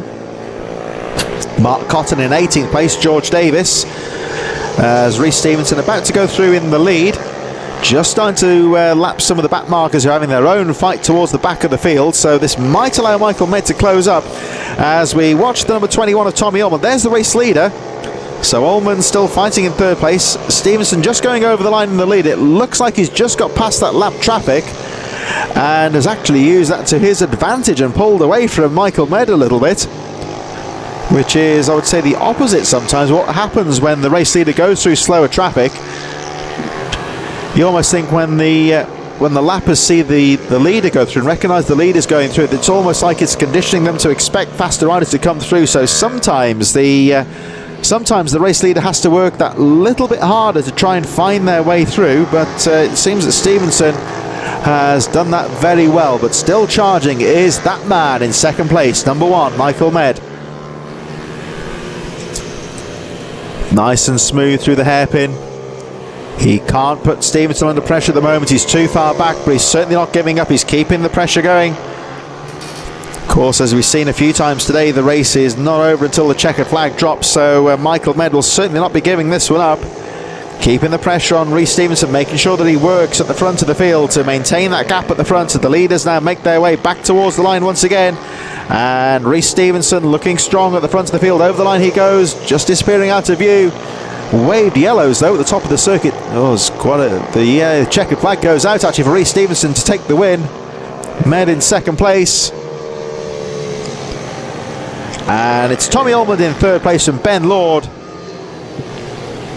And in that fight for fifth place, oh, it's tight to the line there, but Stephen Humphries just about stays ahead of Simon Gates. Stuart Hardman up to 7th place from Dan Merrin, who has to settle for 8th position on number 888.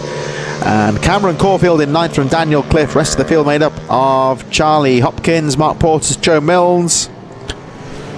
They're all fighting a little bit further behind there. Number 17, Tom Wise, not too far behind as well. Jordan Merriweather, Simon Portis, Liam Trinder, Mark Cotton and George Davis. Here's that fight towards the back of the top 10 in the midfield here actually. And there we see the number 12 of Simon Portis in 16th. Merriweather having a fight there with number 17, Tom Wise. They all make their way over the line in the midfield. So action throughout the field there, and Jordan Merriweather actually making his way through to 14th position there on the final lap. Tom Wise, Simon Portis and Mark Cotton in 18th, George Davis in 19th position, final rider on the lead lap. But another race win there for Rhys Stevenson. He came under quite a bit of pressure from Michael Med in the early stages, but was able to keep his composure, and at the drop of the flag drew out a 5.3 second gap at the finish. So good riding there from Rhys Stevenson, and certainly congratulations as well to Michael Med for putting up quite a close fight in that fight for second place, with Tommy Almond bringing it back in third position. So we'll be moving on to our next race in just a few moments as the remainder of the riders make their way off the line. So coming up next we have the Mini GP 160s I should say. They'll be coming up in a few moments. Saw a close battle earlier between Wilson Dilks, Tyler Humphries and Hudson Cooper in the earlier race. Nothing at all really between those top three for much of the race, so they'll be down in the waiting zone very shortly, going out onto the track in just a few moments. You'll remember that Wilson Dilks taking the victory pretty much in the closing stages, but we'll see if Tyler Humphries can fight back, and Hudson Cooper, Frankie Watson, all ones to look out for. Some very competitive riders coming up next then in a few moments as the final few riders make their way off the circuit from the mini bikes. Thanks, of course, to AMR Moto for their support in 2024. Once again, of course, the British Mini Bikes indebted to the support of their sponsors that bring us the fabulous race series that we have here today. So next race coming up in just a few moments' time.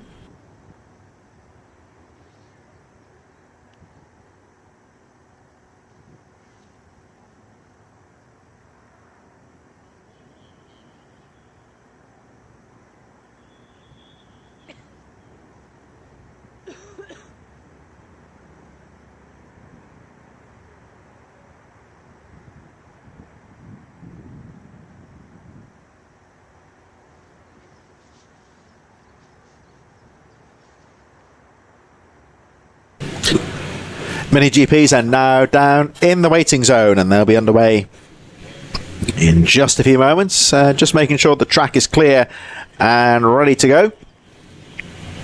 And as we say, potentially I think a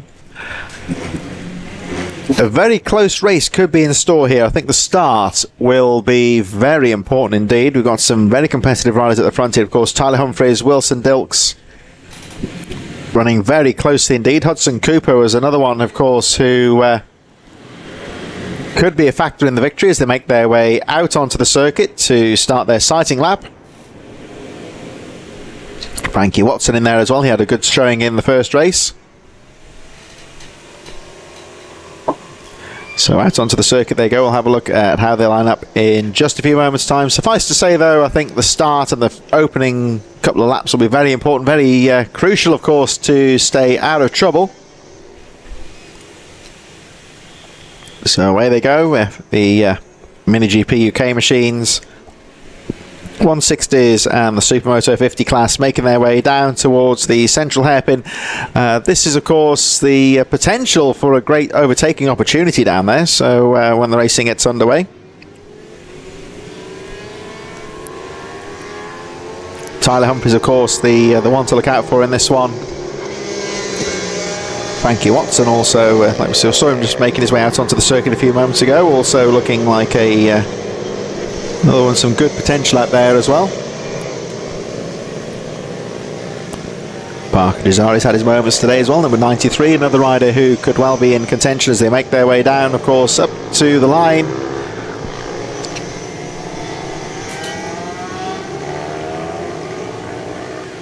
So Mini GP 160s making their way down onto the grid right now. We'll have a look at how they line up here just a moment. There we think we see the machine of Hudson Cooper, and slotting in just ahead of him there is the number 19 of Tyler Humphries, who settles into pole position, and he's certainly looking focused. Gives us a little wave to the camera and then turns his attention onto the track where he's looking to try and grab another victory. There's Hudson Cooper. He'll have something to say about that, I'm sure. He'll be looking for a good start Parker Jazari there, number 93, has looked good today as well. Number 18, the machine of Daniel Stevenson. Chloe Gleason in there as well, number 25. And making our way further towards the back of the grid to look at a few more of the riders. There's the number 914, Caden Herring. And at the back of the field there, number 54, Thomas Bond. And we watch from Bond's viewpoint here as the lights go out. And away we go. Oh, stalled rider at the back, but hopefully should get that underway. I think that's Archie Hooper's in trouble. So let's hope he can get the bike restarted. But a good start there from Tyler Humphries, who gets away very well indeed. But it looks to me like Hudson Cooper's also got a good getaway as well. Parker Jazari right in there as well. Oh, look at this. Oh, rider down. Quite heavily on the right-hander as they swap positions. Hudson Cooper also well placed. So they make their way up towards the top corner. We'll try and pick up who that rider was that went down on the right-hander in a few moments, but it looks to me like Tyler Humphries and Hudson Cooper getting the jump on the field. There was quite a heavy impact on the right-hander. Let's hope that rider's okay. Appears to be walking away. The only thing damaged is the pride there. That's good to see. So at least the rider's okay. That did look quite a quite a high-speed corner, not the place you want to be coming off the machine. So we'll just confirm that in a few moments as to exactly who that was. But the leaders now making their way through the final few corners here. Tyler Humphries and Hudson Cooper looking strong at the front of the field. Over the line they go to complete the first lap. Very close race here at the end of lap number 1. So Humphries leads, Cooper in second, Cesari third, Shaw in fourth position. So they all charge their way through.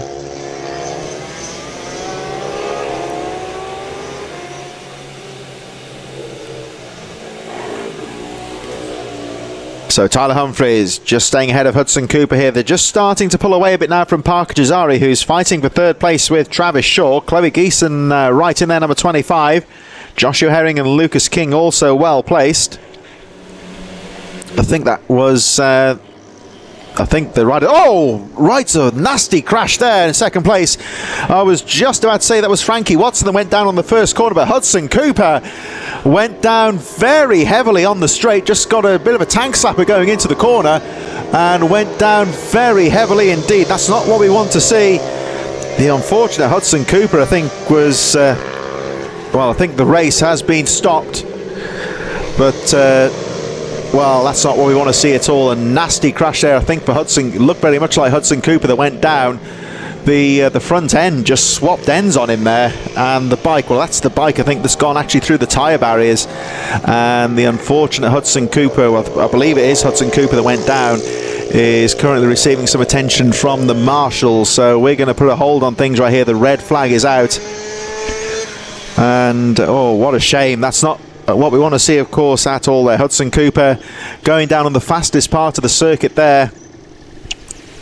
Very quick accident there. It just seemed to be that the front end swapped out on him and spat him over the bars quite heavily. We certainly hope that he's all right. Certainly, we've always got the medical crews on hand, so they'll be going over to check him out. And let's hope he's okay. You can see there we cut to the spectators who are just looking across the track to see what's going on there. And certainly the medical crews are, as soon as I say it, they're right on the scene now dealing with the injured rider. So we've got a pause on things right here at the Mini GP 160s with, I believe, Hudson Cooper that went down quite heavily on a very fast part of the circuit, and pleased to say, of course, that the medics are very quickly onto the scene. They haven't had too much to do today, fortunately, but as you can see, whenever there's an incident, they are very quickly onto the scene. They're fully trained, and they certainly know their stuff. So the medical vehicles are on the circuit at the moment. So the race has been stopped here in the Mini GP 160s and 50s, stopped very quickly out of concern for Hudson Cooper. The red flag has been displayed. So we're going to take a pause on things for a few moments. So just to recap, Tyler Humphries was leading the race when the red flag came out. Hudson Cooper, the rider down, was in second place from Parker Jazari, Travis Shaw and Chloe Gleason running out the top 5.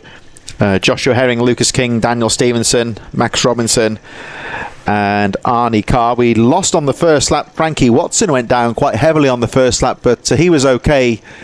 He stumbled away in the gravel trap. but sadly, as you can see, there is a track incident, and the red flag is out here at Teesside for the first time today. Never what we like to see, but sadly it is part and parcel of racing sometimes. And the stricken machine being pushed away. As you can see, spectators down there just in the main viewing area, and I think everyone's concern is for the fallen rider, which I believe to be Hudson Cooper. Watching that incident, went down in second place whilst fighting for the lead. A couple of riders seem to be dropping out of contention as well earlier on. Frankie Watson and Ollie O'Gorman on the first lap, but they were in separate incidents. Those riders, I believe, are okay. But we're just going to turn our concerns to Hudson Cooper, and we certainly hope he is okay.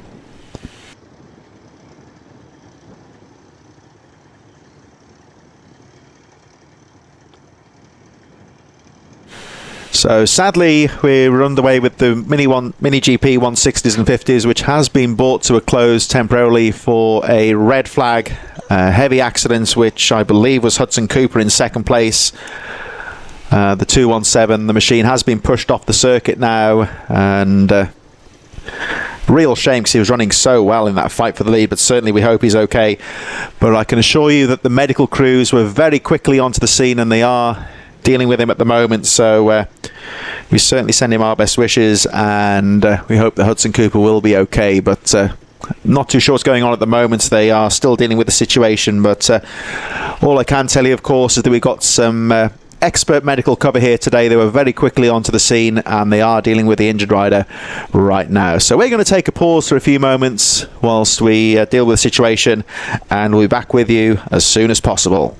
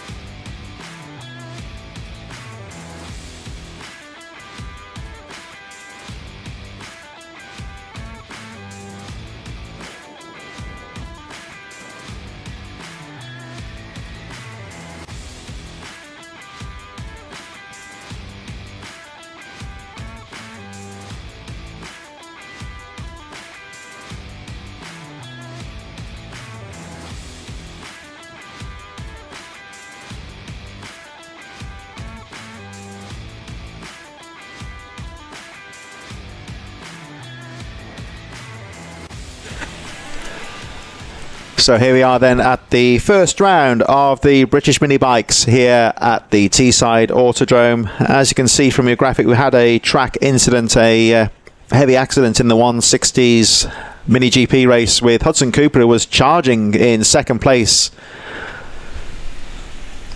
but went down quite heavily. The medical crews very quickly on the scene to attend to him while he was chasing the race leader Tyler Humphries when he went down. Not really a collision at all, he just went down on his own. Pleased to say, of course, that the medics, as always, Medics UK here, covering the events, and as you can see, the medical vehicle just making its way off the circuit. They were very quickly on the scene to attend to the incident, and the red flag very promptly displayed. I have been told the race will be restarting shortly with a full rerun. You can see the riders on the right hand side of your screen there, just in the waiting zone. They'll be just gathering their thoughts, getting themselves psyched up to go back out onto the circuit and race once again, just as soon as you get the all clear from the clerk of the course and the medics are safely back in position. So of course, rider safety always their priority, so it's just a case now of just making sure that the track is safe. We certainly send our wishes to Hudson Cooper, went down very heavily. We hope he's okay, because it was quite a nasty high-speed tumble.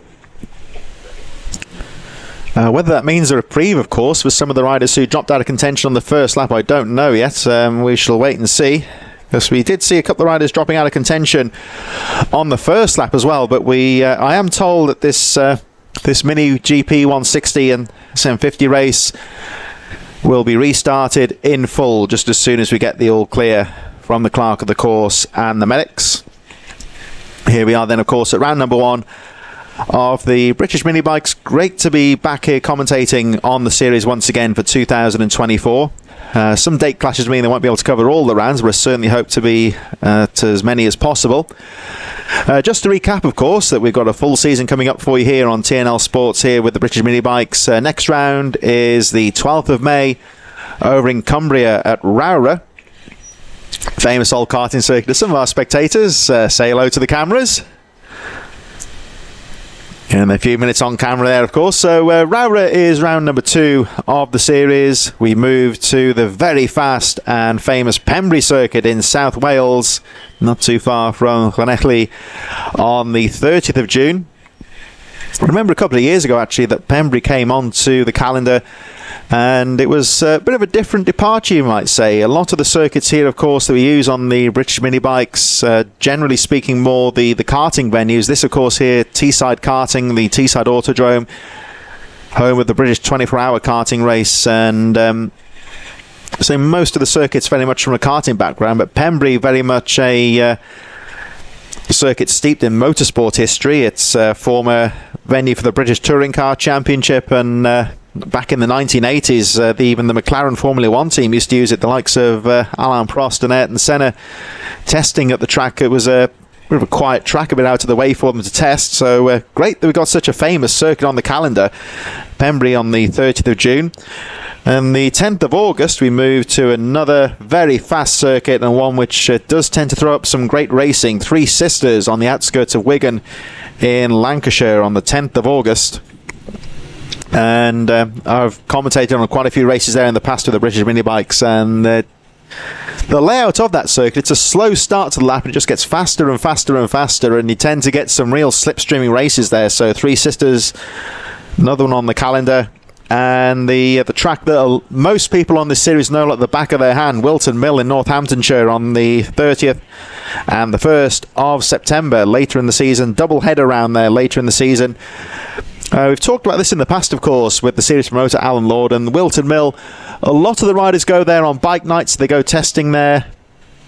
And most riders tend to know that circuit very well, so it does tend to throw up some very competitive racing. And of course, we were talking about the faster circuits, the likes of Pembrey, Three Sisters, but our series finale is arguably the most technical track on the calendar, Red Lodge. It's probably the slowest track on the calendar, but I can assure you it certainly throws up some great racing, and it's a tough circuit to master. And that circuit not too far from Bury St Edmunds down in Suffolk. That will be the series finale a bit later in the year on the 29th of September. And of course, all rounds here in association with TNL, available for you to watch in the comfort of your own homes. If you want to get more information on the series, go to the website at thebritishminibikes.com. Even if you want to get involved in it yourself, there's plenty of opportunities to get involved. And the great thing with mini bike racing is most of the race classes have quite stringent regulations on the amount of modifications that can be done to the bikes. And what it means, of course, is that you can get involved and get yourself pretty much a bike out of the crate. And if you're good enough, you'll be running quite competitively. They can, of course, modify the bikes for setup and so forth, but there's not too much you can do to improve the performance of the bikes, spending money and so forth. Exception, of course, being the Supermini class, which we'll see later on, which is a bit of a free-for-all, and we tend to see quite a few very specialist machines out there as well. And of course, this Mini GP class, which is getting underway very shortly for the full rerun, these are very much out of the crate. Mostly the Ohvale and the Bucci, the Italian machines, which you look at these bikes nowadays, and of course these young riders on these bikes, which very much resemble a scaled-down Moto GP or British Superbike machines. They're certainly not toys. Very potent machines, and as we've seen throughout the last few years since these bikes came onto the market, the young riders can really get the most out of them as well. So we're going to go for a rerun of the Mini GP 160s. We did have the red flag, of course, but we'll be underway with the restart in just a few moments. And of course, when the flag came out, Tyler Humphries was leading the way, and there he is on the inside. So it looks like Frankie Watson's back in it as well, so he was in trouble at the start. There is the leader of the race when it was stopped, number 19, Tyler Humphries, who's been on good form today. Certainly just hope that Hudson Cooper's okay. So there is Humphries, focusing his thoughts on the pole position. Of course, he's got a bit of a gap now, sadly, but he'll be looking to try and make that count. So there's just a bit of trouble at the back there, making sure the bikes are okay and in position. And we should be okay for the rerun of the Mini GP 160s in just a few moments. Riders are ready, in position. We're just sorting that issue out at the back of the field, and I think the riders any moment now should be ready. Visors down, and we are about ready to go for the rerun of Mini GPs. Away they go. There's the number 4 there of Travis Shaw, who gets a good jump, gets away in quite neatly, but Tyler Humphries fighting at the front, but I think Shaw might have done it there from the inside. Here they come into the right-hander. But I think that Humphries has retaken the lead. Another one with a good getaway there is the number 14, I think, has got away well, Frankie Watson, who he was another rider that had trouble in the first race. So although it's not the circumstances he would have wanted, but he's going to certainly take advantage of the good fortune. He's got away in quite neatly at the front, but Tyler Humphries at the front of the field once again as they go charging down the straight into the hairpin for the first time in this rerun. It's a full rerun, and here they come through the hairpin. So Humphries leads. It looks like it's the number 14 through to second, Watson. Yes, indeed it is. Shaw in third. And, well, no nonsense there from Tyler Humphries. He didn't quite get the getaway he would have wanted there, but took the lead very early as they make their way through the hairpin into the final corner. And Tyler Humphries back on the power as he crosses the line. Over he goes. So Humphries leads. Shaw in second. It says number 14. It's showing on our lap charts Parker Jazari up there as well. So Tyler Humphries 1:16.095 on that first lap. Frankie Watson well placed. Travis Shaw and Parker Jazari in there as well. There's the fight for second as Watson has a look down the inside. Neat little move there from Frankie Watson to go back into second place, but Travis Shaw keeping that pressure on in third. Looks like Parker Jazari a little bit further behind there. Daniel Stevenson, Chloe Gleason well placed in 6th, Romani Carr, Lucas King and Joshua Herring trying to fight his way through in 9th from Max Robinson. Rest of the field made up of Bradley Curtis, Caden Herring, Ollie O'Gorman and Thomas Bond, with Archie Hooper at the back of the field, number 12. But back to the front, and number 19, Tyler Humphries, just trying to pull away in these early stages. He's got Frankie Watson and Travis Shaw charging behind him, but Humphries determined to try and break away at the front. Very smoothly through the hairpin. Good smooth riding here. He just looks unhurried at the front. He's just trying to keep that bike as smooth as possible, keep the power down as much as he can, And over the line he goes. Tyler Humphries, fastest lap of the race then, 1:14.823, just a little bit faster than those chasing guys in second and third position. Frankie Watson and Travis Shaw having a good go at it there for second place. The rest of the field go charging over the line at the end of the first full lap. And there is Tyler Humphries, your race leader. Again, keeping it nice and smooth. Just watch him as he makes his way through. Very smooth movement on the bike. All about keeping the power as smooth as possible, not really losing much speed in the slower corners. And there he goes, back down onto the straight, but still second and third, not too far behind. And certainly Tyler Humphries can't afford any mistakes here, because second and third certainly within fighting distance, one might say. There's Frankie Watson in second, closely followed by the number 4 of Travis Shaw. So Watson fighting his way back through to second place, but Shaw is right in there in third.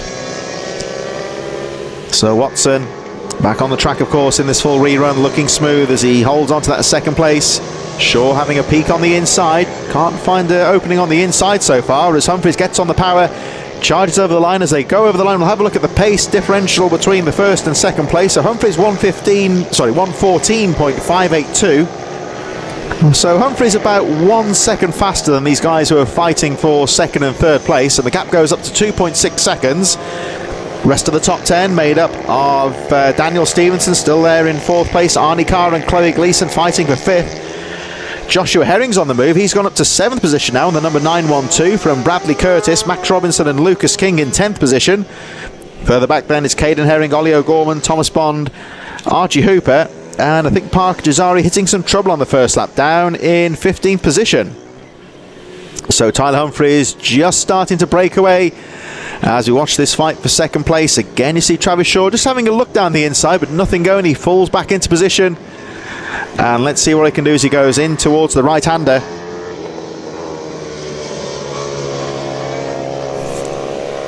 Watson very smoothly taking it to the inside line. There's a bit of a banking there. Oh, look at that though, down the inside for the number 4, Travis Shaw. The nice little move there from Travis into second place. He just saw that gap going into the hairpin and went for it, got the front wheel parked in there and snatches second place. So a neat bit of riding there from Travis Shaw to go through into second place. Tyler Humphries pulling away yet again. The gap goes up to 3.7 seconds this time round. There's Daniel Stevenson in fourth. Arnie Carr, Chloe Gleason, Joshua Herring, Bradley Curtis, Max Robinson all very close, chasing as they make their way around the back of the circuit. But here is Travis Shaw, now clear in second place. Frankie Watson, Daniel Stevenson as Caden Herring gets up through another position, another couple of positions there. And that fight for second place now, down the back straight they go. And this is where Frankie Watson might be wanting to look for some lines here, see what Travis Shaw's doing, and see if there's anywhere he can just find an opening to go back through to second place. Very close battle here for second position at the moment as they make their way through towards that bowl right-hand corner. Of course, the riders potentially have the advantage of on the outside line, a little bit of banking there, so they can carry some speed through that corner, but they are sacrificing that tighter racing line on the inside as well. Here they come out to the final corner. Humphries already over the line, and there he goes. So he's 1:15 at the moment. Here comes the fight for second place, and the gap remaining around 3.6 seconds, so they're not really losing much ground on the race leader Tyler Humphries, who disappears around the back of the circuit, still very close for second place. There's that chasing group just going over the finish line now. You can see them just charging through there. Arnie Carr still in 5th place, Daniel Stevenson alone somewhat now in 4th. He's pulling away slightly. Chloe Gleason, Joshua Herring, Bradley Curtis, Max Robinson all in there, but as Tyler Humphries just disappears out of view, Travis Shaw and Frankie Watson charging down the back straight. There's the leader Humphries, not really pulling away anymore, so whether he's controlling his pace I don't know, or if these two are just pushing each other along a bit now and starting to close up on the leader. Humphries at the moment doesn't have any undue reason to be concerned, I think, so there is still a bit of a cushion between first and second place, but these two do appear to be closing. It'll be interesting to see what the lap charts show when they cross the line in a moment, but Tyler Humphries still leading the race. But Travis Shaw, he's got eyes down the track and he's looking at the leader. There goes Humphries. Here they come up towards the line, so the race leader Tyler Humphries charging away was 3.6 seconds. There's Humphries over the line. It's going to be quite similar, I think, as we go towards the final lap. She goes down to 2.6 seconds now. So Travis Shaw has actually picked up the pace, and Frankie Watson, and they both set their personal best this race, their own fastest lap, not too far off the pace of Tyler Humphries. But Humphries at the moment, I think, has got things under control. Looking smooth as he makes his way through the top few corners. But all the time, though, those two, second and third, closing up all the time. Humphries now down the back straight. The gap, as you can see, 2.6 seconds. It's gone down by about a second here. So Humphries controlling the race here. He's got to keep his wits about him because these two are really closing up in their fight for second place. Humphries nice and smoothly through the hairpins. Still that fight for second behind him. Humphries now out of the hairpin, up towards the bowl corner. Still Stevenson fourth from Arnie Carr, Chloe Gleeson a bit further behind, but Tyler Humphries round the bowl corner he goes into the right-hander and through the hairpin to the final time. He's done enough to secure the victory, I think, but the fight's still on for second place between Travis Shaw and Frankie Watson. Here they come up to the line, so Tyler Humphries takes the checkered flag. It's a win for Humphries, but it's going to be a drag race to the line for second place, and Frankie Watson does it.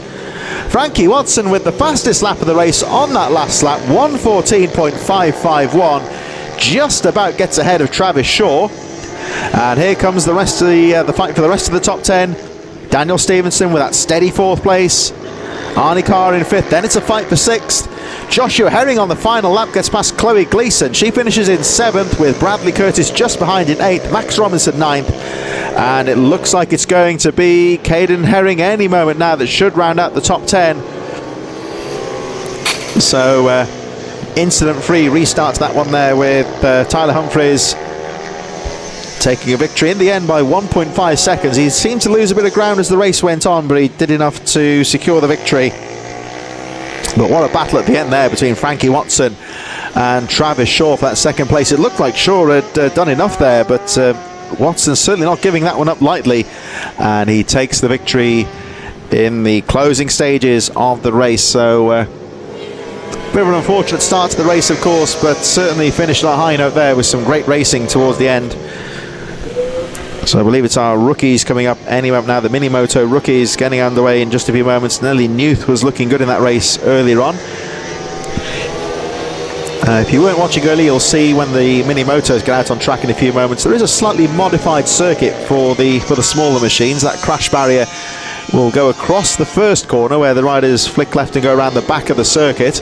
But they instead sweep into a long right-hander at the start of the race instead. It's a lot shorter lap, and a bit more of a technical track, you might say, for the smaller machines, but they'll be underway very shortly. Minimoto rookies getting underway for their second race here at the first round of the British Minibikes Championships for 2024 here at the Teesside Autodrome, and getting back underway in just a few minutes. Minimoto rookies down in the waiting zone, and they'll be underway shortly.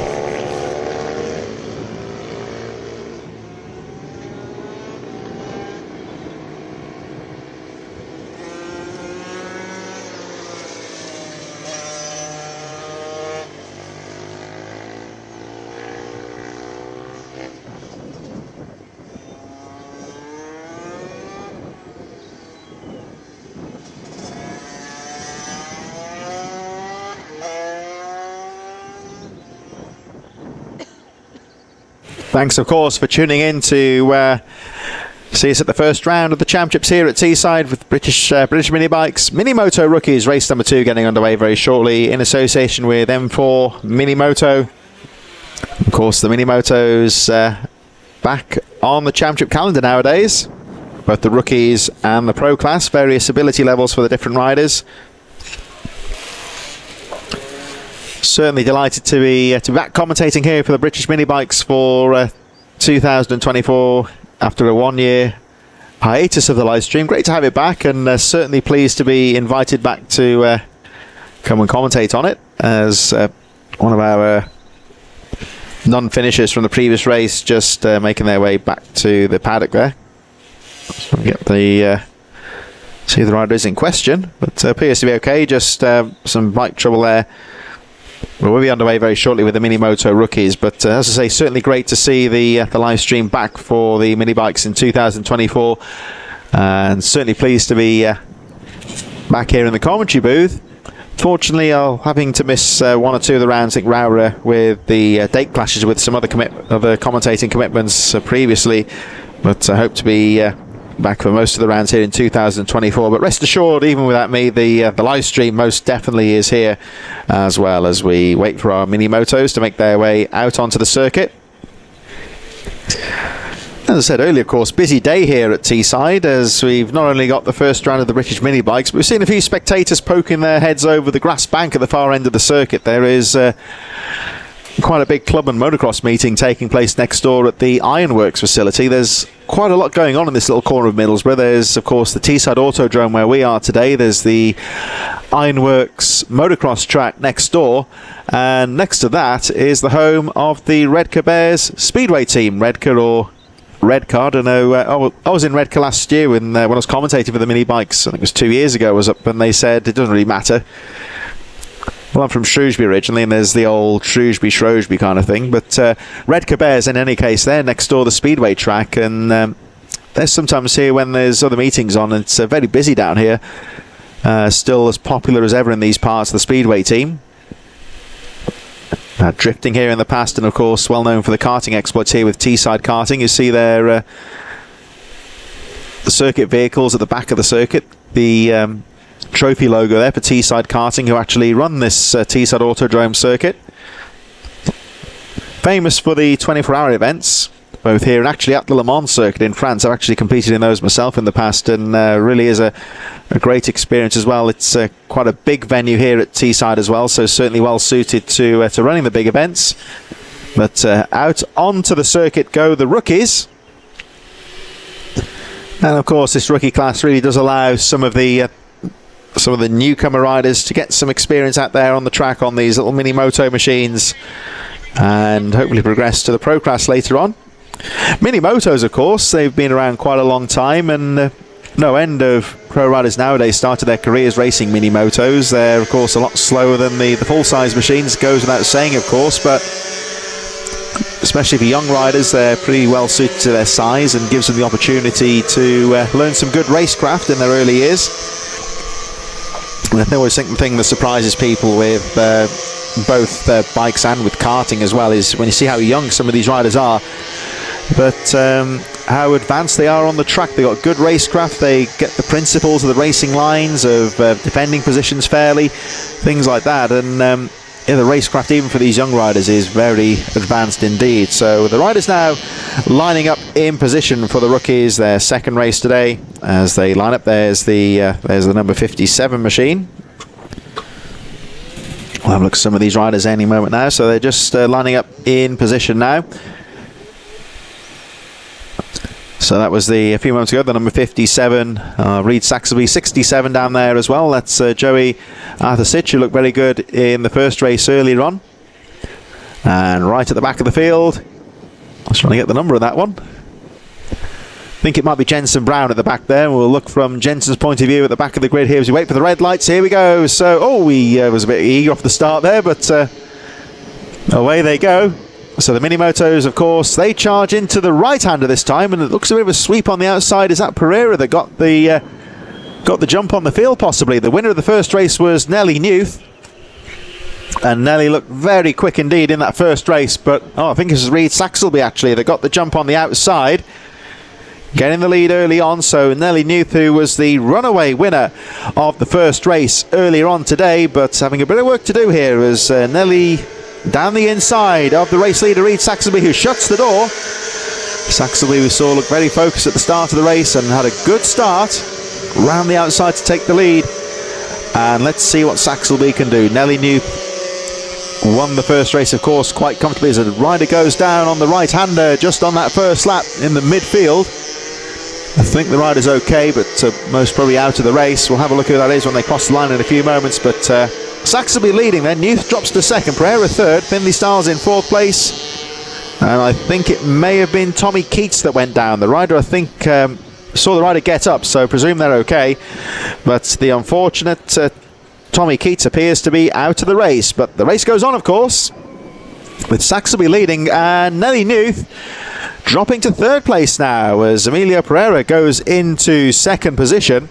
Saxelby just started to clear away slightly at the front here as Newth fights back down the inside, going into the right-hander. Oh, brave move on the inside, but of course Pereira might get the drive on the outside of the back corner, but no, I think Newth's got that one covered back into second place. So Nelly Newth will be determined to fight back and try and challenge for the lead as we see Reid Saxelby take a sweeping line into the final corner, but Newth's found a bit of drive on that final corner and is charging back to try and take the lead here as they make their way through to the right-hander.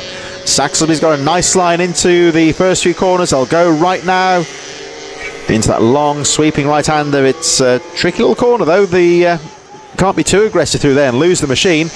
But look at third place now, Emilio Pereira, who lost second position but has set the fastest lap of the race, and again down the inside, has a look down the inside of Newth.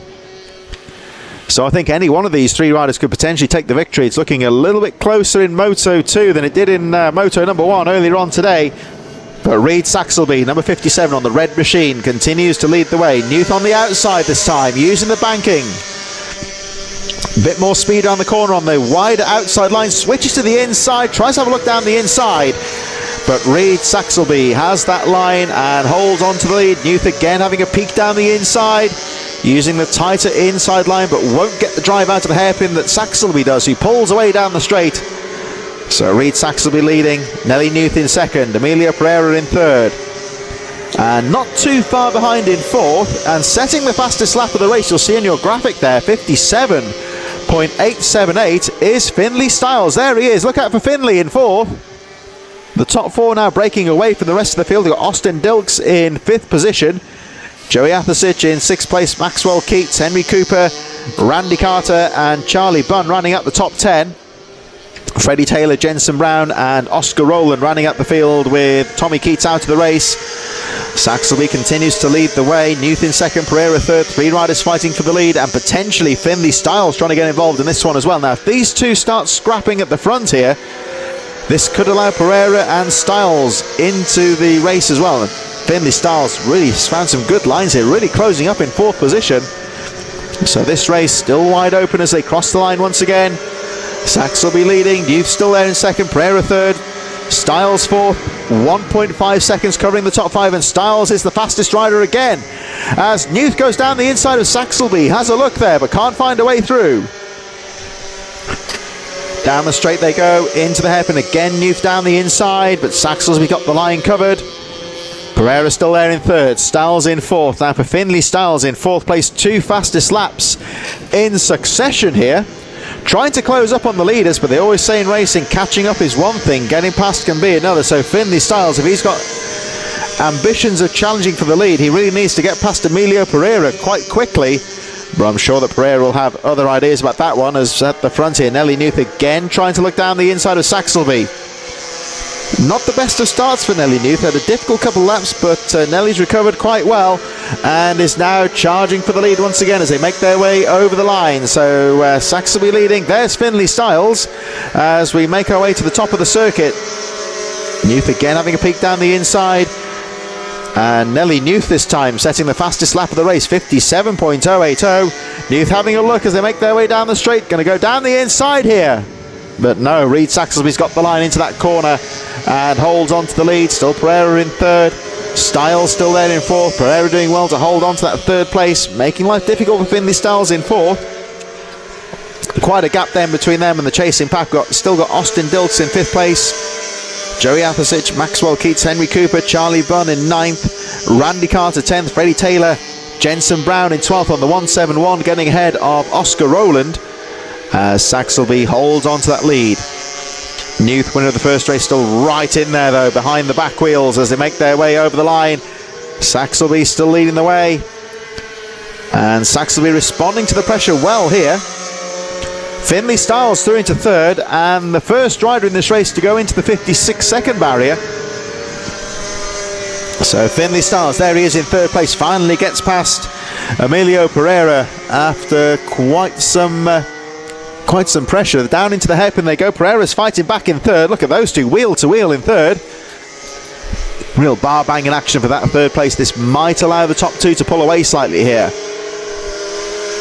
as Nelly Newth has a little look down the inside, but Saxelby got the line through the hairpin. That long sweeping right-hander, and Saxelby guards the inside line as they make their way through, heading towards the final few corners, back towards the finish line. Saxelby still leading. They're starting to close up on some of the tail enders. I think that was Jensen Brown and Oscar Rowland in 12th place. Joey Athlesic seems to have dropped a few positions there, might have hit some trouble. But Saxelby still looking good at the front of the field as they pick their way through the tail enders. There's Finley Brown still there in third, although might get bulked slightly as they make their way through the hairpin. I wonder if that... There was a stationary rider on the side of the circuit there. I wonder if that was maybe Joey Athlesic, who I think is out of the race. Certainly looks like Athlesic. That's a shame for Joey, who is running well in the top 10, but dropping out of contention. There's Finley Stiles. He's got through into third place now, as Nelly Newth has a look down the inside of Reed Saxelby, but can't find a way through. Here they come in towards the hairpin, but again Saxelby got that line covered through the right-hander. Finley Stiles closing up all the time though in third place. This could be a close finish to the race as they make their way back towards the final few corners. Over the line they go. So Saxelby leads. Newth trying to find a way through those sweeping corners. So they flick to the right here rather than the left, into the long right-hander that takes them back onto the straight, into the centre of the circuit. And this is all getting very close here. Reed Saxelby has pretty much led the entire race. Nelly Newth still second. Finley Stiles, fastest lap of the race, in third position. Now trying to close up on the leaders. And Emilio Pereira still hanging on in there in fourth place, number 31. Could get involved in this one if these three start scrapping for the lead. But I'm sure that Reed Saxelby, number 57, your race leader, will have other ideas about that one. Has led pretty much the entire race, but winner of the previous one, the number 44 of Nelly Newth, hasn't been able to find a way through yet. Newth certainly trying hard, but she can't get through at the moment. As over the line goes Saxelby once again. And this will be the final lap, and still hanging on in there is Emilio Pereira in fourth place. Finley Stiles knows it's now or never if he's going to if he's going to convert that fast pace into a race victory here. Finley Stiles looking very quick in the early stages of this race to get into third position, but now he's got to try and get past two of these very strong competitors at the front of the field. Austin Dilk still in fifth place, Maxwell Keats in sixth. Henry Cooper, Charlie Bunn, Randy Carter and Freddie Taylor all over the line towards the end of the top 10, as this time Nelly Newth going to try the outside, sweeping on the outside, using that banking to keep the momentum going into the final corner. Now switching to the inside, but Saxelby's got that line covered, shuts the door. Finley Stiles still there in third, one more corner to go, and Reed Saxelby's got to get this exit right here as they make their way out of the corner, down towards the finish line, and it's going to be Reed Saxelby that takes a hard-fought victory. Nelly Newth in second position, and Finley Stiles in third, with Emilio Pereira just a little bit further behind in fourth position. Very close racing there between the top four. As we look a little bit further down, it looks like it's going to be Austin Dilks in fifth position. Maxwell Keats and Henry Cooper a little bit further behind as the chasing pack make their way through in towards the final few corners. So Dilks over the line in fifth place. Looks like it's going to be Maxwell Keats. And the last few riders in the top 10 making their way through in towards the final few corners here. So Maxwell Keats in sixth position. Henry Cooper seventh. And looks like here we got Charlie Bunn just coming around the final corner ahead of Freddie Taylor and Randy Carter, who will be the final rider on the lead lap. Over the line they go. So it's going to be Charlie Bunn, Freddie Taylor and Randy Carter making their way through, and the rest of the field made up of Jensen Brown and Oscar Rowland, number 12, in 12th position. The unfortunate Joey Athlesic and Tommy Keats, both non-finishers in that second Minimoto rookie race. So they make their way back to the paddock. Some close racing there at the front of the rookies. And coming up very shortly, we will move on in association with Brat Bikes to our Superminis in just a few moments' time.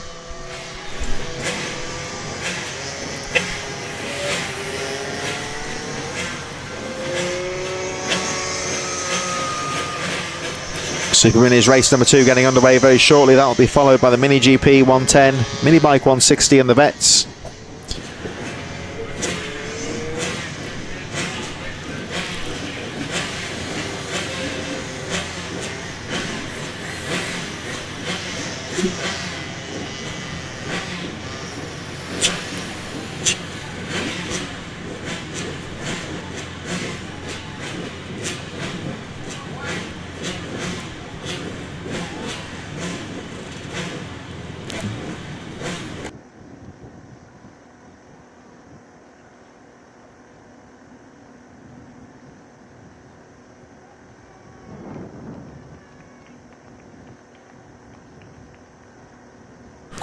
In association with Brat Bikes, the Superminis are coming up next for their second race of the day at this first round of the British Mini Bikes for 2024 here at the spectacular Teesside Autodrome. This panoramic shot of the circuit really gives you an idea of how close we are to the city of Middlesbrough. You can see some of the famous icons in the background. The Middlesbrough Transporter Bridge poking over the woodlands at the right-hand side of the circuit there. And just hidden in the centre of the track a little bit more there is the Riverside Stadium, the home of Middlesbrough Football Club, two of the main city landmarks. And we are very close here on South Bank in Middlesbrough, here at Teesside for this first round of the championship. Always a great way to start off the season here at Teesside. And once again, we've been treated to some great racing as we wait for the Superminis to get underway for their second race of the day, which will be getting underway in just a few moments. Just to recap, in the first race earlier on today, Jack Bednarek taking the win from Lawrence Wardle, who was really putting up quite a fight from Louis Smith. Bjorn Esmond charged through the field to take 4th position. Leo Caulfield and James Sidebottom just a little bit further behind, but Superminis always, of course, very fast and spectacular here at the Teesside circuit.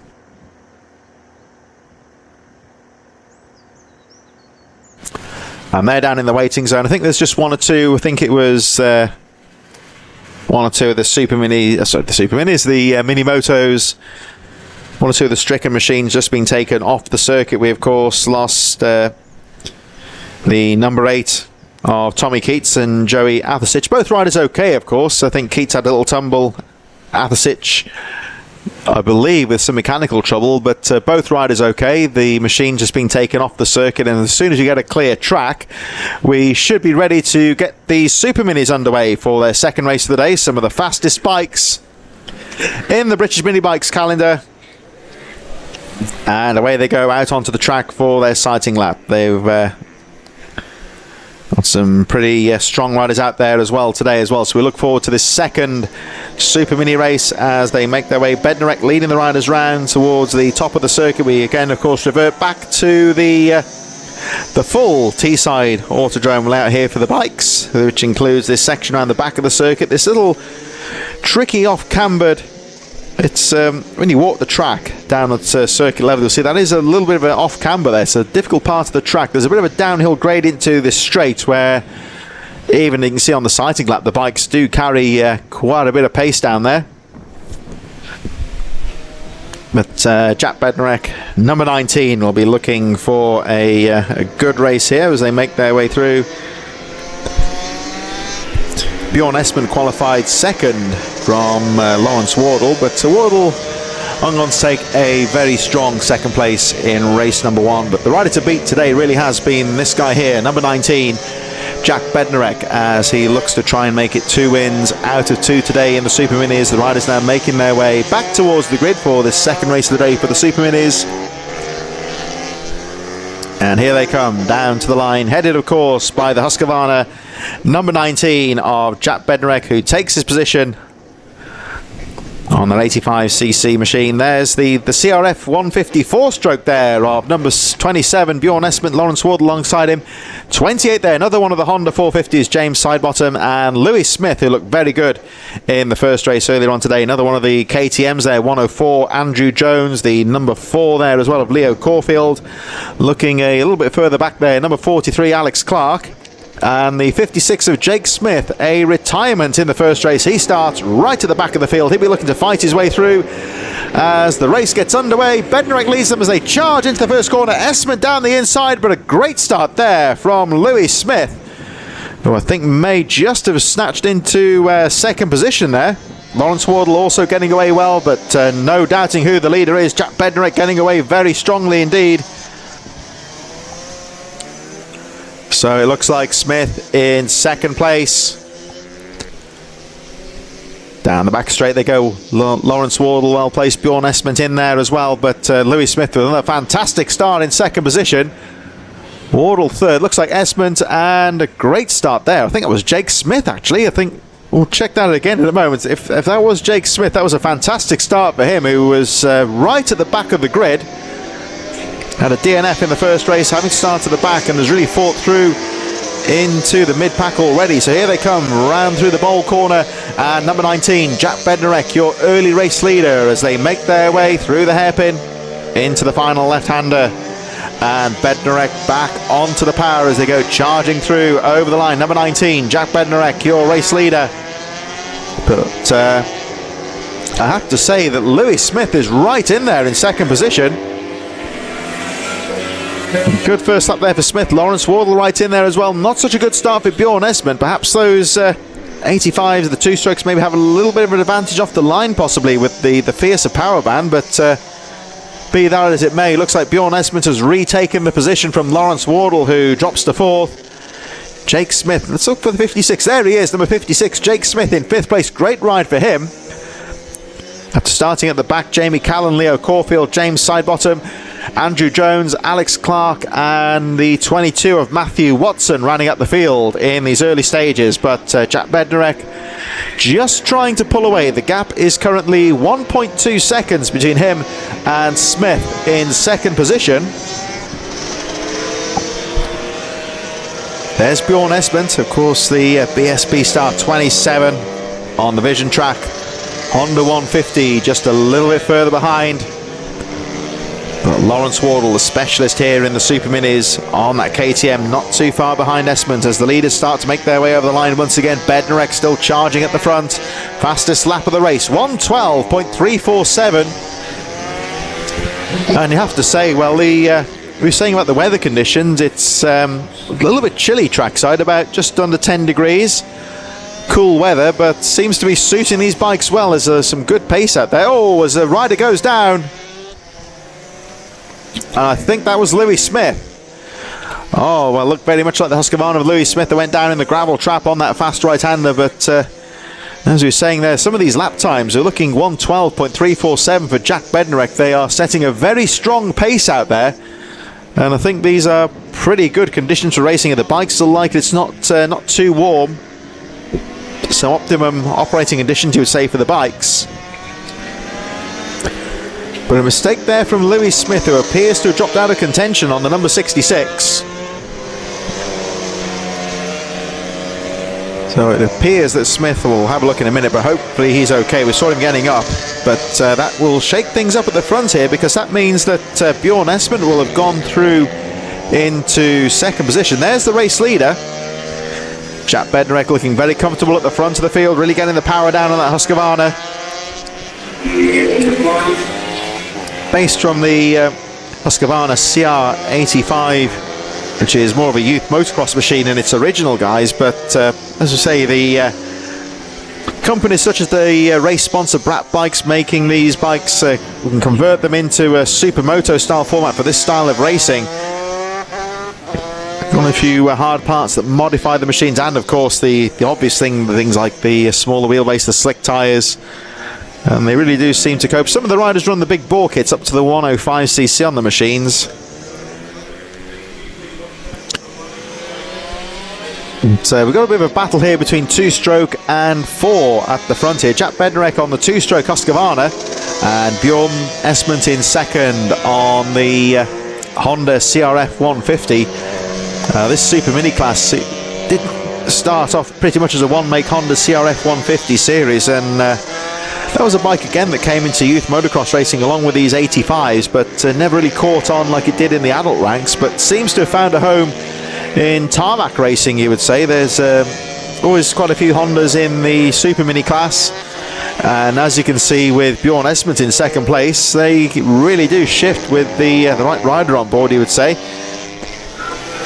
Esmont about 6.1 seconds down on the race leader, Lawrence Wardle in third position charging, but Jack Bednarek now well clear, and the lap times have tumbled again. 1:11.980 for the race leader Jack Bednarek, as we have a look at this not particularly close battle, I would say, but it's a keenly fought fight for second position here, with Bjorn Esmont trying to break away here from Lawrence Wardle, and you can really see now as the camera pans and waits for the fourth place riders, there's a bit of a gap before the fight for fourth position, which looks like it's still Jake Smith, and that great ride through the field.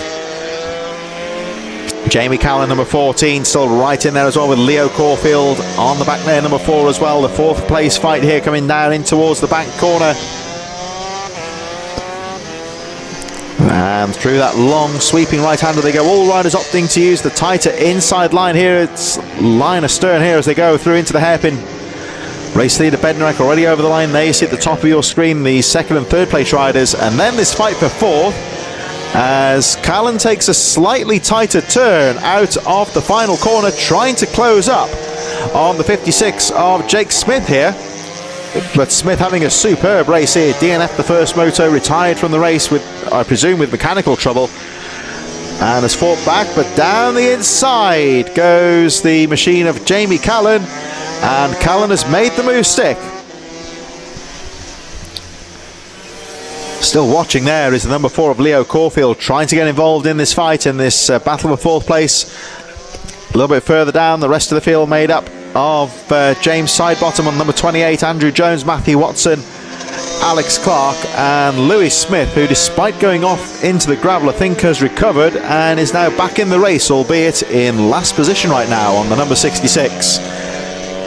But Jack Bednarek looking good at the front of the field.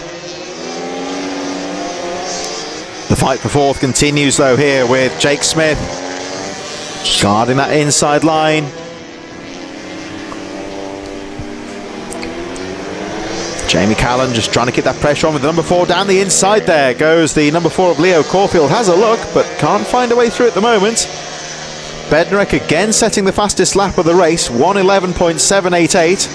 Still pretty much as you were between second and third though, but all the action here for fourth place as again we see Jamie Callan trying to find a way past the number 56 of Jake Smith, again down the inside, has a look but can't find a way through. And there we see the orange KTM there, number 56 of Jake Smith, holding on to that fourth position. Still watching there in sixth place is rider number 4, Leo Caulfield. So at the front, Jack Bednarek, as I say, 1:11.788 last time round. Really does show what a great pace there is out here today at Teesside. Circuit running very well, the bike's responding very well to the conditions, and we are seeing some very fast racing out there. As we watch this battle of fourth place momentarily, again, a little look on the inside there from Jamie Callan, but can't quite find a way through. Still got Leo Caulfield there, James Sidebottom, Andrew Jones, Matthew Watson, Alex Clark a bit further behind. Alex Clark, I think, with the only Kawasaki in this race, on number 43, a little bit further down, and Lewis Smith at the back of the field still charging to grab some championship points. But again, in this fight for fourth position, they make their way over the line, and it is still Jake Smith that's in there. Jake Smith making his way through in fourth position. And again, Callan weaving about behind him there, trying to find a line, going down the inside into the right-hander. But I think that Smith's got that line covered and shuts the door. Leo Caulfield still in there, but he can't quite get close enough to go for a pass here, number 4. So Caulfield, I'm sure, will be poised and ready to fight if there's any kind of tussle between these two riders. He'll be looking to try and take advantage of that one. A bit further behind Andrew Jones and the 22 of Matthew Watson, having a close battle behind these riders as well, with Louis Smith getting past Alex Clark. So Louis Smith now into the top 10, as again we see Jamie Callan having a look as we move back to Jack Bednarek going through to complete another lap. So Bednarek looking very strong at the front. Still that fight for fourth goes on. Bjorn Esmond still comfortable in second place. Lawrence Wardle chasing in third, keeping a close eye, just about 2 seconds down in third place. But here is the race leader, Jack Bednarek, fastest lap of the race earlier on, 1:11.788, and still lapping very strong, 1:12.588 last time round.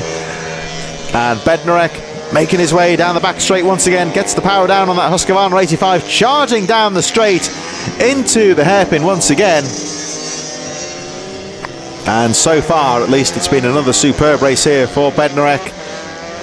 Got the jump on the field very early and comfortably ahead of Bjorn Esmond. As you can see for yourself, the gap nearly 11 seconds between first and second place. But Bednarek always goes very well in the Supermini class, looking in good control of this race so far as he makes his way down towards the final corner. Round the hairpin he goes and charges back down towards the finish line once again to take the last lap board. So 1 lap to go here for number 19, Jack Bednarek. And you just see how much speed he's carrying, flicking the bike there from left to right through the fast corners. And of course he's got the cushion here to be able to run his own race, use his own lines as he coasts through those corners nice and smoothly. So Bednarek looking good at the front of the field. Esmond still there in second place. Still that fight for fourth place, I should say, though, between Jamie Callan, I think, has made his way through into fourth place, but it's all very close as Bednarek comes down the back straight for the final time in towards the centre of the circuit. Through the hairpin he goes.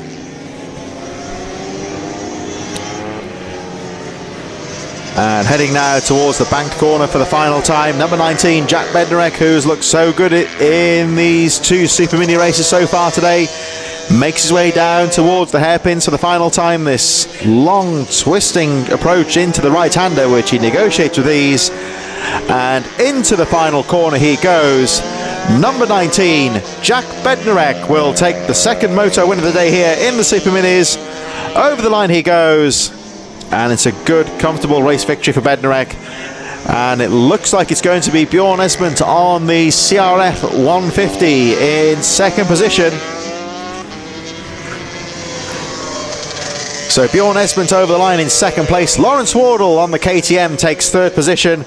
And still the fight for fourth. Jake Smith dropping behind a bit now, but Leo Caulfield, who was watching in sixth place for most of the race, has timed his run to perfection. And persistence pays off for Leo Caulfield as he snatches fourth place on the final lap from Jamie Callan. Looks like it's going to be Jake Smith, James Sidebottom and Louis Smith with a good comeback through the top 10 as well. Looks like he's fighting with Andrew Jones.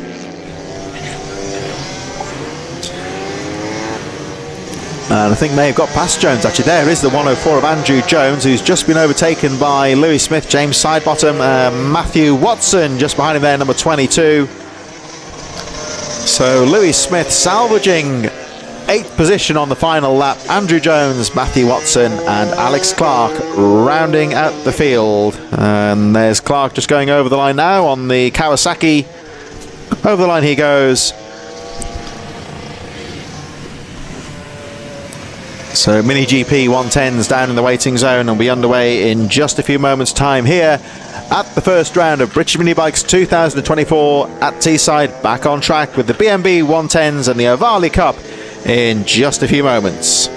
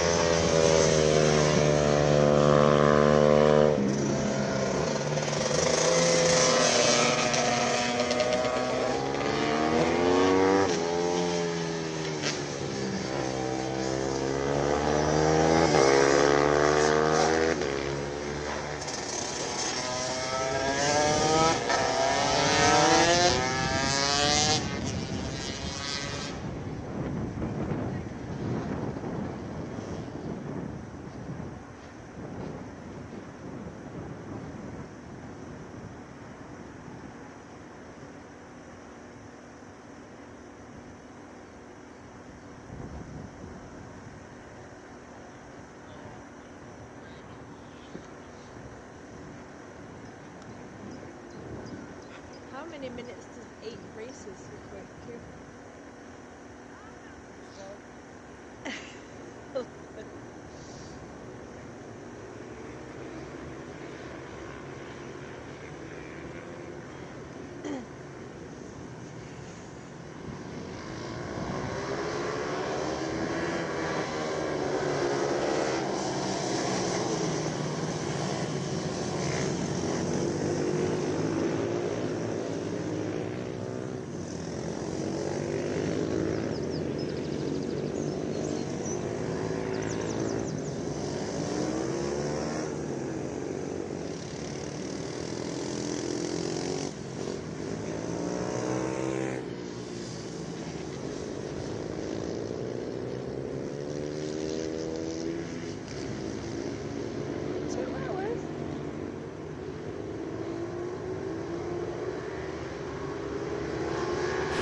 Here we go then with the BMB 110 in the Ohvale Cup on their sighting lap, making their way back towards the line. And we'll be back underway in just a few moments, of course, with our next race, of course, the Ohvale Cup.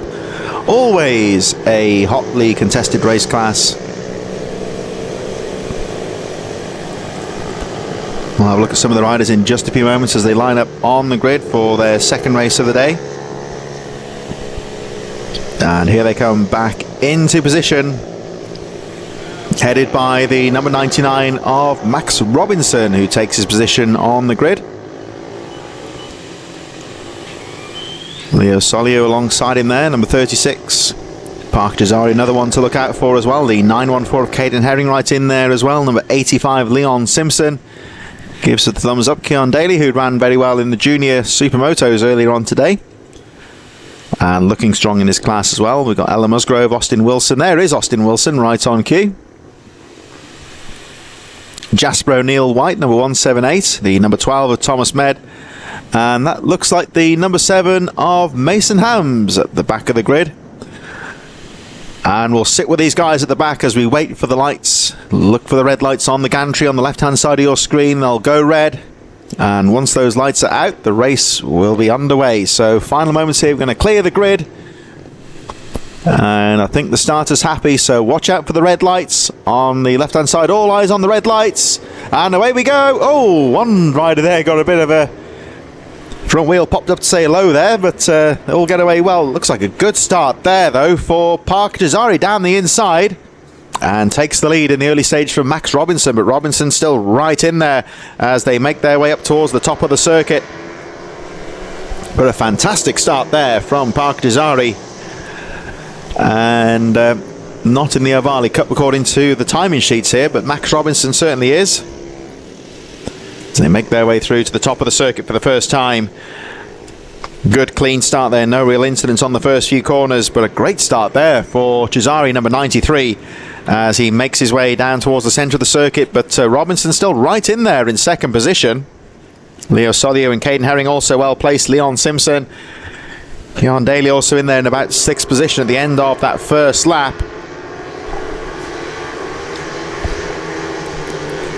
And they make their way through that banked right-hander, all looking very close as they make their way into the hairpin for the first time. But Jazari getting a fantastic start there and controlling the race at the front. But he's got a trio of Ohvales behind him there. Max Robinson, Leo Solio and Caden Herring right in there as they make their way over the line to complete the lap. So Jazari leads, Robinson second, Solio third, Herring in fourth. Then there's a gap. Leon Simpson, Keon Daly close behind. Rest of the top 10 made up of Austin Wilton, Jasper O'Neill White and Ella Musgrove 9th, Mason Hams, and Daniel Tanton with Thomas Medge a little bit further behind. So they're all through cleanly at the end of the first lap, but Park Jazari looking to hold on to that lead. And you'll see on your graphic there, Max Robinson in second, Leo Solio in third, both Ohvale Cup riders there, second and third place here. They come back down the straight once again, and Jazari looking strong at the front of the field. But look at the 3 riders chasing there. No margin of error whatsoever with these top 4 as they charge through into the hairpin. Making their way through the left-hander.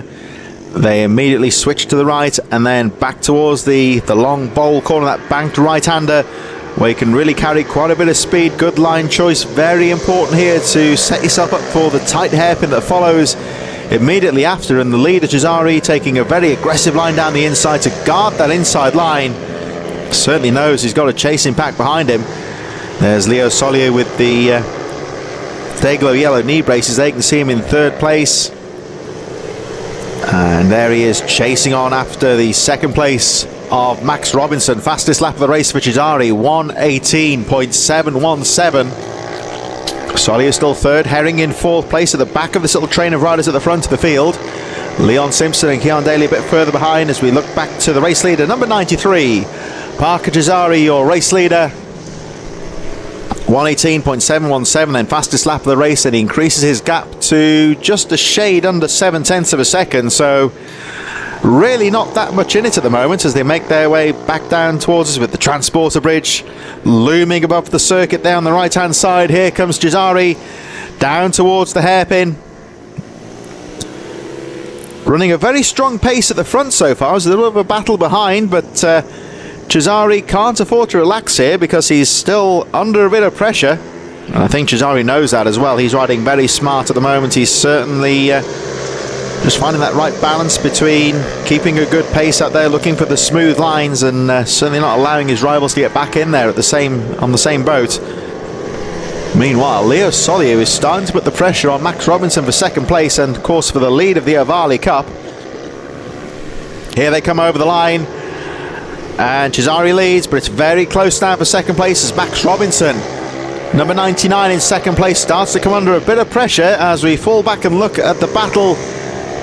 Well, I believe this is the battle for fifth place now between Leon Simpson and Keon Daly. These two having a very close tussle for that fifth position, 85 and 35, as Daly has a look down the inside. And he did very well there to make that move stick into the corner, because I think now you are right on cue. You'll see Simpson get the switchback though, coming out to the corner, but Daly's not giving this one up. Oh, nice little move there. He's certainly having a look as they make their way through that technical little section there at the top of the circuit. And Daly, any opportunity, he's looking for a pass here as they make there's the leaders just at the bottom of your screen having their little tussle at the front, and then this fight for fifth place. Charging down the straight now into the hairpin, and for the time being at least here, Leon Simpson just holding on to that fifth place from Keon Daly. Rest of the top 10 made up of Austin Wilton, Jasper O'Neill White, Mason Hams, Ella Musgrove in 10th place, Daniel Tanton and Thomas Med running out the field, but Daly trying to have a look here at Simpson as they make their way through to the right-hander. Oh, and look at Daly down the inside. Oh, he tried to have a go there. He's not giving up. Oh, a fantastic move there from Keon Daly. Just kept the power into the final corner, but again we're looking at Leon Simpson fighting back as they make their way over the line. Very close fight for fifth place here, but Daly's done it for the time being at least. And let's see, what can Simpson do? Can he fight back now? Simpson just keeping an eye on Daly in front of him as they make their way through towards the right-hander. Cesare still leads the gap, 1.125 seconds at the front. But we're focusing for the time being on this fight for fifth position between Keon Daly and Leon Simpson as they make their way down through the right-hander. Downhill run onto the straight where they carry a lot of speed. There's the leaders going through the right-hander at the bottom of your screen as we watch the fifth place fight here. And Simpson ran the outside. What a great move there from the number 85. Oh, and Daly goes down on the straight. Daly taking quite a hefty tumble. He's getting up. Let's hope he's all right.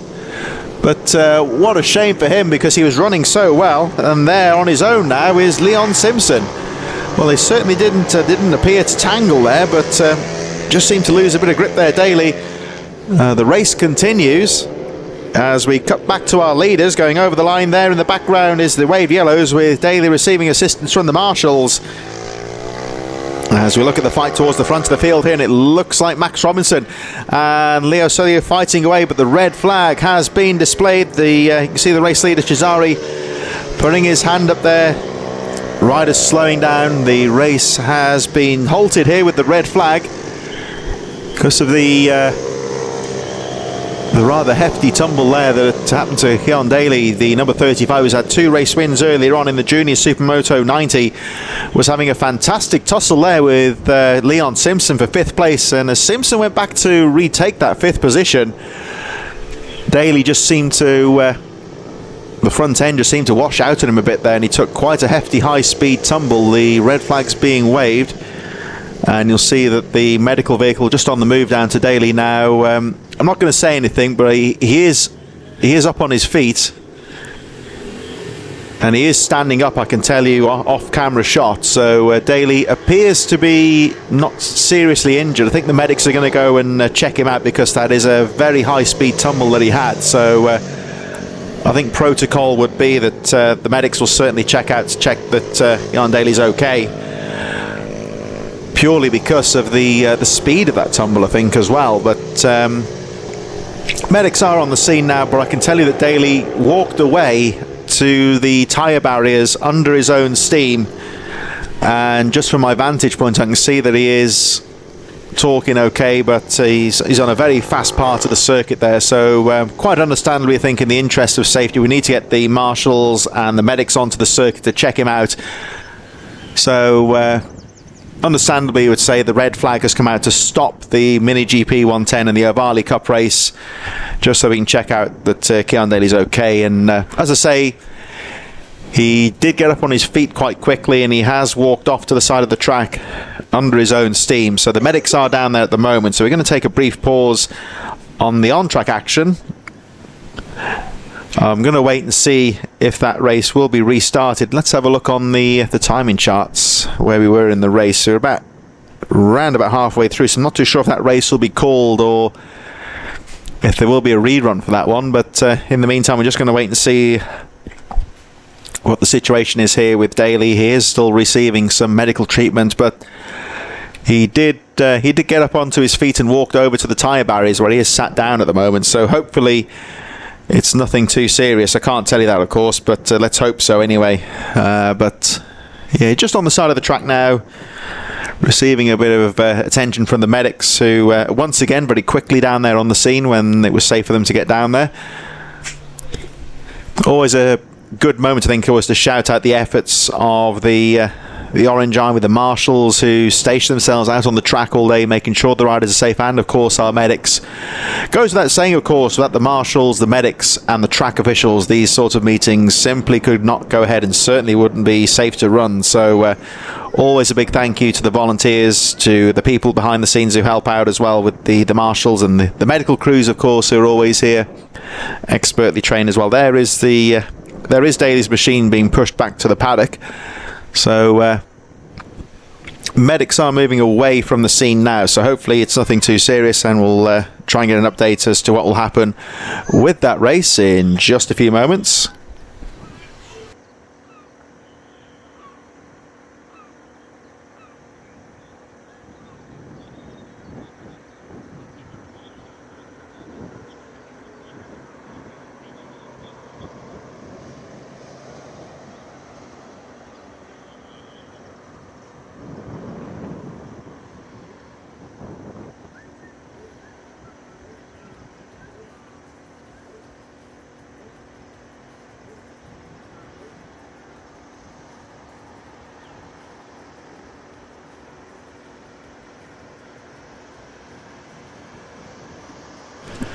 So we're here then at the first round of the British mini bikes here at Teesside. We have paused the action just for a few moments. Quite a high speed tumble with Keon Daly went down whilst fighting with Leon Simpson for 5th position in the Mini GP 110 and the Ohvale Cup. Daly up on his feet after the accident, but it was on a very high speed part of the track where he went off, and obviously in the interest of safety the race halted to allow the medics to deal safely with the incident. So let's hope he's okay. As always, our medical crews very quickly onto the scene when they're needed. We always hope they have a quiet day, of course, but when the worst does happen, they're always on scene very quickly to make sure our riders are safe and any injuries are safely dealt with. So just waiting for confirmation to determine if that race has been called or if there's going to be a rerun. Although Just looking down in the waiting zone, actually, just trying to see. We've got the vets down there, of course, they're waiting for their race.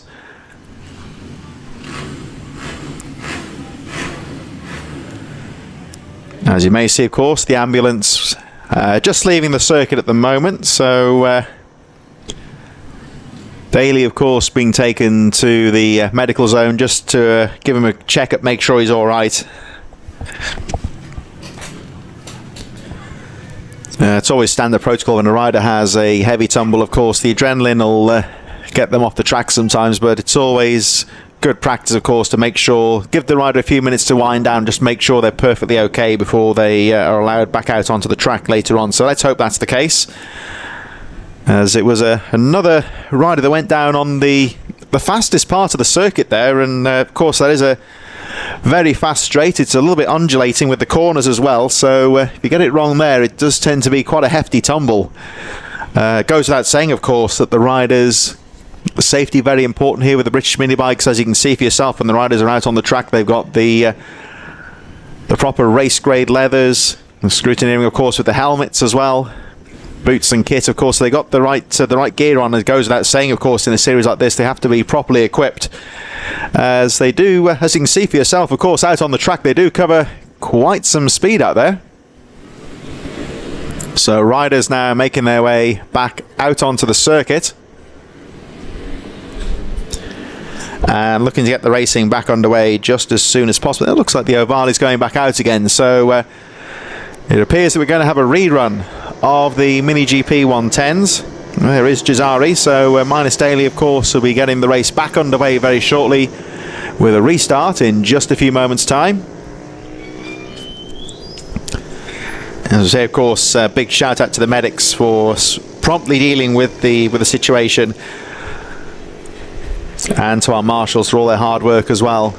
We never like to see incidents like that happen, of course, but when they do, we've got the right people on hand to make sure that it's dealt with as safely and as professionally as possible. So we're going to get the racing back underway very shortly, as the Mini GP 110s incorporating the Ohvale Cup make their way back to the start line to start once again with a very impressive number 93.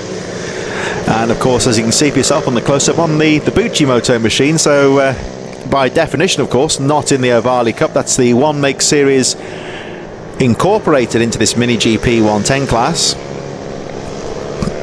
But the great thing with these, both the Ohvale and the Bucci machines, is that there isn't a great deal of modification allowed or money being spent on the bikes on top of the standard specification, really. So anyone can go out and get one of these bikes, either brand new, or there's a bit of a second-hand market now starting to develop as the bikes get a little bit older, and anyone who wants to get involved in this type of racing can get a bike and at a modest cost get themselves onto the grid without having to worry about no worries about the engine costs, having to tune the bikes up to keep up with the rest of the field, that sort of thing. It is a lot more down to the rider ability.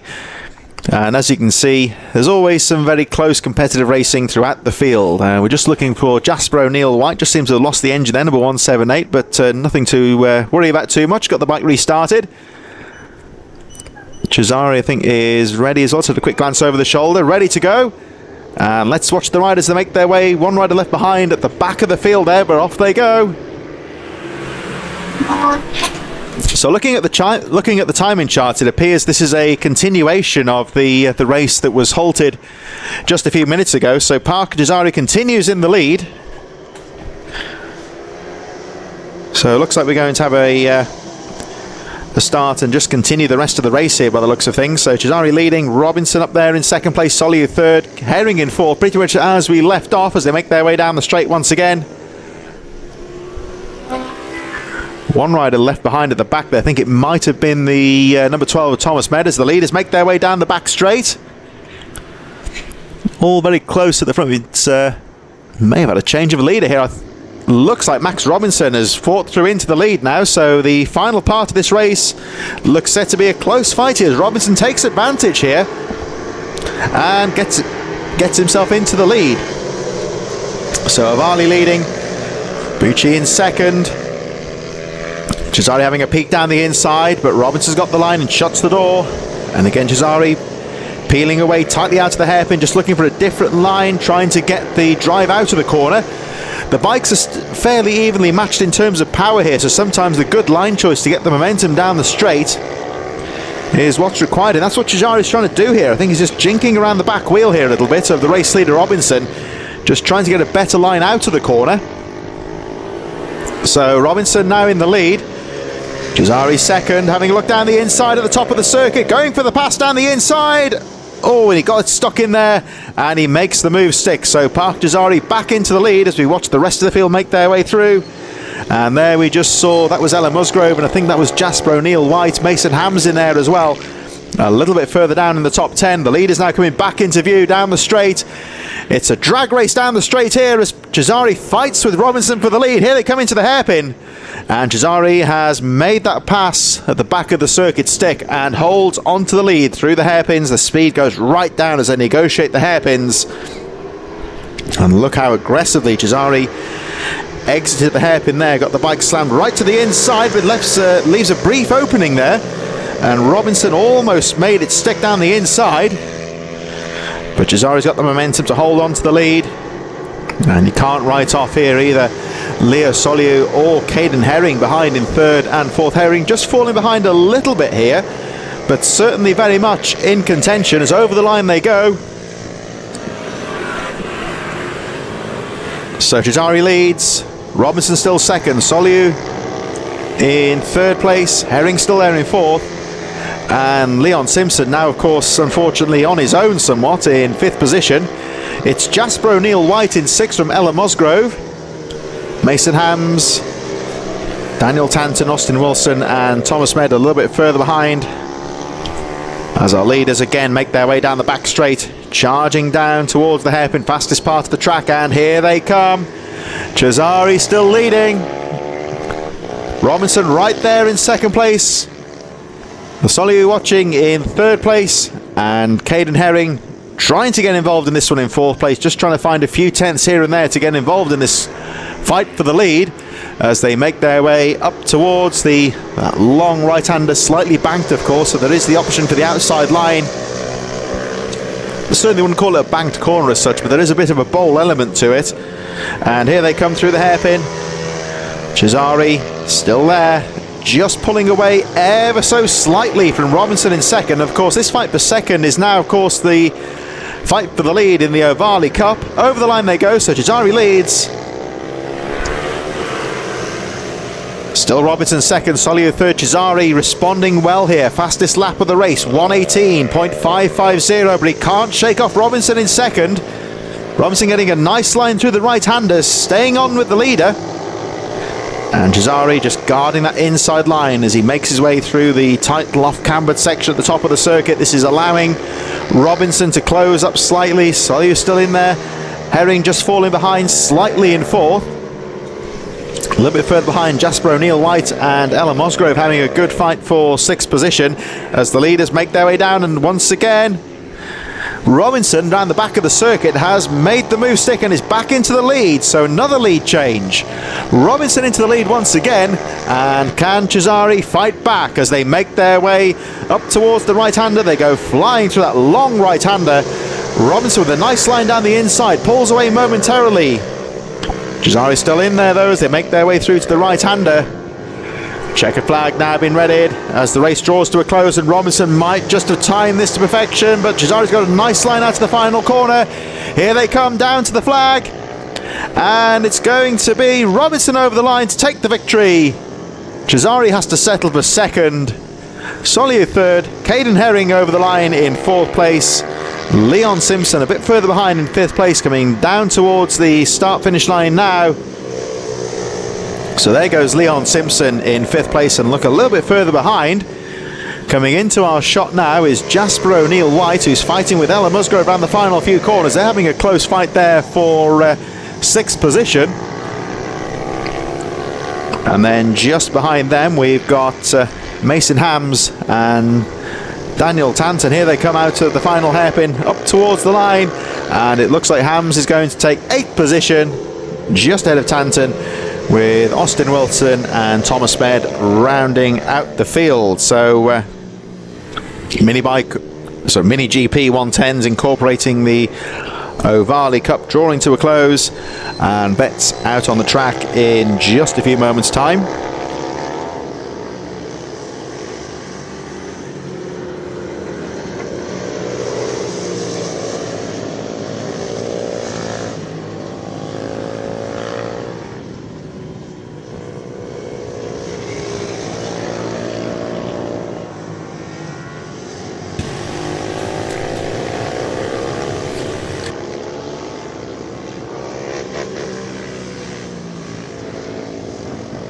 So in association with pitbikeracing.co.uk, the Minibike 160 class incorporating the Vets is about to get underway. Riders are in the waiting zone for their second race of the day,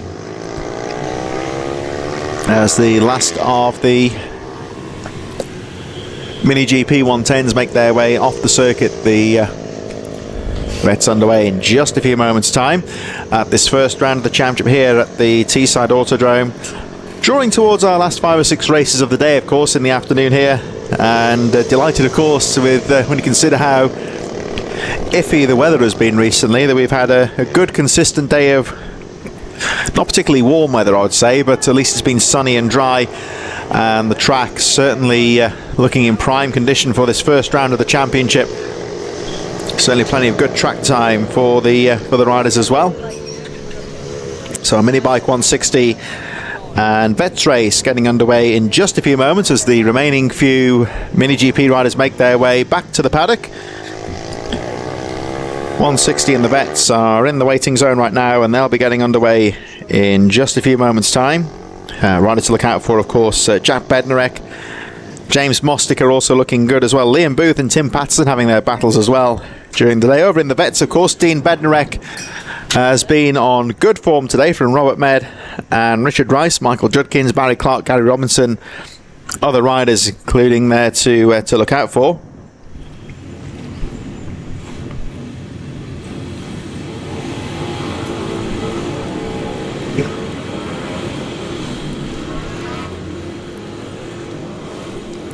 Just looking at the some of the let's see some good feedback on the live chat. There's a message actually from Hudson Kai Cooper, says, "Hi everyone, I'm okay." So that's good news. So of course he had a nasty tumble earlier on today, but just looking on the live chat on the YouTube channel for this broadcast, there is a message in there from Hudson Kai Cooper where he says he's okay. So pleased to relay that one back to you. And here we go out onto the track. We've got the Mini GP 110s making their way out onto the circuit.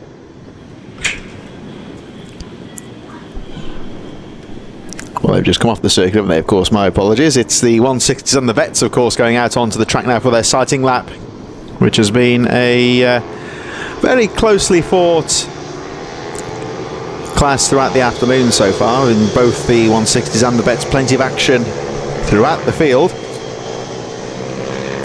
Give a shout out actually to a former name that was very well known in the paddock a few years ago, Matt Pierce, who's been watching today. And if you're listening, Matt, great to hear from you. I hope you're enjoying the broadcast. In the meantime, back on track, the riders now making their way back towards the line as we get back underway. There's Bednarek at the front there, number 19. He's been on top form today, hasn't he, here at Teesside, and he'll be looking for another race victory. You can never say that for granted, of course, but he'll be keeping his focus on the front. James Mostiker, Liam Booth looks ready to go. And there's the number 69 machine there of Dean Bednarek, who's been looking good in the Vets so far. 21 there, Richard Rice. He fell off in the opening race but recovered well, and he'll be looking for another good race to round things off in the later part of the schedule here today. The riders now on the line. Last few riders making their way onto the grid right now. Tony Revley, of course, who crashed out at the start in the previous race. Had a good first race, but crashing out of Moto number 2. He'll be looking for better luck in this one as he lines up at the back there with the very distinctive Castrol Honda leathers. Away they go. So Minibike 160 and Vets charging into the first corner. Not quite the start this time, I think, for Bednarek. He didn't seem to get away so well. We'll have a look as they make their way towards the top of the circuit.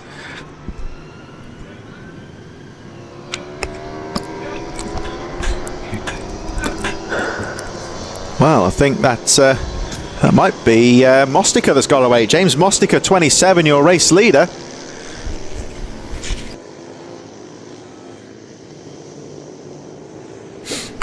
So it looks like Mostica getting the jump on the field. So Bednarek, we were saying there that he was the favourite for victory, but as we know in racing, it's never quite as straightforward as that. So Bednarek already back through to second place. He didn't get a very good start. When he crossed the line going around the back of the circuit, it looked like he was in about 5th place. I think he's got back to second. There he is in second place. So for about the first time today, it looks like Jack Bednarek is having to play catch-up here, because Mostica's got the jump on the field, got a nice lead. Bednarek in second, Liam Booth with a good start in 3rd position, and Dean Bednarek in 4th, leading the vets. Tim Patterson, Dave Cook looking good in 6th place, Richard Rice in 7th, Robert Med and Michael Judkins running out the top 10. Here they come over the line, so Mostica leading.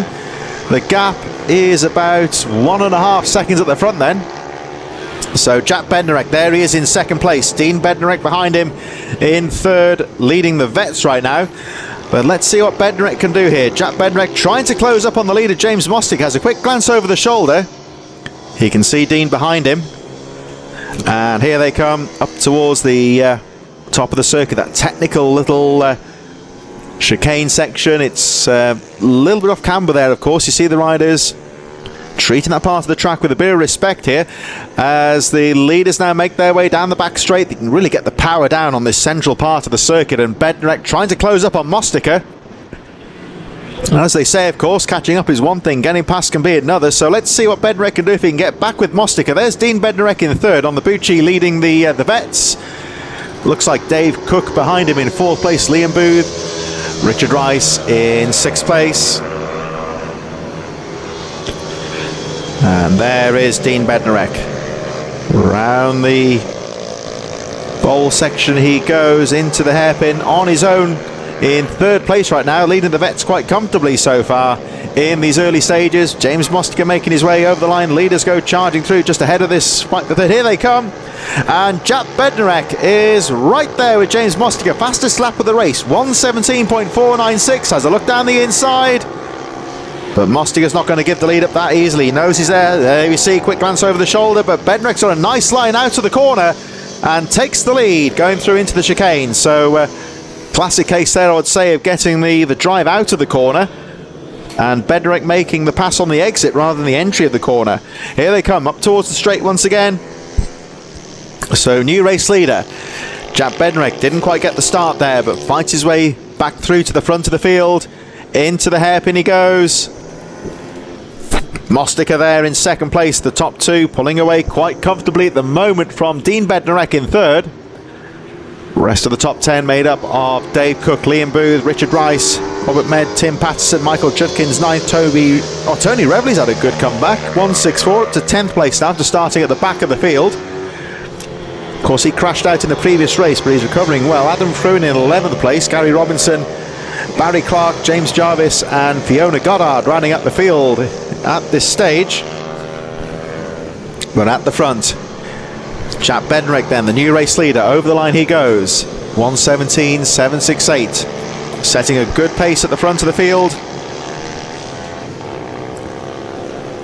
Into the right-hander he goes. Bednarek still looking strong. I think Liam Booth back into 4th place now from Dave Cook in their fight for 4th position. In the vets at the moment, Dean Bednarek in 3rd place leads the vets. The 6th place rider Robert Med is in 2nd place, and the 21 of Richard Rice, 7th on the track, 3rd in the vets so far, Michael Judkins, number 97, 4th place vet rider just ahead of Tony Reveley. At the front of the field though, Jack Bednarek looking good as they make their way through into the hairpin. Nice and tight through there into the right-hander. There you see at the back of your screen there, Dean Bednarek, who's in 3rd and leads the vets so far, as the leaders now make their way into the right-hand corner. And you see just how much speed Jack Bednarek is carrying through that corner, using that slight banking there to his advantage. Nice bit of grip on that corner. And there he goes, ran the final hairpin, heading back towards the straight. Over the line he goes. And Bednarek looking strong as we look at this battle towards the edge of the top 10. Here they come through the hairpin, so the lead is now well and truly clear. We should see at the front of the screen, there he is with the blue leathers, Dean Bednarek going through in third. There's Liam Booth on the blue machine. There's a bit of a tongue twister there. He's in fourth place. Fifth position for the number 78, I should say, of Dave Cook. And Cook just about staying ahead of Robert Med in this very close battle here now for fifth place. Richard Rice, Tim Patterson, and is Michael Judkins, I think, getting involved in this one as well. Incredibly close. There's Tim Patterson, the back of the group now, number 40, going down the inside of the 21. Nice little move there from Tim Patterson to get past Richard Rice, number 21. Just looking to see where Michael Judkins, I think, is a little bit further behind. So there's Bednarek. Clear in third place. Liam Booth just starting to pull away a bit now in fourth. Then we got Robert Med, and he's fighting there with Dave Cook. I think Med's just ahead now. Cook, Richard Rice 21, and Tim Patterson trying to retake that position. A bit further behind there, Michael Judkins and Tony Reveley having a fight there with Gabby Robinson just a little bit further behind. The leaders now making their way towards the start-finish line as this group on the this fight for fifth position going through the right-hander. And you'll see on the top left-hand side of your screen, Jad Bednarek has set another fastest lap of the race, 1:17.242, as he looks to take control in this race. Still the early leader, Mostica in second place, Dean Bednarek in third, still leading the vets. And then this incredibly close battle, Liam Booth with a little bit of daylight in fourth place now as the fight for fifth just seems to hot up a bit more. Richard Rice having a look on the white machine, number 21. Sweeping around the outside, going into the top corner. And it looks like number 40, Tim Patterson, has moved back into the to the fifth place. Robert Med in there as well. There's the number 78 of Dave Cook. And down the back straight they go. Dean Bednarek possibly coming under pressure from Liam Booth, who set his own fastest lap of the race last time round, 1:21.171. I think is starting to close up on the third place rider, although Bednarek of course still leading the vets quite comfortably. That wouldn't affect things. Oh, trouble for number 40. Very slow out of the corner there for Tim Patterson.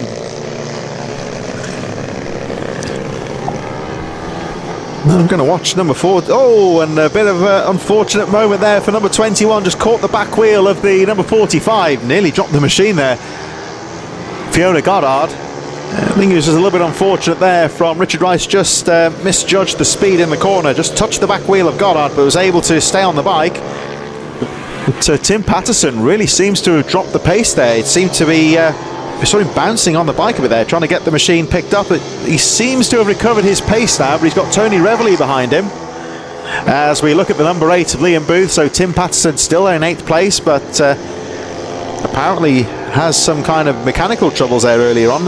He does seem to have picked up the pace again, though. There's Dean Bednarek we're looking at now with the blue leathers in third position.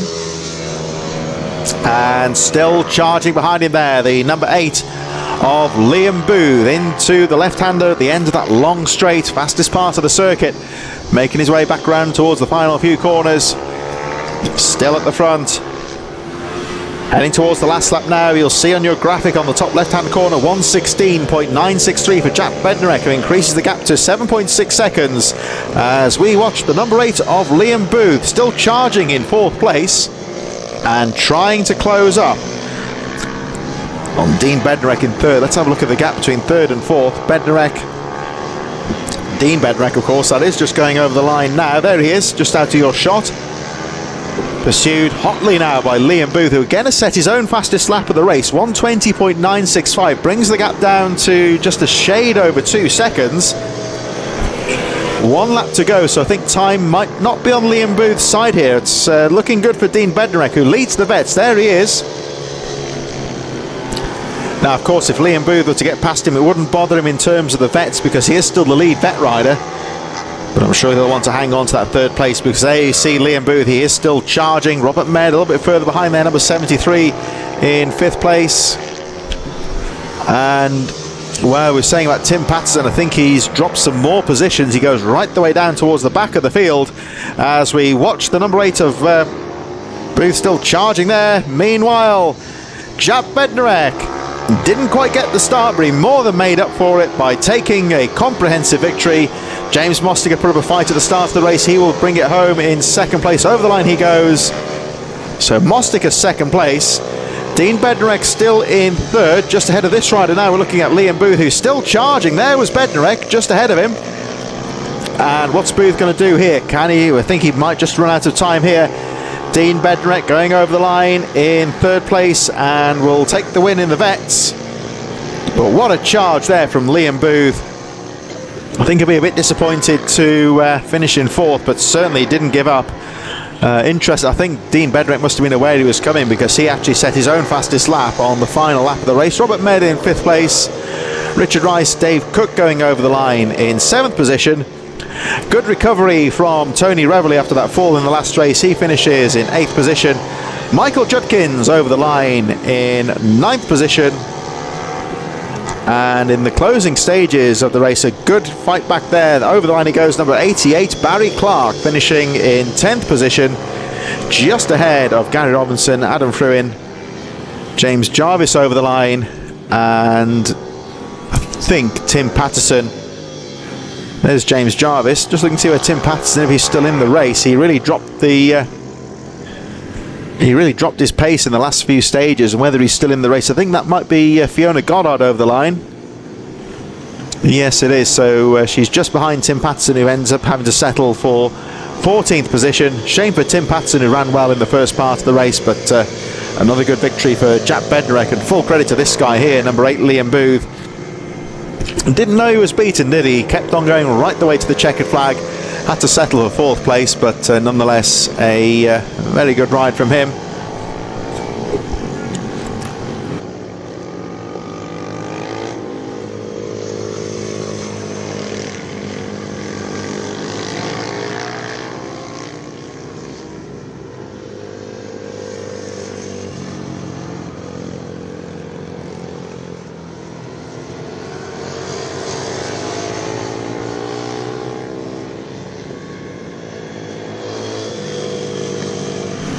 Junior Supermoto 90 coming up in just a few moments.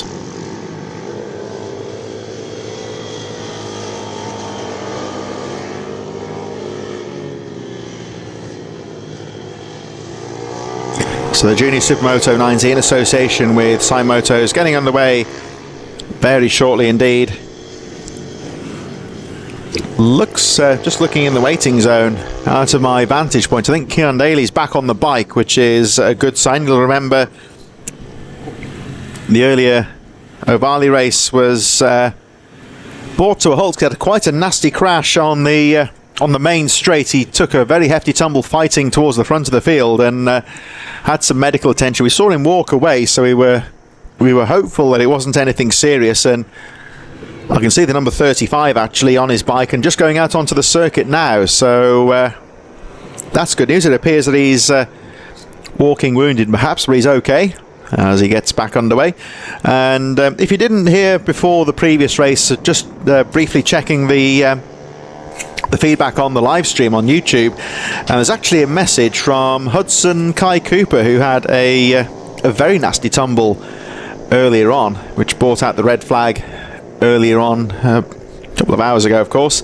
He's put a message out on the live stream to say that he's okay. So number 217 Hudson Kai Cooper, well, if that's true, then that's good news, because it did look quite a nasty tumble for him earlier and he was down for quite some time. So if he's okay, that goes without saying, of course. That's excellent news indeed. Here we go then with the Junior Supermoto 90 and the recovering Keon Daly, who well, let's see what happens here, because he's taken 2 very strong victories earlier on today, but then he's also had that nasty tumble earlier on, so it's good to see him back out on the track, and he'll be looking to, whether he needs to regain his confidence, I don't know, of course, but he'll be looking to get back into the rhythm nonetheless. and try and make it another race victory. Oh, trouble here for Spinks. Oh no. Oh, it's not been his day, of course, has it? So there's the Junior Supermoto 90s making their way to the line. We just saw a very quick glimpse there of Carter Spinks, number 296, who was having a good day on the track, but luck hasn't been on his side. The bike failed in some kind of mechanical trouble, I think, in the final lap of the previous race. We just saw a very quick glance on the camera there of Carter Spinks stationary on the track. So the rest of the field making their way up to the line. There's Cody Brennan, waves to the camera, number 79. And he's had some good starts today, so we're looking to try and get another hole shot and get up to the front. And the rest of the field lining up in position. I can tell you that you may see just behind your screen there, as you look at number 13, Dylan Cook, the number 15 of CJ Maguire down there as well. Another newcomer coming through the ranks there, Maguire, who's been having a good afternoon so far. So in the background, as we look at Ryan Merrin taking his place on the grid, the unfortunate Carter Spinks, the bike being pushed away. I'm not sure if he's going to take the start here. And if that's the case, that'll be a real shame for him. Just waiting to see what the marshal says. Look at the back here, number 58 of Ryan Merrin, his view of the grid. The marshal's still on the grid. The start being halted because Carter Spinks' bike is just to the right of the screen here, just on the side of the track. So they'll need to move that machine off. If he's not going to take the start, they'll be, look, there he is. Oh, and yeah, that looks pretty race-ending stuff here. And, well, you got to feel for poor old Carter Spinks. Head goes down to the knees, and he looks pretty dejected. And who can blame him, because he was looking good today, but for whatever reason, that bike's not playing ball today. It's been pushed off the track. Well, what a shame for him. That's how racing goes sometimes. Just not your day sometimes, no matter what you do any differently, because he was riding well as well, so he'll be pretty disappointed with that one. Although there we see Alan Lord and one of the other officials just going down. I wonder if that bike of Carter Spinks has dropped some oil. So he might have a pause here before the race gets underway. The rider's being held on line. There we see, this is the hairpin at the end of the main straight, centre of the track. There's Alan Lord and the rest of the BMB officials. So I can only speculate here that we saw Carter Spinks' bike expire at that part of the circuit. And I don't know what's happened there, but it seems to have dropped some kind of oil or fluid onto the track. And, well, it really goes without saying with mini bike racing, motorcycles, of course, we really can't have any kind of oil on the track. So any risk of oil on track, then no nonsense. The races are halted, and the marshal's very quick to get the cement down, get that absorbed and taken off the track, because it goes without saying, we say about, like on the public roads, diesel spillage. Same thing on the racetrack, of course. Any kind of oil or fuel on the track, it could be potentially very dangerous for the riders. So luckily, of course, it's right next to where the start is, so the riders here on the grid will see what's going on. They're not, they can just be at ease for a few moments here, because they'll see that the race has been paused momentarily. And the marshals, there we see, very quickly on track with the brooms and the cement dust, just to get that get the oil mopped up. I can only assume that's the oil from the machine of Carter Spinks' machine that expired on the sighting lap. And then you see the cement dust going down just to absorb that oil. So I can only assume that's, like I say, from Carter Spinks' machine. Fluid on the track there. Yeah, the bike, they had a quick look at it, but they couldn't really do much to get the bike going again, sadly. So looks like Carter Spinks' day, unfortunately, is done. That's a real shame for him, though, because he was riding so well. It all went wrong at the end of that second race, and now it looks like he's not even going to take the start here. So the officials out on the track still just getting that spillage mopped up. As I'm sure you can appreciate, of course, this will take as long as it takes. They'll be obviously looking to get the race underway as quickly as possible. The riders are being held on the grid, so whether they'll get sent out onto the track for another sighting lap, I don't know. Maybe the case where they've been held there for a few minutes now, so they may possibly send them back out onto the track. We shall wait and see. That's down to the clerk of the course, of course, whether it's required or not. In the meantime, poor old Carter Spinks has strolled back to the paddock. Not looking particularly happy, and who can blame him, of course, but hopefully we'll see him back in action at the next round at Rowra. Still the officials hard at work with the brooms and the cement dust, getting that oil mopped up on the hairpin. And of course, I don't want to oil on any part of the track, but at the hairpin at the end of the fastest part of the circuit, it goes without saying that they'll be very keen to make sure that's mopped up as efficiently as possible. The marshals very quickly on to the scene. I think a few of the riders have now halted the engines momentarily whilst the last bit of work taking place down there on the track to get that cement mopped up the oil, and they're still there waiting on the line. Now, if this goes on for too much longer, I think the clerk of the course may consider sending the riders out for another sighting lap. We shall wait and see. But of course, for the riders on the start line, this only adds to the tension. The start getting longer and longer for them.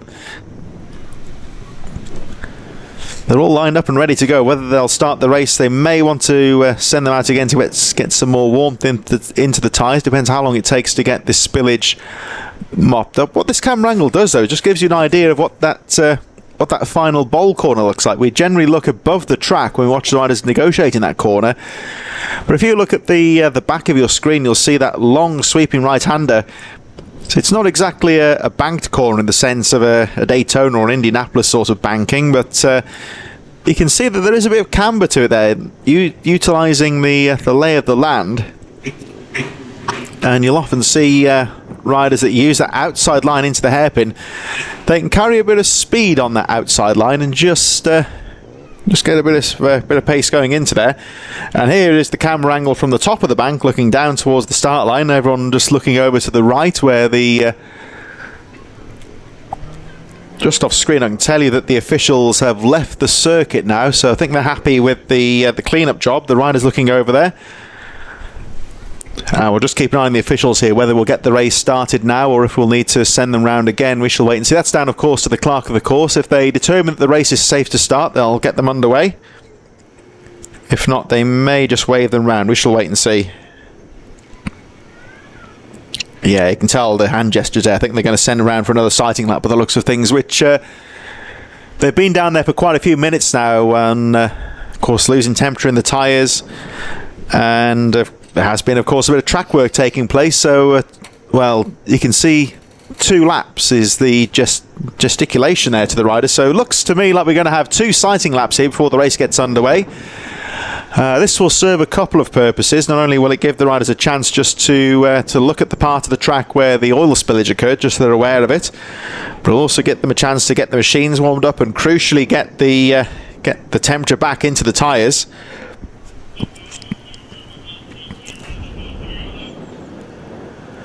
And of course, with these competition racing tyres, both in motorcycle racing and in cars, then tyre temperature is very important. Once the temperature goes down, the grip just fades away, and of course in a car you might just understeer off the circuit, but on a bike, if you go full pelt into this flying first corner on cold tyres and the front wheel washes out, then goes without saying they'll have a very nasty spill. So I think the right call being made here in the interest of safety, just to send the riders out on a couple of sighting laps,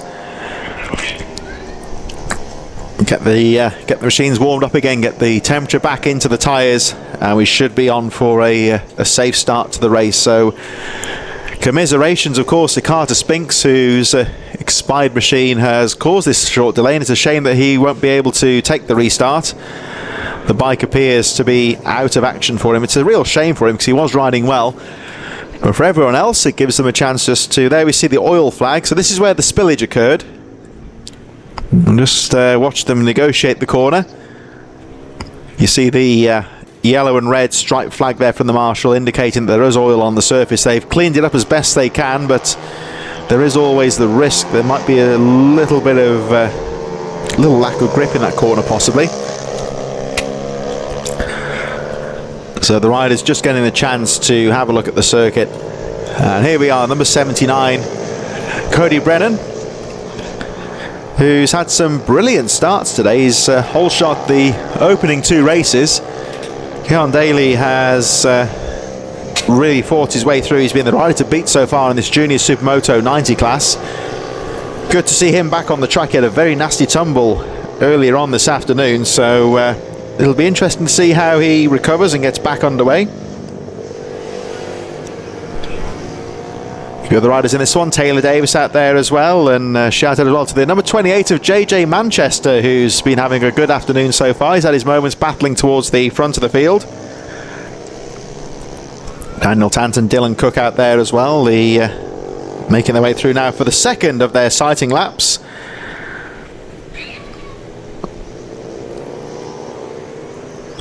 Down the back straight they go, so just carrying a bit more pace down the straight this time as they get a bit more heat into the tyres. A few more making their way around the back of the circuit there as well. We've got CJ Maguire, number 15, making his way around. Another one of the newcomers who's really getting to grips quite well with this junior Supermoto 90 class. Ryan Merrin making his way around the back of the circuit as well, another newcomer. And grabbing some experience. Here we go, the 2 main protagonists in this race class here. We've got the number 79 of Cody Brennan and the rider who has won the opening 2 races in this class, number 35, Keon Daly.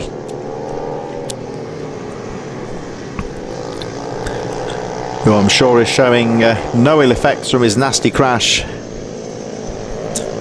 earlier on, but he's back on his Supermoto now, looking to grab another victory. Here they come up to the line, so riders now familiar with the circuit. They've got some warmth back into the tyres, so these 2 are quite far ahead at the front here, so they're going to have a few minutes waiting whilst the rest of the field catch up with them. There's the number 11 of Taylor Davis, just a little bit further behind as the grid officials get the riders into the correct place. You'll see that the riders are fairly spread out on the grid, and that is of course a safety measure. There were a couple of incidents in the past where stationary riders at the front of the field were struck by oncoming riders, so in the interest of safety the grid has been spread out somewhat nowadays. The riders go a lot further back on the grid. You see they've got a lot more space in front of them, so they've got more chance to avoid any stationary riders, so it's a bit of a safety measure as the series evolves over the years. There's CJ Maguire towards the back there, number 15 on the right hand side, and up alongside him number 13 Dylan Cook.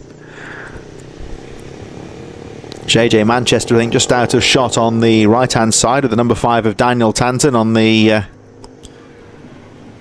5 machine there, as we wait now for the final rider, number 58 Ryan Merrin, to take his place at the back of the grid, and we should be ready any moment now for this junior Supermoto 90 race to get underway.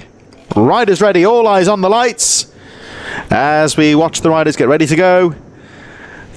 Green flag goes up, so we're under starts orders, all eyes on the lights, and away they go. Another lively start there from 79 Cody Brennan. Has he done enough though? The front wheel popped up to say hello for him though, so that allows Daly into the lead. JJ Manchester with a good start there, number 28. He gets up into around 3rd position, but Cody Brennan a little bit too enthusiastic on the start there. The front wheel popped up, and that's the thing, if you're a bit too aggressive it's getting that fine margin, and there was a bit too much there for him, and Daly got a much smoother start there and gets through into the lead. So let's see what Cody Brennan can do.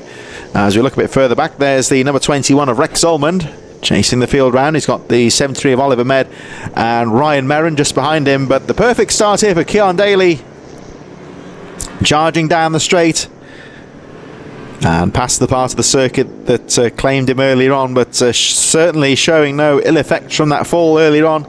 Daly back on the track and looking strong, as once again Brennan trying to chase him along and trying to get a pull here to keep up with the race leader, but Daly looking smooth as he makes his way around that right-hander in towards the final corner.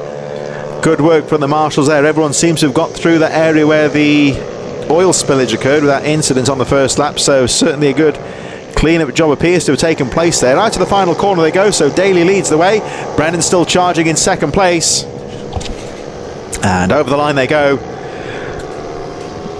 So good first lap there from Daly, keeping it nice and smooth on that Supermoto machine. Brennan not too far behind in 2nd place, and up into the top corner The number 35, Daly, about 1.1 seconds ahead as they make their way through the right-hander. Up towards the top of the circuit they go, and in towards the little chicane. We've seen a few riders come to grief on this chicane over the years, actually. Especially when they're racing for position. It looks quite a straightforward part of the track, but it does demand a bit of respect there. It's quite technical. On the whole, this Teesside circuit is fairly fast and flowing. That's about one of the only parts that's really nasty little technical section that can catch riders out. Here they come round the hairpin. So leading the way is the number 35 of Cian Daly, and still Brennan charging in second place. JJ Manchester's gone through into third position now, getting past Daniel Tanton and Dylan Cook. Taylor Davis and CJ Maguire just a little bit further behind, still charging. There's Cody Brennan in second place, number 79. Didn't quite get the start this time, of course. He had 2 hole shots today, but still chasing in second place. It's about a couple of seconds down now, I think, on the race leader. And here they come back towards the finish line. Heading the way then is the number 35 Daly over the line. Brennan still charging in second. Let's have a look at the difference between the lap times. Not a great deal, 0.8 of a second between Daly and Brennan. So certainly if Cody Brennan, if he can just keep the momentum and just try and stick with Daly, he might be able just to keep the pressure on going into the second part of the race. Daniel Tanton's moved into the third place now, that very close fight for third position. Taylor Davis in fourth, JJ Manchester in fifth, Dylan Cook, CJ Maguire in seventh position, and here is the fight for third. It's the number 5 of Daniel Tanton now into third position. Through the chicane he goes, up towards the top corner. Daly starting to pull away slightly, 128.964 last time round, but Brennan not too far off the pace in second. There he goes, just out of shot. There's a brief pause between him and the next rider. Number 5, Daniel Tanton going through. Taylor Davis, number 11. JJ Manchester and Dylan Cook in 6th place. And here they come into the hairpin. Taylor Davis staying ahead of JJ Manchester, who in turn is getting a bit of pressure from Dylan Cook, but Cook at the moment can't find a way through. CJ Maguire just a little bit further behind, number 15. And you may just see Maguire in a few moments coming out of up towards the hairpin.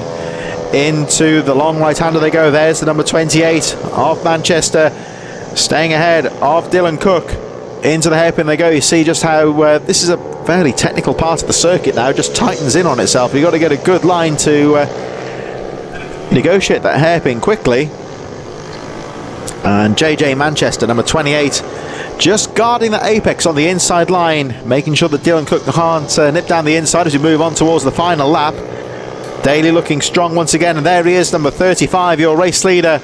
So certainly showing no ill effects from that accident earlier on today, as he returns back to the front and increases the gap now to 4.2 seconds from the hard charging Cody Brennan in second place. These two really now pulling away from the rest of the field as they make their way down the back straight for the final time. And Daly just approaching there, the number 58 of Ryan Merron. Got bulked slightly on the chicane, so Daly just using his head there, taking his time and getting past Merron when he gets through into the hairpin. Merron obviously a bit more of an inexperienced rider there, so not quite as quick through that straight section. It's a bit of a chicane section there, which he's maybe not quite got the confidence to take quite as quickly. So Daly just using his head, letting the rider find his own way around the circuit, and when he gets the opportunity, picking his way through. So Daly now with a clear track in front of him. Round the final corner he goes, and looks like he's going to make it 3 wins out of 3. So Daly with the win once again. Number 35, Cian Daly, over the line he goes to take the checkered flag. Good recovery for him. It's going to be Cody Brennan in second place on the number 79. Ryan Merron making his way out of the final corner. He will finish in 10th position in the final race. And it's going to be Daniel Tanton in third position from Taylor Davis in 4th place. JJ Manchester in 5th position from Dylan Cook. CJ Maguire 7th. Rex Ormond in 8th position. The final rider on the lead lap is the number 73 of Oliver Med, who will cross the line in 9th position on number 73. So great day out then for our junior Supermoto riders, especially for Cian Daly, who takes a hat-trick of victories. We're going to move on very shortly then to the Mini GP riders in just a few moments' time. 5 more races, including the one that is about to start. And the Mini GP machine is down in the waiting zone, getting underway in just a few moments here at the first round of the championship here at the Teesside Autodrome. Action throughout the season here in association with TNL Sports. And the next round, just over a month's time, taking place at Rowra, which is another very popular circuit with the riders. Last few riders of the junior Supermotos now making their way off the circuit. We'll be underway with the Mini GP 190s in just a few moments' time.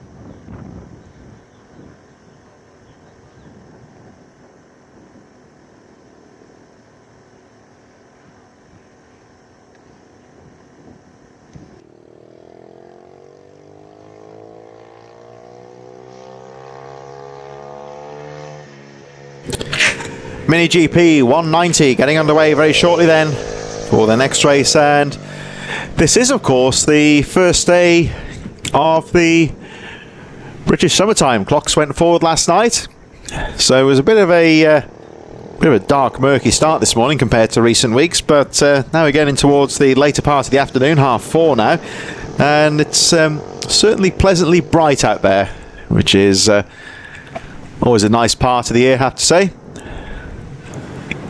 And after a long winter hiatus, the bikes of course are back out on track, and our championship adventures starting once again. Always a great time of anticipation. We've got new names joining the series, of course, rookie riders. Some of the guys towards the back of the field, of course, maybe taking part in their first ever championship race, which is a big deal for them, of course. And then for the guys towards the front of the field, there's the all the hard work and preparation over the winter. It all comes to play starting from today. And talking about motorsport sayings, of course, when you look at a championship, you can't win the championship at the first round of the series, but you can go a very long way towards losing it. That's what they always say. So for the riders in championship contention, looking for, or even if they're not looking to win the championship necessarily, looking to place well, what they want to do at this first round of the series is make sure they get some decent points out there. They don't want to have any particularly have any DNFs or crashes out there today and lose points and be forced to play catch up. There's of course 7 rounds of the championship, but still a very long way to go.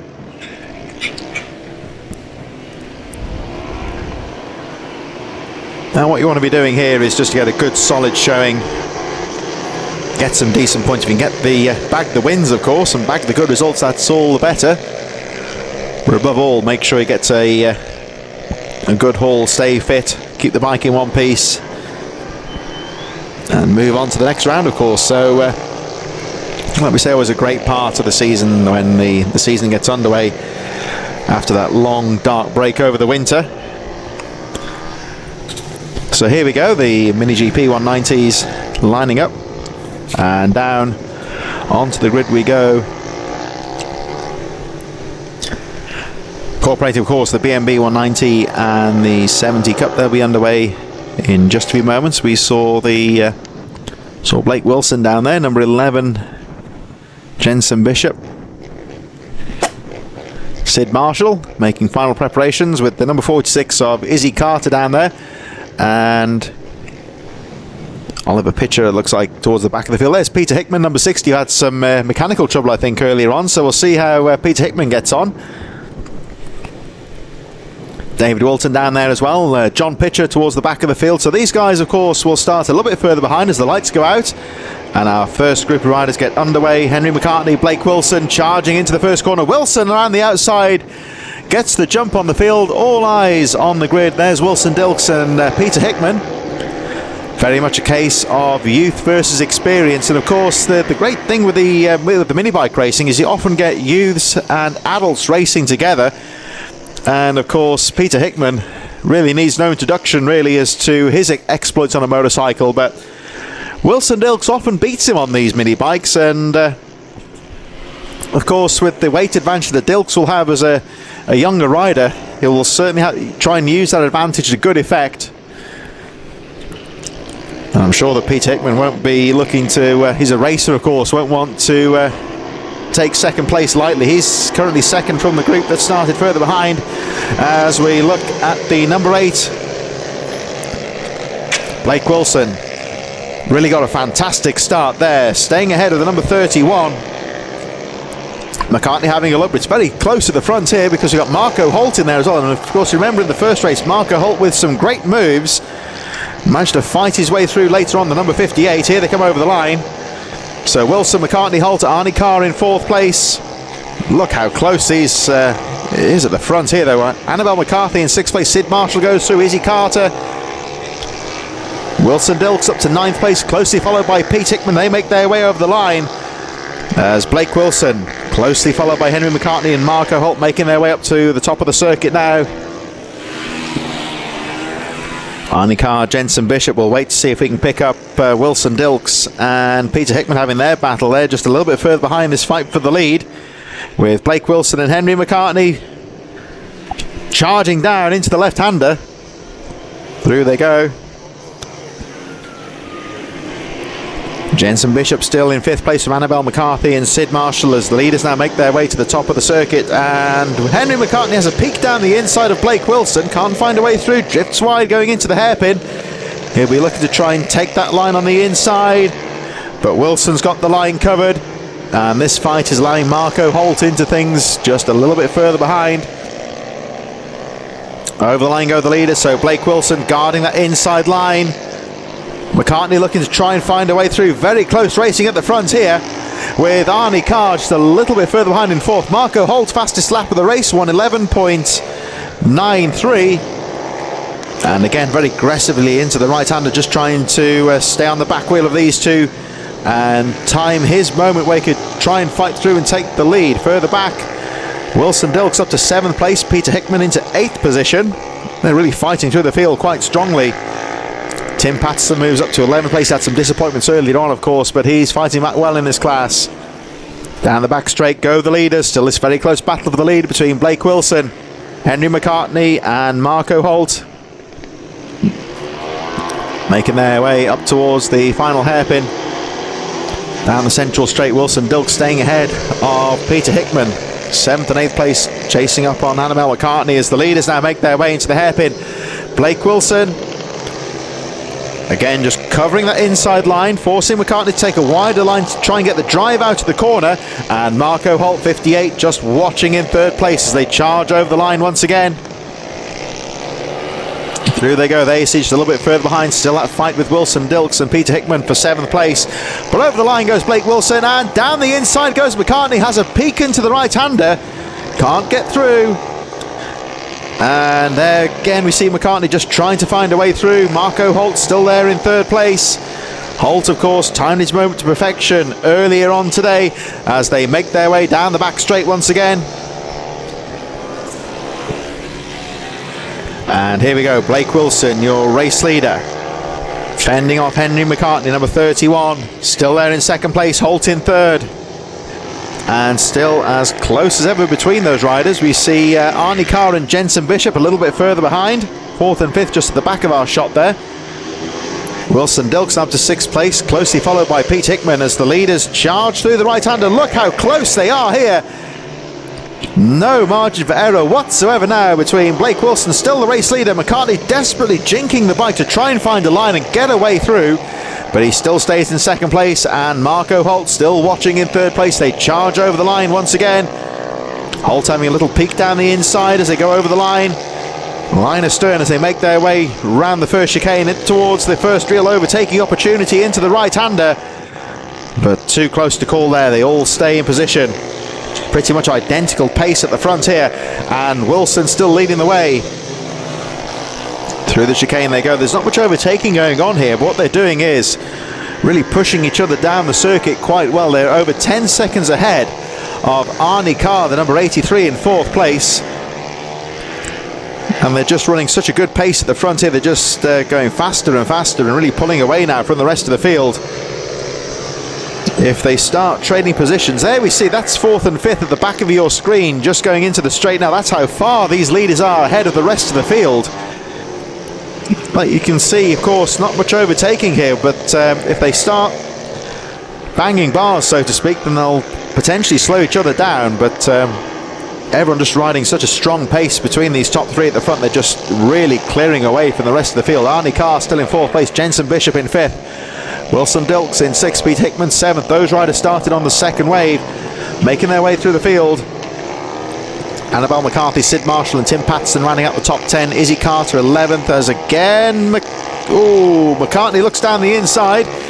So Izzy Carter 11th, David Wilson from John Pitcher, Oliver Pitcher in 14th, and Rupert White on number 77 rounding out the field. And Blake Wilson, fastest lap of the race, 1:11.46, and I think the tail enders, there they are, may possibly come into contact with the leaders very shortly. As we look at this battle between fourth and fifth there, that's Jensen Bishop and Arnie Carr being closed on now by Wilson Dilks and Pete Hickman. Here they come towards the back straight. So this is the fight for fourth position. Bishop, number 11, staying ahead of the number 83 of Arnie Carr. There's Wilson Dilks and Pete Hickman just behind him there. Hickman trying to close up, currently in seventh place. Wilson Dilks staying ahead of him. Here they come up towards the right-hander, number 11, Jensen Bishop. Arnie Carr right in there, number 83. Through the hairpin they go. Then we've got Wilson Dilks and Pete Hickman just a little bit further behind. There's Hickman at the back of that little train of riders. There's still Wilson that leads the way from McCartney, Holt in third, and then this battle for fourth place just starting to hot up a bit now. There we see Wilson Dilks starting to close the gap on Arnie Carr, and Dilks at the moment pulling away from Peter Hickman. There's Dilks having a look down the inside on the fast right-hander, starting to close the gap on the number 83 of Arnie Carr. There's Peter Hickman just watching, currently in seventh place. Here they come into the top corner. So it's Bishop still there in fourth place, and what can Dilks do down the back straight? Gets on the power, and here they come. Oh, Wilson Dilks having a peek down the inside, closing up on the tail enders who see them coming. Oh, cheeky little move there from Wilson Dilks to snatch the position from Arnie Carr, and Peter Hickman starting to close up. So it's still the number 11, Jensen Bishop, who goes through the right-hander. Bishop still in fourth place. No change at the front between Blake Wilson, Henry McCartney, Marco Hulbert. Still as close as ever. The top three really clearing away from the rest of the field, and you'll see on your graphic there that Marco Holt has set the fastest lap of the race, 1:11.37. There's Peter Hickman starting to close up a little bit now on Arnie Carr. As they go over the line, there's Hickman, sweeps around the outside of, I think that was the number 77 that Hickman just passed there, Rupert White, who's currently in 14th place. So Marco Holt with the fastest lap of the race, 1:11.37. And there is the number 11 of Jensen Bishop, coming under some pressure now from Wilson Dilks on the number 85. Dilks switching to the outside line. There's Peter Hickman closing up on look like Arnie Carr. Down the back straight they go, but Dilks has got a nice line coming down the straight and has taken fourth place. So Wilson Dilks into fourth position, getting past Jensen Bishop. And it looks like Peter Hickman has got past Arnie Carr. So Hickman now into sixth position, and Wilson Dilks charging away in fourth. The top three still battling very closely. Blake Wilson, Henry McCartney, Marco Holt still as close as ever. Wilson Dilks now into fourth place, number 85. Then we have Jensen Bishop dropping to 5th. Looking for Peter Hickman in 6th place. So Hickman, of course, fastest man on the Isle of Man TT. One of the top names in British Superbike racing, and certainly mixing it on the little Ohvale machines. There he goes, just disappearing out of view. He's managed to get past Arnie Carr and left him behind a bit now as we look at the number 12. Momentarily there, that's the 13th position of John Pitcher, who will shortly be lapped, I think, by Jensen Bishop, currently in 5th place. Blake Wilson, Henry McCartney and Marco Holt still charging away at the front of the field. Wilson Dilks now clear in 4th place. And closing up on the number 12, who nips down the inside. So a neat little move there from Dilks. He got the front wheel in there just to let the lapper know that he was coming through. Took the corner and now clear away in 4th place. The 85 getting the power down. Wilson Dilks charging through the corner. Blake Wilson still leading from Henry McCartney and Marco Holt. Those two only covered by half a second, and you'll see on your graphic, there we go, we cut back to the leaders actually. McCartney has set the fastest lap of the race, 1:11.10, but there's nothing in it as McCartney again has a look down the inside. 1 lap to go here. And these three, I don't think they've actually exchanged any positions throughout the race, but they've been running so close. This race is still finely poised. But 1 lap to go. Is anybody going to pull anything out of the bag here on the final lap as they come charging down the straight for the final time? Blake Wilson pulls away slightly under acceleration down the straight. McCartney leaves his braking late, goes wide. He's going to try and keep the momentum through the hairpins here as they make their way up towards the final right-hander. That long right-hand corner, the line choice here is going to be very important indeed. As, oh, look at Wilson guarding that inside line for all it's worth. Can McCartney find any momentum around the outside? Oh, he has a look down the inside of Wilson, but Wilson shuts it. Oh, and McCartney stands the bike up on the final corner. That's going to allow Blake Wilson to win. And Marco Holt didn't need to be asked twice there. Nips through into 2nd place. And the unfortunate Henry McCartney, well, he had to give it a go, didn't he? Got the power down on the final corner, but it high-sided him a little bit there. Managed to save the bike, but has to settle for 3rd place. Wilson Dilks is going to cross the line in 4th position. So Dilks with a good fight through in the Mini GP class into 4th. Jensen Bishop in 5th place. Peter Hickman 2nd in the Mini GP class, finishes in 6th on the track. Looks like it's going to be the number 83 of Arnie Carr. One of our senior riders, Tim Patterson, just finishing behind the 113 of Annabelle McCarthy, who finishes in, or should be coming through any moment now, to finish in 8th position.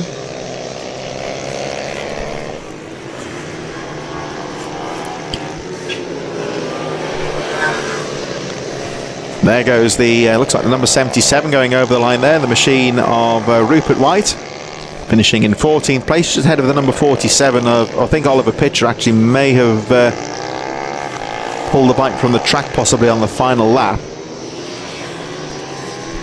So that means everyone is in, of course. So it's going to be Annabelle McCarthy in 8th place, Tim Patterson in 9th with Sid Marsh running out the top 10, Izzy Carter in 11th from David Wilton, John Pitcher and Rupert White rounding up the field with Oliver Pitcher in 15th position. Just withdrawing there on the final lap, but will be credited as the final finisher.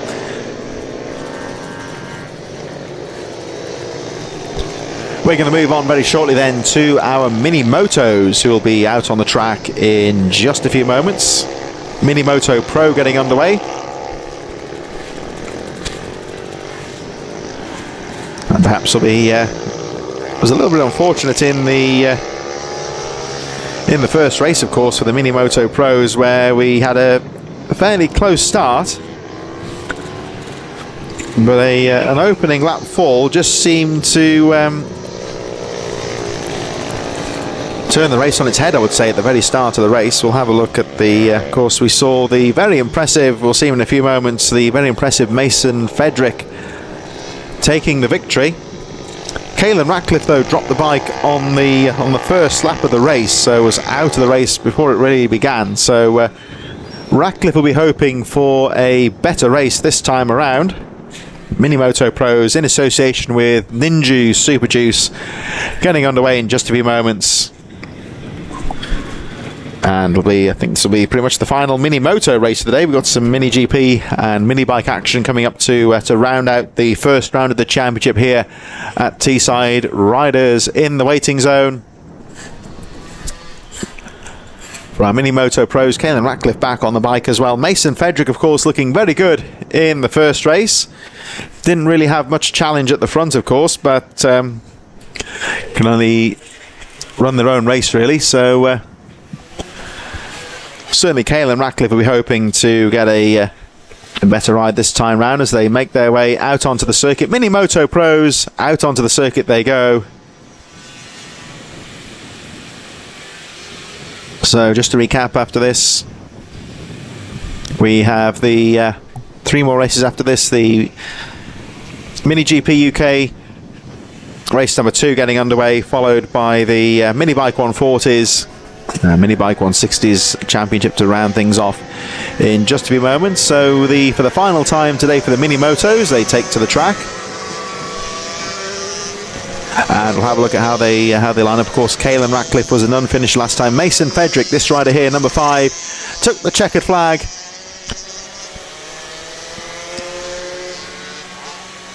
Without any real challenge in the first race earlier on today, with Max Johnson, of course, Joseph Cooper and William Round finishing 2nd, 3rd and 4th respectively. Caelan Ratcliffe was a non-finisher.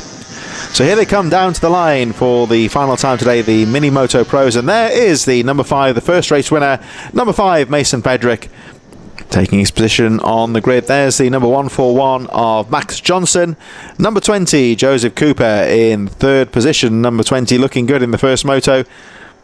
There's William Round, number 66, and joining us at the back of the field, number 96, Caelan Ratcliffe, who will be hoping to get to the front early on and try and challenge Mason Fedrick. 4 in the first race is away they go, so Fedrick gets away. Good strong start to the race, but look at that start there from number 96, Caelan Ratcliffe. Fantastic getaway from the back of the field, and Ratcliffe immediately up to 2nd place. Had to get a good start there to stay with the race leader. So let's see what Ratcliffe can do this time. We'll be hoping, of course, drop the machine in the first race. We'll need a good result here. And following on from that, we'll certainly be hoping to try and put Mason Fedrick under a bit of pressure. Here they come through the right-hander for the first time. So it's Fedrick leading, Ratcliffe in 2nd. And Caelan Ratcliffe will be certainly looking to, like we say, show what he can do here as they make their way around the final hairpin. Fedrick leading, Ratcliffe 2nd. Looks like Johnson 3rd from Cooper. William Round completing the field as they make their way over the line. Oh, and not again. Whoa, a nasty little tumble there for Caelan Ratcliffe. Not being his day at all. Got into a bit of a tank slapper there going over the line whilst chasing for the lead. Oh, when it's not your day, it's not your day. Let's hope he's all right. That was quite a nasty little tank slapper over the line there for the number 96. The race still goes ahead. Mason Fedrick then once again unchallenged at the front as Ratcliffe's just on the side of the track by the finish line, and the red flag has been displayed. The race has been stopped. What a shame there for number 96 Caelan Ratcliffe, who was trying to challenge the race leader Mason Fedrick, but just seemed to get into a bit of a tank slapper as he went over the line and hit the ground fairly hard there. Red flag understandably coming out because the rider is still on the track. Just looking to see, I think he is standing up though, so that's a good sign. Just waiting to see if the medics are going to be dispatched to the finish line possibly, but it was quite a nasty high-speed tumble there for the 2nd place Caelan Ratcliffe, who well, it's not been his day, has it? What a shame, because he crashed in the first race and trying to put things better at a great start, fighting through the field on the first lap, but as you saw for yourself there just a few moments ago, he got into a very nasty little tank slapper on the finish line, couldn't control the bike and went down pretty hard. The bike speared off into the tyre barriers. Fortunately, the rider didn't. And, well, just purely from my own vantage point here, I can see that he is stood up at least. So, not going to say anything just yet, but the rider at first glance appears to be up and about, so understandably the medics very quickly onto the scene to check him out and make sure he's okay. So Caelan Ratcliffe, it appears, is out of the race. The race has been stopped, and hopefully we'll be able to get the race back underway. Whether this will be a full rerun, I don't know. If we're just going to get the riders back onto the grid to continue the race, we shall wait and see. So once again, the red flag has been displayed due to an accident, sadly. In the meantime, we've just had the track call for the Mini GP. The next race coming up is the Mini GP 160s that we're getting down to the line very shortly. And so one would presume this race will we'll wait and see, of course. I assume this race will be continued, one might think. Of course, there's only 4 competitors left in the race now, so one would say it might be a sensible idea just to continue the race where they left off once they got the tyres warm. But of course, that's entirely down to the clerk of the course in the interest of safety, so we'll wait and see what happens here. But goes without saying, our primary thoughts, of course, with the fallen rider, the number 96 of Caelan Ratcliffe. A real shame that Ratcliffe has gone off the bike. He was looking to try and improve on his fall in the first race, but went down even harder in race number 2. So our primary concern is that the rider's okay. He's just been escorted into the, I believe he's being escorted into the ambulance at the moment. So let's hope that's just purely as a precautionary measure. He was up and about after the fall, but really did hit the ground quite hard. But as always in racing, it's if there's any hint of a nasty knock that a rider's taken, they'll take the rider away, just get them checked out. So let's hope that's the case. In the meantime, though, the Minimoto riders paused on the final couple of corners here. Following on from this Minimoto race, I assume that it will only happen on the first lap, so we may well see a rerun of that race in a few moments. Well, the timing chart's still going. They haven't stopped the clock for this race, actually, so it may be the case they continue this race once the riders have warmed the machines up. They'll perhaps look to continue the race very shortly.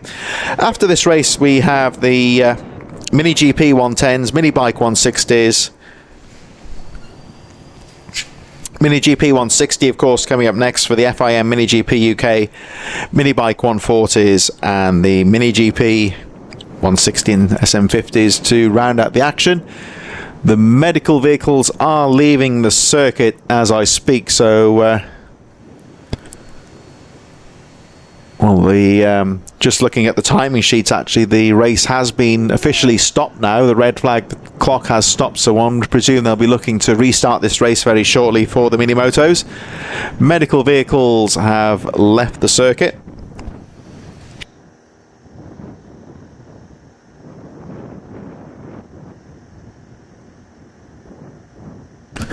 So we're going to take a very brief pause before the racing gets back underway.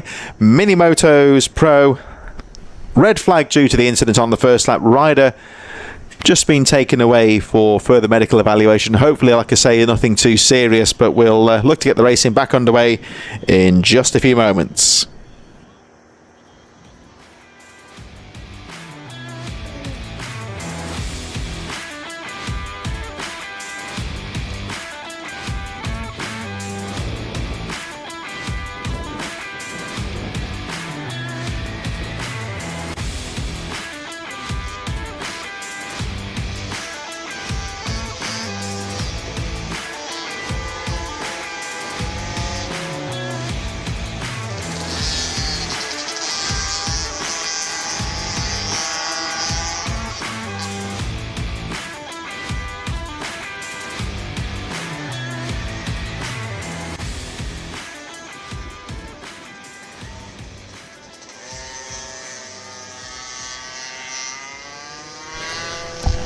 So the Minimotos are back on track. We're not racing at the moment. It looks like we're just having a wave round here. The riders getting a couple of laps here just to get the machines back warmed up again, get the tyres warmed up. And we'll pick up where we left off, where the number 5 of Mason Fedrick Looked very good in the first race earlier on today, so we'll be looking to continue that good form into the restart. We have to feel really for Ratcliffe, number 96, who went down very heavily, bringing out the red flag. Was really trying hard to take the fight to Mason Frederick, but as you saw for yourself a few minutes ago, went down extremely heavily, hit the ground hard, so no surprise to see the red flag come out, and he has been taken away just for a checkup. I say, can't really tell you about the condition, of course, but we hope that's nothing too serious. So the bikes are back on the grid. William Round just making his way around the final corner as Mason Frederick just gets some last-minute instructions. Knows what he needs to do when the lights go out in a few moments. There's the number 141 of Max Johnson. Just out of shot is the number 20 of Joseph Cooper. And coming back towards us any moment now, there's the number 66 of William Round. So the remaining riders are back on the line and ready to go. Green flag goes up. We're under starters orders, and away they go. Oh, a bit of a moment there for William Round, but he saves the bike, and away they go.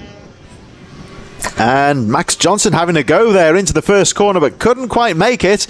And Mason Frederick emerges in the lead. Here they come in towards the hairpin. So Frederick with a good start. So this is a full rerun of the race. And the clock has gone back to 0, so we're going to start again. And Mason Frederick cleared away at the front in these early stages. Max Johnson trying to keep up in second place as Frederick sweeps through the right-hander for the first time. Joseph Cooper third, William Round in fourth position. They make their way through the tight hairpin for the first time. Mason Frederick keeping that strong pace at the front now. Of course, he is on his own somewhat here, but as we saw a few moments ago, we can see just how easy it is to get things wrong. So we certainly got to try and keep the momentum going, keep it nice and smooth, and avoid any mistakes. 54.608 on that first lap. And Max Johnson 57.2 first time round. Joseph Cooper a bit further behind from William Round. As we look at the number 141, the second place rider Max Johnson, with the number 20 of Joseph Cooper not too far behind in third. And there's Cooper just a little bit further behind on the camera angle there. We pan away and back to the number 141 of Max Johnson, still charging in second place. Can't quite live with the pace of Mason Frederick at the front, but certainly charging hard in second place. You had to give him credit for the start there, you know. He had a good go at the start of the race to try and snatch the lead down the inside. Just ran out of track a little bit there as Frederick swept round the outside, but Johnson's got to keep going here. Looking strong in second position, so any sort of misfortune for the race leader, he'd be right in there to grab the lead. So certainly the race not over for 141 in second place. And there he goes, and still Joseph Cooper, number 20 in third position. William Round on the number 66, a little bit further behind in fourth position. As we look at Max Johnson in second place. Joseph Cooper still charging in third. And the gap between second and third place, only a couple of seconds in it really. We're looking, well, close to about 5 seconds between second and third place. William Round on number 66, just a little bit further behind. So through the right-hander goes the number 141 of Max Johnson. Still comfortable in second place, Mason Frederick charging over towards the finish line now. And we'll have a look at the lap times. There he goes, over the line, right on cue. And Mason Frederick with a 55.1 that time, so lapping within about half a second of his fastest lap pace. And like we were saying in the first race, of course, if you the temptation is to slow down and avoid taking risks, but sometimes when you do that, it's a bit of an oxymoron almost, because that's when the mistakes potentially can creep in. We move our attentions now to the third place rider, number 20, Joseph Cooper, who's fallen behind Max Johnson a little bit now, but still, I would say, maintaining that 5-second gap between second and third. So just trying not to fall any further back here, just staying in third place. Gets back on the power and up towards the right-hander. Here he goes, number 20, your third place rider on the little Minimoto machines. And of course, you could say that Minimotos over the past 20 years or so been the breeding ground for many of the top riders nowadays. Very small machines, but it allows riders to learn the basics and get the feel of a machine, get the feel for the racecraft as well. And if we look at Mason Frederick, he's certainly circulating quite nicely at the moment, as they all are really. I mean, Joseph Cooper looking strong in third place. We just saw William Round in fourth position, about to be lapped by the race leader, as we look at Max Johnson, number 141, and now the number 20 of Joseph Cooper. So Cooper still there in third position. William Round in fourth on number 66, I think, is about to be lapped very shortly by the race leader Mason Frederick, who really is maintaining a very good pace out there. Frederick making his way back up towards the line, and there he goes. The checkered flag's gone. I think it was just a shortened race by the looks of things. We're about to lap ahead of ourselves there. So it's another race win then for the number 5 of Mason Frederick. It looks like the number 141 of Max Johnson's going to bring it home in second place. There is the number 66 of William Round, who takes another fourth place position. And the number 20 of Joseph Cooper will finish in third position in our final mini moto race of the day. Down in the waiting zone, we've got one or two of the tyre warmers on for the next race of the day, which will be getting underway very shortly. We've just got 3 more races to go here at the first round of the 2024 British Minibikes Championship here at the Teesside Autodrome. The FIM Mini GP 160s are coming up in just a few moments' time. Riders making final preparations down in the waiting zone. Bikes are ready. Some pretty well regarded riders here taking their place out on the track in just a few moments. Minibike 140s and the Mini GP races will follow in just a few moments' time. It's certainly great to be back here at Teesside for this opening round of the championship, as we move on to our Mini GP race in just a few moments. Last couple of riders making their way off the track for the mini bikes, or the mini motos I should say, and then we'll be back underway with our Mini GP class in just a few moments' time. 3 more races to go, including the one that's about to get underway down in the waiting zone. Riders making final preparations before they take to the circuit. And like we say, of course, there's a long season in front of us, and although you'll not win the championship here at Teesside today, you could certainly go away towards losing it. So the riders looking for a good, strong performance to get the season kicked off in style at this first round of the championship. They make their way out onto the circuit. So the FIM Mini GP 160s taking their way out onto the circuit now. Wilson Dilks looking very strong in the race earlier on today. Tyler Humphries, Hudson Kai Cooper, who, let's say if you're watching the YouTube live stream, he did put a comment on there earlier saying he was okay. So whether he'll be in this race, I don't know, but at least he'll be fighting for the future rounds, one would hope. But certainly some very competitive riders out here in this race that's about to get underway. The Mini GP 160 is getting underway in a few moments. Wilson Dilks up there with Tyler Humphries. Frankie Watson had his moments as well. So Wilson Dilks, who was fighting away with Peter Hickman in his previous outing, now looking to start from the front of the field. Although he's got some very tough competition there, I'm sure that Tyler Humphries will not want to give things up lightly. Here they come down towards the grid for third to final race. Minibikes 140 will be following on after this race as Wilson Dilks settles into position on the start line.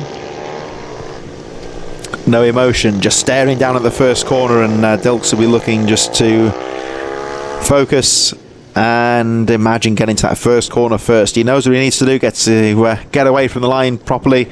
Frankie Watson looking good as number 25 gives us a wave there. That's the machine of Chloe Gleason.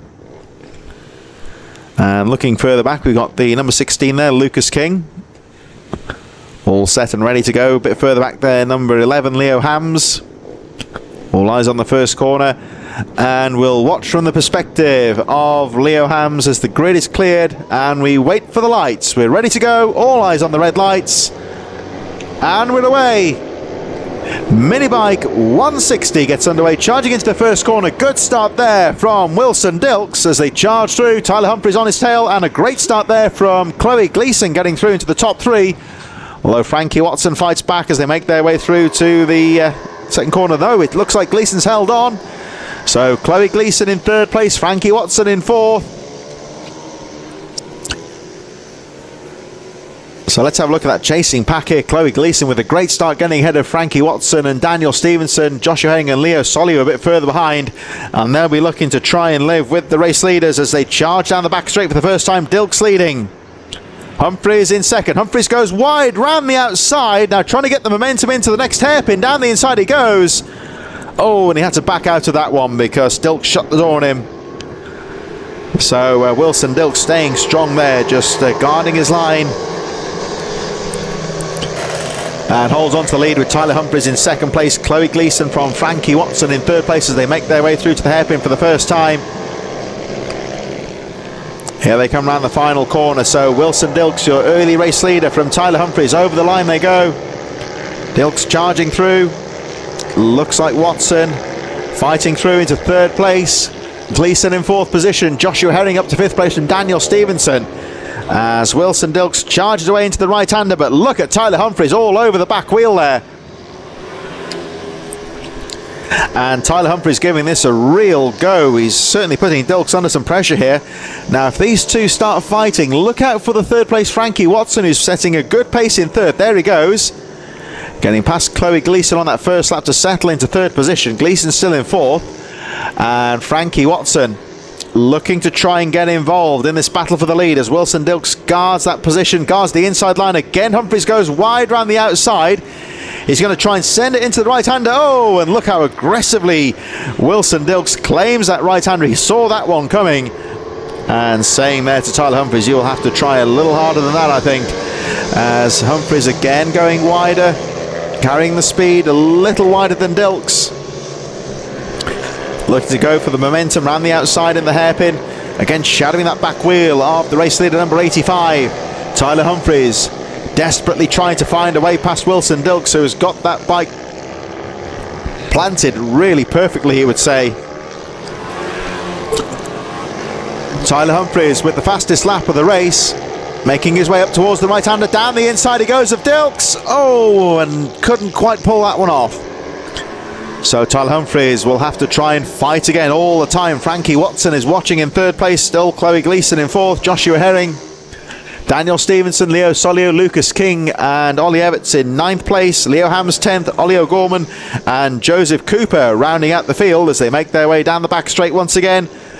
Let's see what Tyler Humphries can do. Has a peek down the inside of Dilks going down the straight and again goes wide. He's going to try and make that move once again.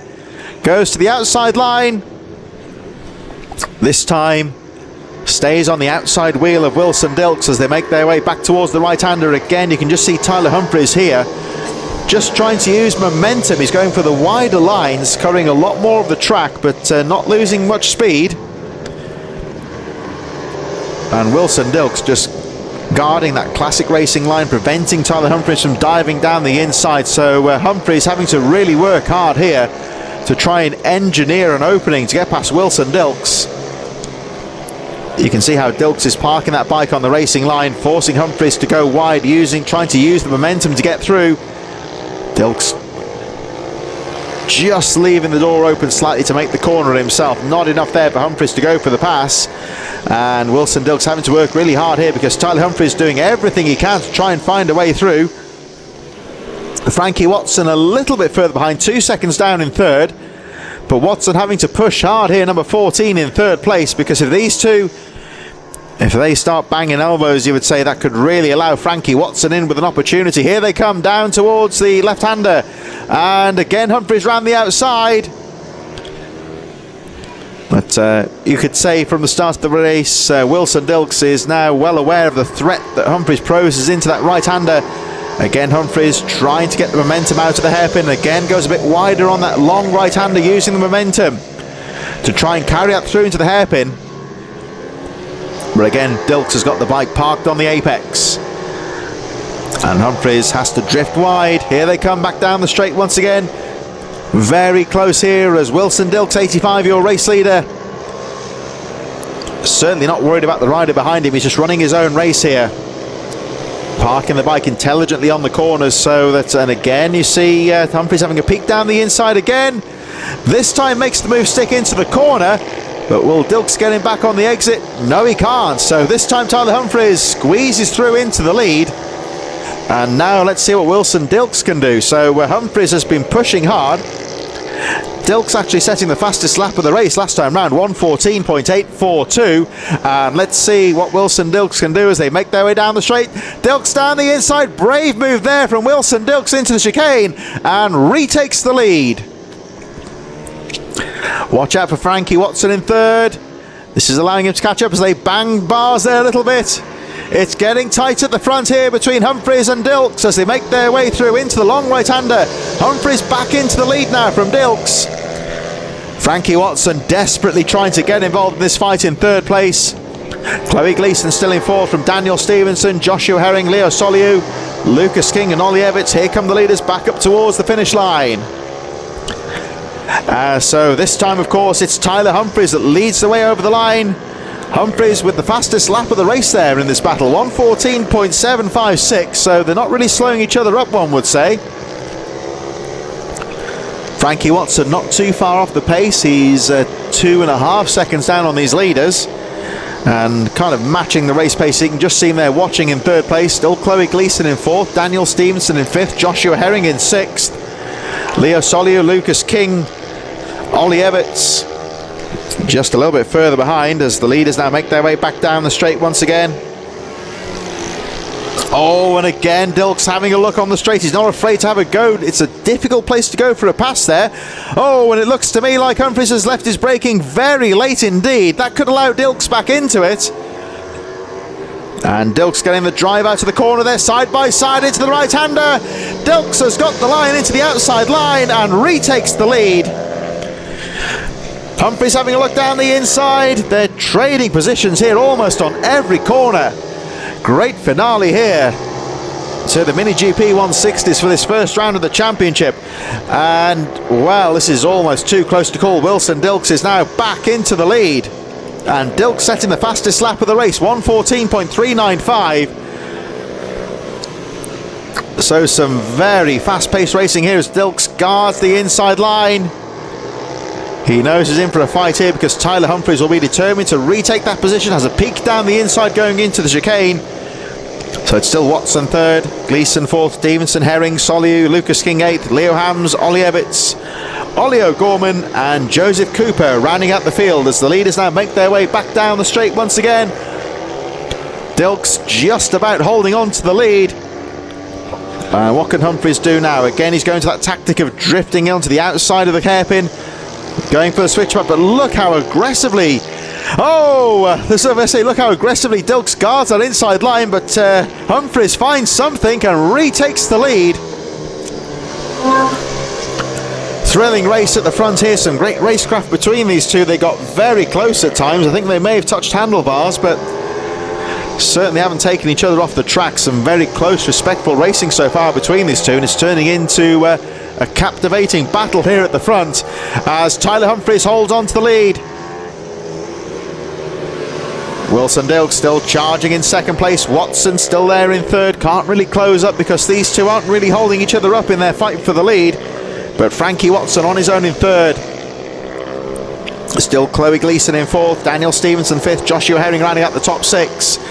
And here they come through the chicane and towards the top corner. Tyler Humphries still leading the way from Wilson Dilks. Nothing at all between these two riders. And back down the straight they go. As they come back into view, Dilks drifts to the outside, going for the pass down the straight. He's going to try and do it under braking into the hairpin. But Tyler Humphries with a very fast line into that hairpin bend. And Dilks hasn't got a reply for that one so far, but stays on the back wheel of Humphries. Here they come back towards the right-hander.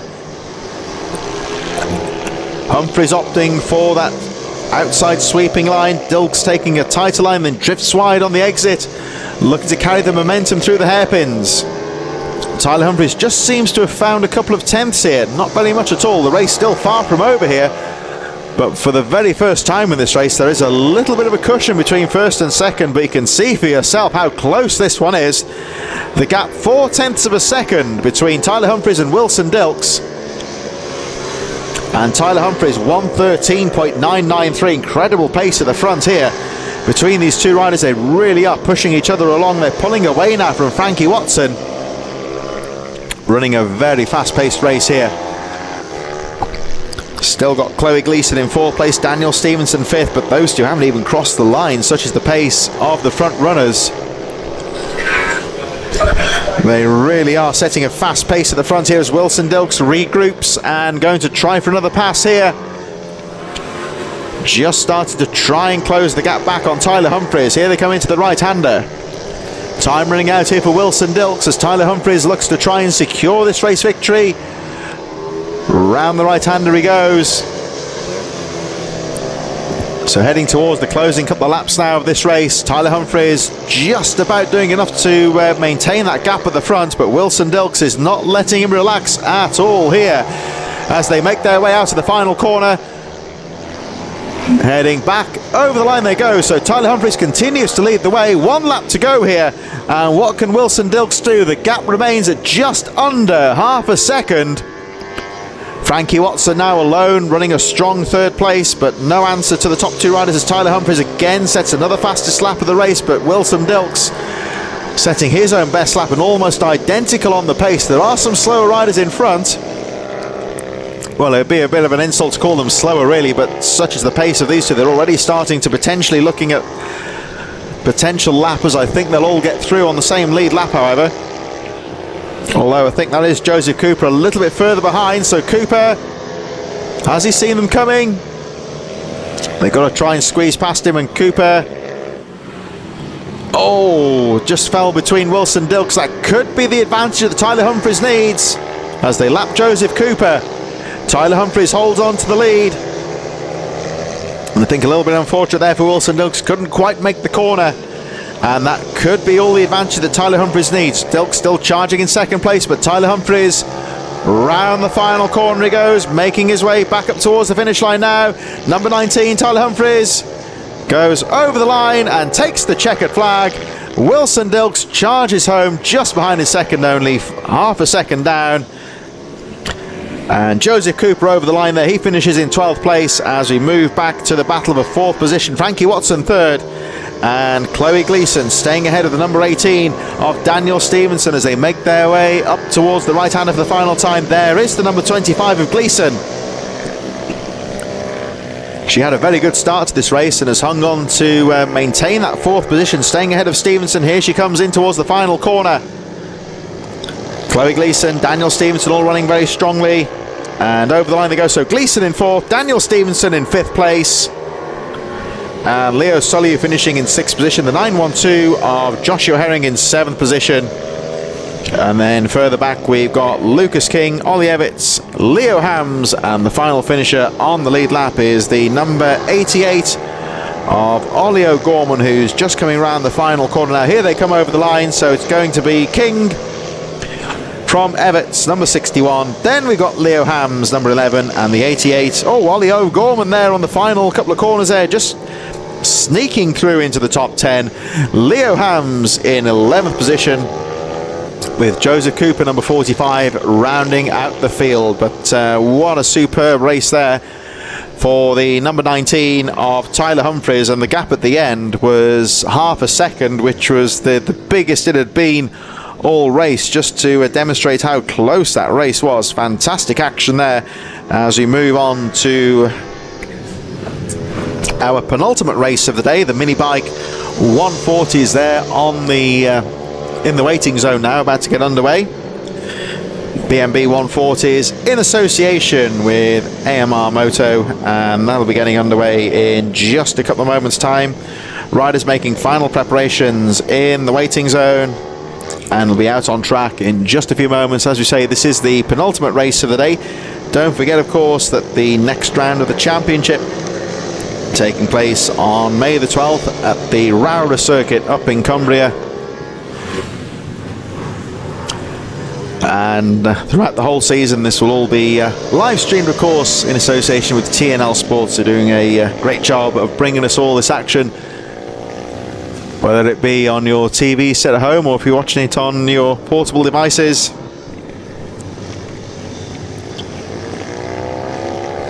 So BMB 140 getting underway in just a few moments' time. Last few riders now making their way off the circuit. And a penultimate race of the day, the BMB 140 is getting underway in just a few moments as the last of the Mini GP riders make their way back to the paddock. We'll see them again, of course, at round number 2 at Rowra. But the Minibike 140 is now on the line and looking to get things underway very shortly. Rhys Stevenson has been the rider to beat in this class today, but Michael Med has had his moments as well. And if the number 1 can, if it can get out of the gate and get a good start, then perhaps he could take the challenge to Stevenson in this final race of the day. And he can never discount the likes of Tommy Ullman, Ben Lord, as one rider goes down on the sighting lap there.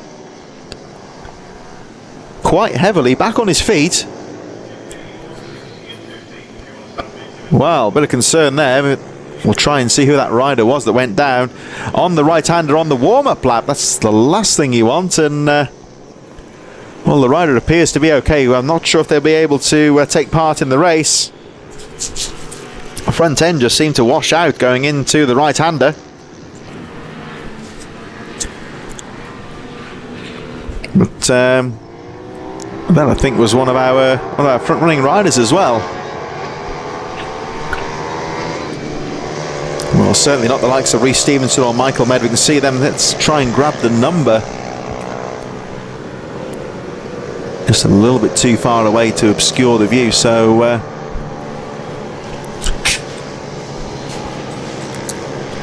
we'll try and have a look through the process of elimination when they come back down towards the start as to who that is. It was a little bit too far away to make out the number on that machine, but the rider back on the bike looking to get underway. There's Rhys Stevenson at the front though, number 123, gives us a thumbs up. He's looking confident going into this race. And there is Michael Med, another rider, giving the thumbs up, visor down, and he is ready to go. Tommy Ullman makes his preparations there. The treble 8 of Dan Merrin there. There's the number 48 of Ben Lord.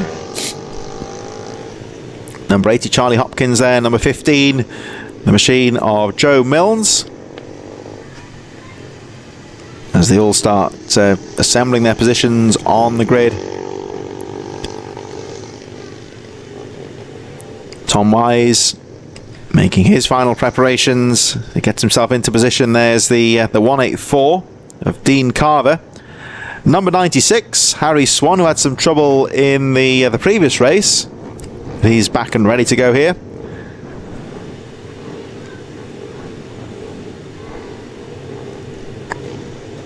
Possibly Simon Gates, I wonder, by process of elimination. Didn't see him on the grid, so I wonder if that was the rider who was in trouble.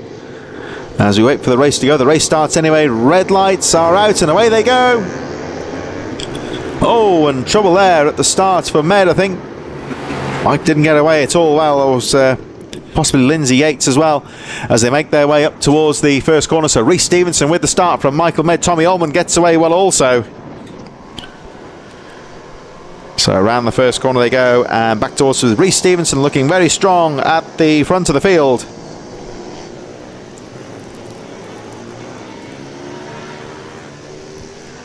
Tommy Ullman third place and Ben Lord.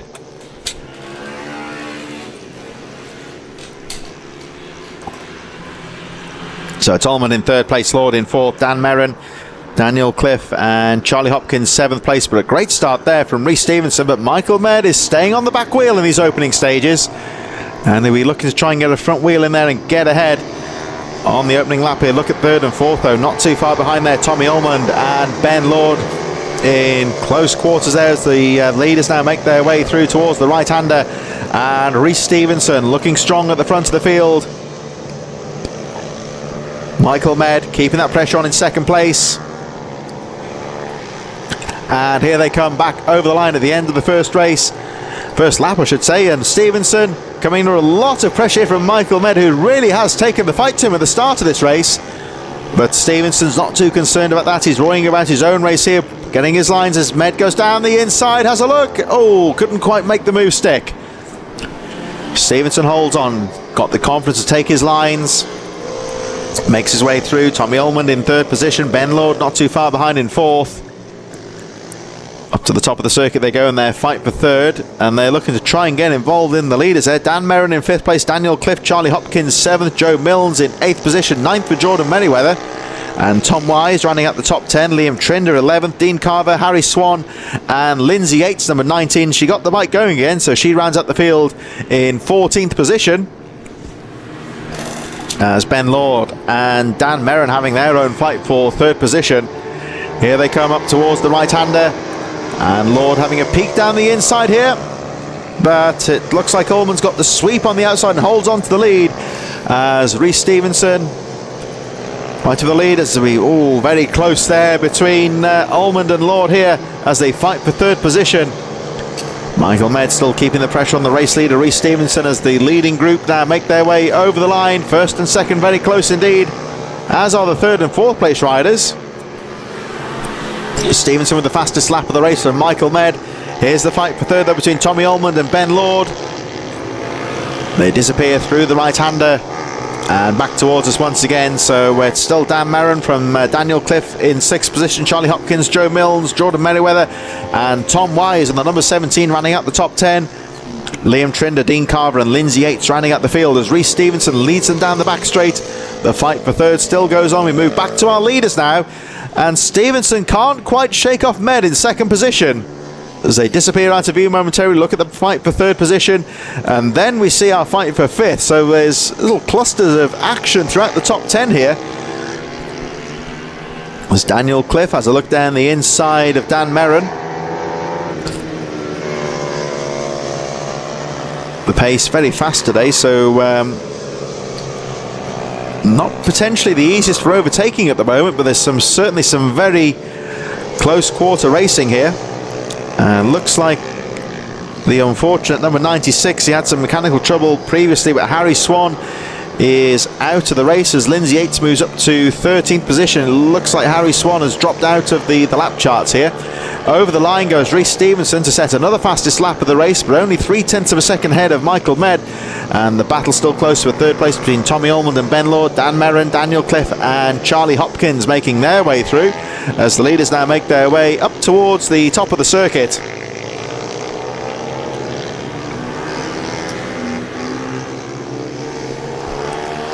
And there is the number 888 of Dan Merrin with Daniel Cliff right on his tail there. This is the battle for fifth position right now.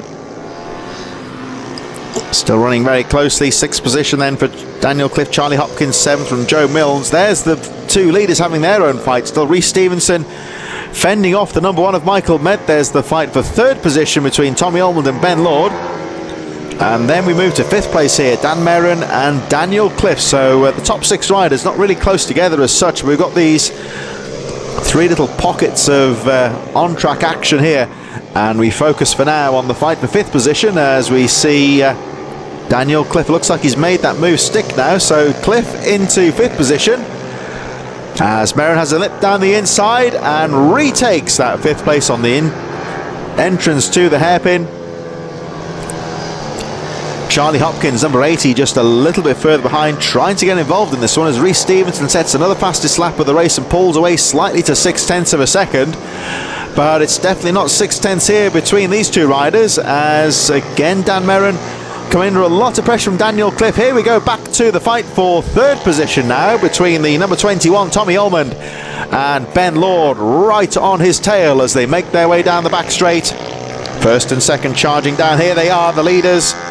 They go down into the hairpin, and still Michael Med can't quite find a way through from Rhys Stevenson. They're closing up on, I think that's Lindsay Yates. Yates holds her line, and the faster riders make their way through. Michael Med on the outside. And they see good riding there from Lindsay Yates when being lapped. I think the riders just holding their line. It's good racecraft really just to hold the line and let the faster riders find their way through rather than switch lines. That's where the risk is of taking a faster rider out. So Lindsay Yates holding her line. The faster riders get through and she can continue with her race still running strongly in that 13th position, as Stevenson just starting to pull a very small gap at the front here from Michael Med. Not by very much. The gap only 0.6 of a second here. But they are running very strongly between first and second place. Tommy Almond in third position. Ben Lord still in fourth. Dan Merrin, Daniel Cliff in sixth place. Charlie Hopkins in seventh from Joe Milnes.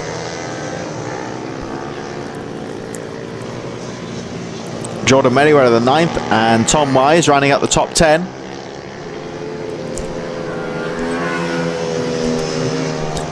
But Reece Stevenson maintaining that just over half-second gap from Michael Med. Tommy Almond and Ben Lord still fighting for that third place. Here we are back to the leaders though, and Reece Stevenson, number 1, 2, 3, your race leader, making his way round the right-hander.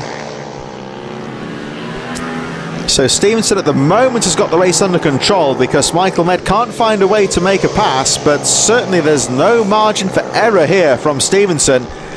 Any kind of a wobble in the corners or losing momentum out of the hairpins, that will allow Michael Med right in there. So this race still finely poised here, and you can see just how close the number 1 is in second place. The gap only 0.7 of a second. They've pulled away quite convincingly now from Tommy Almond, and Ben Lord are having their own fight for third place. But Reece Stevenson holding on to the lead here as he makes his way through the chicane into the top corner. So they make their way through, back down the back straight they go. Looks like one of the tail enders just in front there, and that would be the number 184 of Dean Carver. And Carver currently sitting in 12th position. Oh, rider in trouble. Just trying to see who that is. That's on the gravel on the top of the circuit, I believe. So could possibly be one of the riders further down in the top 10. Because our leaders have already gone through past that part of the circuit as we look at the battle now for third place between Tommy Almond and Ben Lord. Almond holding on that inside line, Lord just behind, and Ben Lord drifting to the outside looking for the momentum as he goes through into the right-hander. Almond guards the inside. Reece Stevenson continues to lead the way. The gap goes up to 1.1 seconds. Dean Carver's gone a lap down, still there in 12th position. So the closest battle at the moment, it appears, this is one for third place between Tommy Almond and Ben Lord. Over the line they go. Dan Merrin and Daniel Cliff still running quite strongly as well.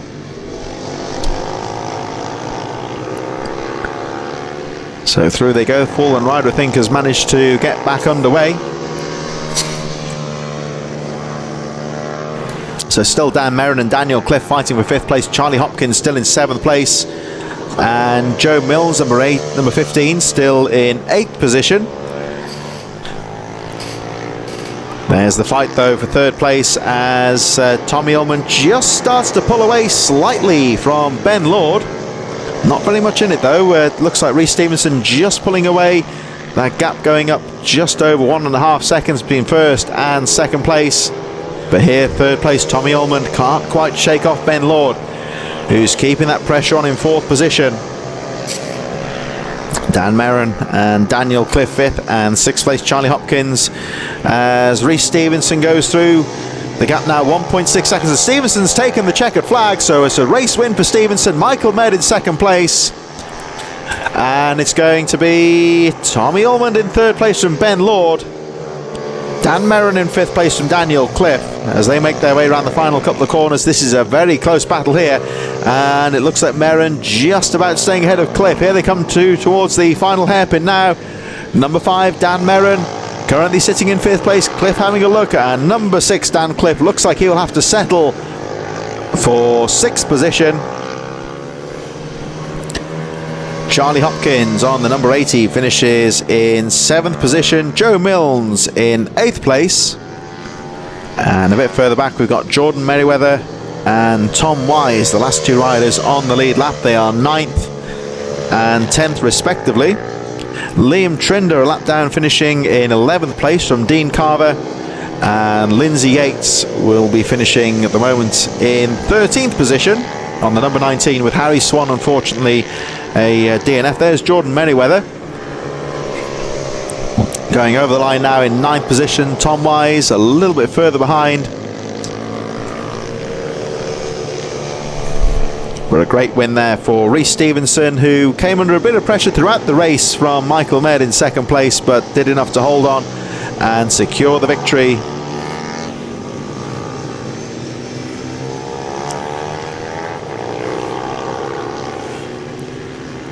So there is Stevenson making his way off the track. We'll see him, of course, at round number 2 at Rowrah on May the 12th. Just one more race to go. Then we've got the Mini GP 160s about to get underway for the final race here of the first round of the championship here of the British Mini Bikes.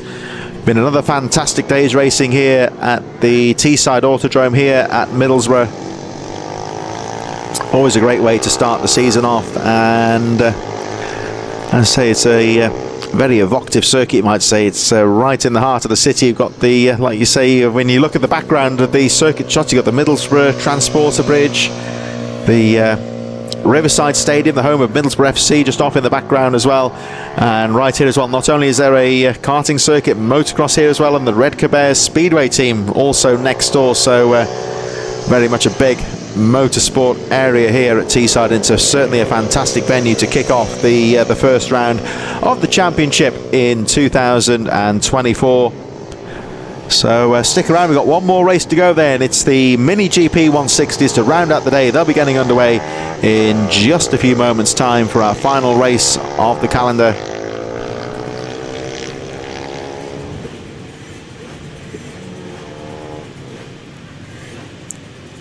So the riders now making their final preparations in the waiting zone in association with AMR Moto.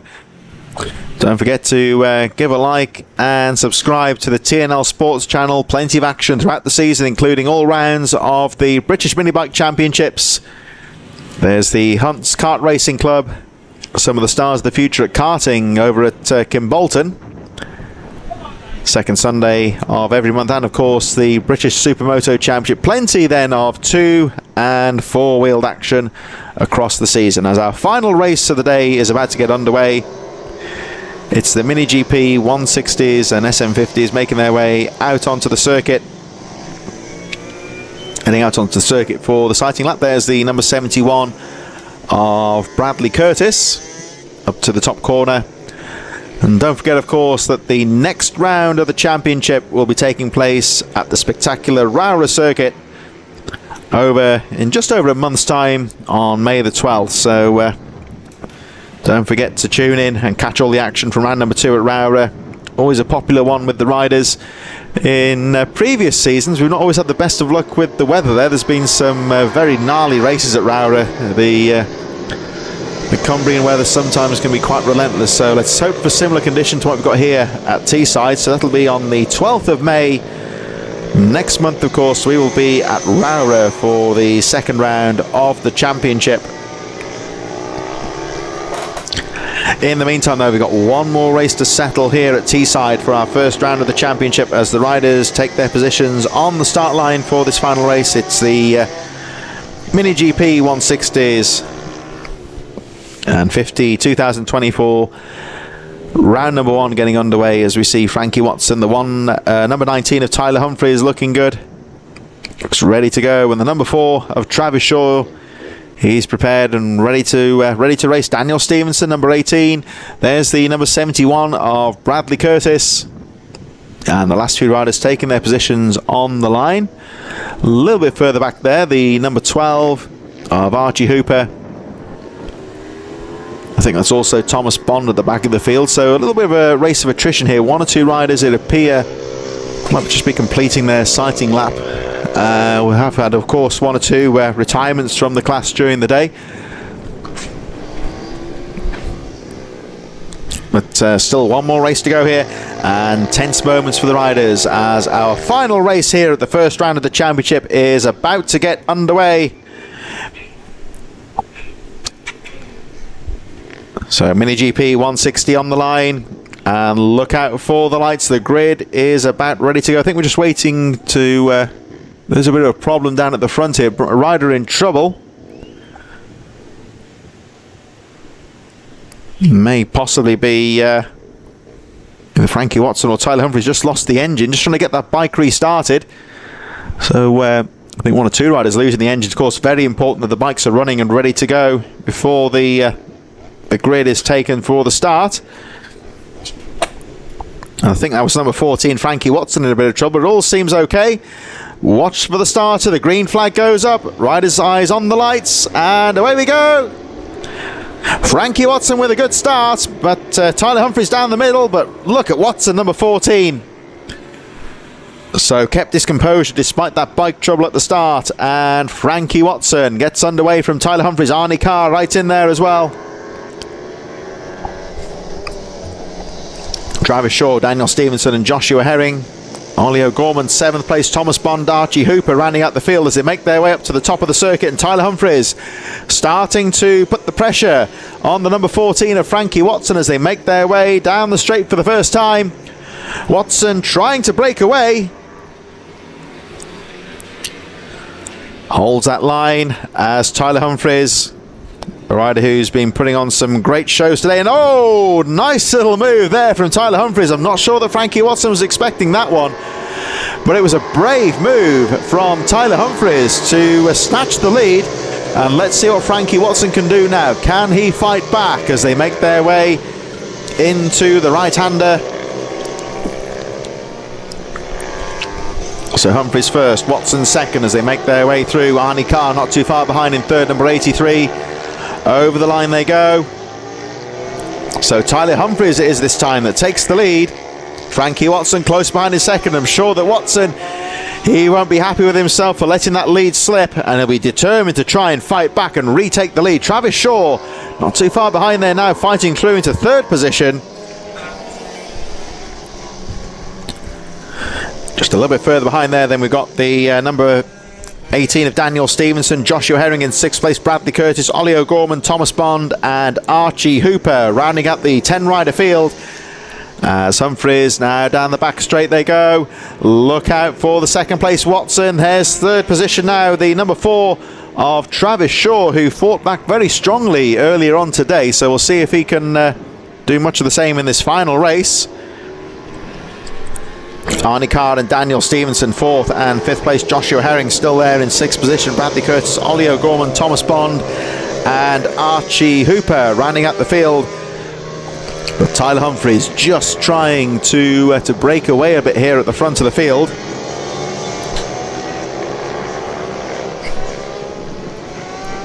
Let's have a look at the gap as they cross the line, as we just see Travis Shaw trying to get involved in this fight for the lead. So Humphries fastest lap of the race there, 1:14.432 to give us an idea of the pace.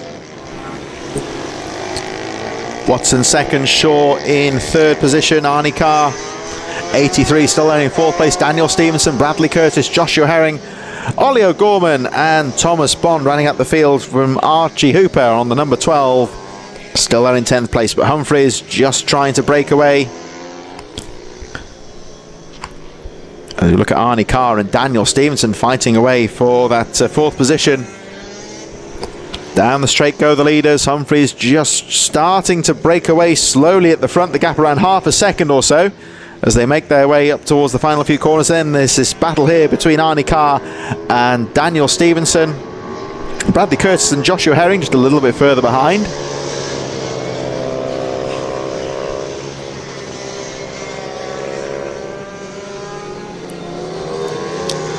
So 83, Arnie Carr making his way around that bowl corner, heading towards the final hairpin. Through he goes. Tyler Humphries though, number 19, still the race leader.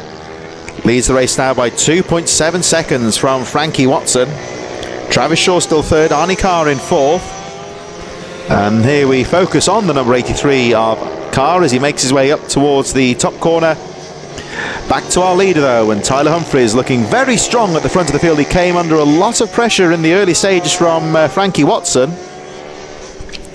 And we saw the method in which Tyler Humphries Very sneakily snatched lead. I don't think that Watson was expecting him to dive down the inside like that, so he took the opportunity to grab the lead, and now really starting to break away. I can tell you that Joshua Herring has just returned the bike into the paddock, so it looks like the number 912, currently in 8th position on your lap charts, is dropping out of the race. So that'll mean, of course, that Thomas Bond and Archie Hooper both move up a position, and we'll grab a few more vital championship points. But we're watching now the number 19 of Tyler Humphries just starting to break away at the front now. So the gap went up to 2.7 seconds, and here he comes over the line. So Humphries leading, looking very strong at the front of the field. Watson still in 2nd position. There he is, number 14, the early race leader. So losing ground on the leader so far. The gap goes up to 3.2 seconds, but Frankie Watson, number 14, in 2nd position, is not giving this one up, but he's going to have to be careful here, because charging hard in 3rd is the machine of Travis Shaw. Look out for the number 4, and there he is. Round the top corner he goes, trying to close up on the 2nd place rider. Here they come back into view. There's Tyler Humphries, the race leader. Watson still in 2nd place, Shaw in 3rd. Travis Shaw just bringing the gap down ever so slightly.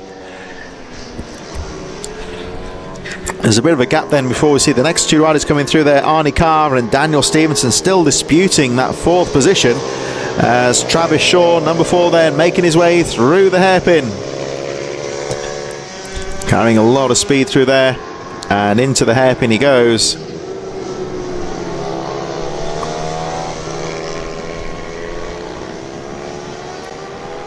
So Travis Shaw out to the final corner, trying to close up on Frankie Watson. Let's have a look at the gap as they cross the line. So Humphries leading,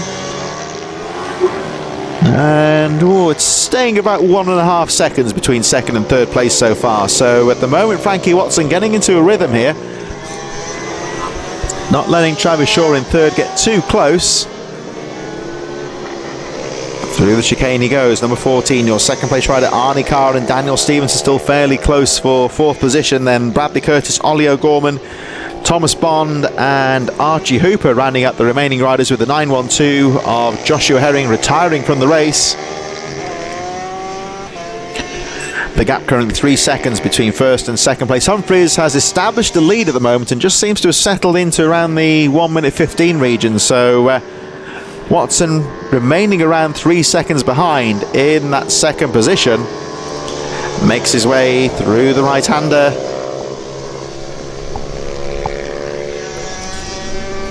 And into the hairpin he goes. So Frankie Watson running strongly in 2nd position, number 14. There he goes in towards the final corner. Tyler Humphries still leading the way at the front of the field. And as they cross the line, so Humphries through with a 1:14.4, so he's picked up the pace again. 1:15.1 last time round, so Frankie Watson just starting to close the gap slightly in 2nd place. Travis Shaw not really able to close up on Frankie Watson. To me it looks like Watson closing up slightly on Tyler Humphries now. Whether that's going to be enough to challenge for the lead, it's going to be tight, but here's that battle still between Carr and Stevenson, just a little bit further behind. The number 83 of Arnie Carr in towards the final couple of corners.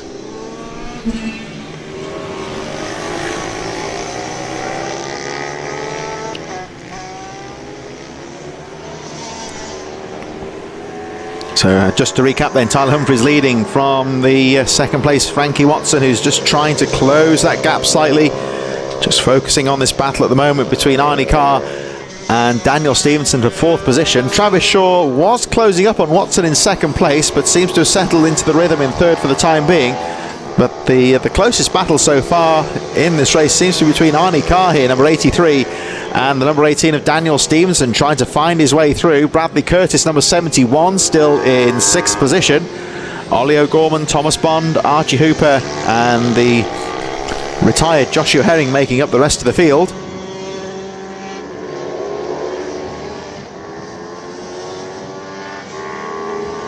They just saw towards the back of the shot there, the number 71 of Bradley Curtis, currently having a steady race in 6th place, not really close to anyone at the moment. not really under any pressure, so he's just looking to bring the bike home and bag that 6th position. Over the line he goes. But it's not so straightforward here in the fight for 4th place, because Arnie Carr has got Daniel Stevenson all over the back wheel. Just check your lap charts there. Frankie Watson in 2nd place, 1:14.995, just pulling another 10th or so on the race leader Tyler Humphries. Now Humphries under no immediate concern because the gap is still 2.5 seconds, but Humphries certainly won't be wanting to make any mistakes, because Frankie Watson not giving this one up, and he could still potentially be right in there if anything happens to Tyler Humphries that impedes his progress, you might say. Any kind of a mistake out of a corner or high sides that he gets the bike stood up in the corner, it could allow Watson in there. So he's certainly keeping the fight as Humphries goes over the line. Still that fight between Travis Shaw and Arnie Carr. And Tyler Humphries just picking the pace back up, but Frankie Watson matching him for pace. It remains at 2.5 seconds between 1st and 2nd position. Travis Shaw in 3rd, and still this close fight between Arnie Carr 83 and the number 18 of Daniel Stevenson for the 4th position. So Stevenson still there in 5th and still trying to find a way through. The rest of the field still made up of the 71 Bradley Curtis, Ollie O'Gorman, Thomas Bond and Archie Hooper.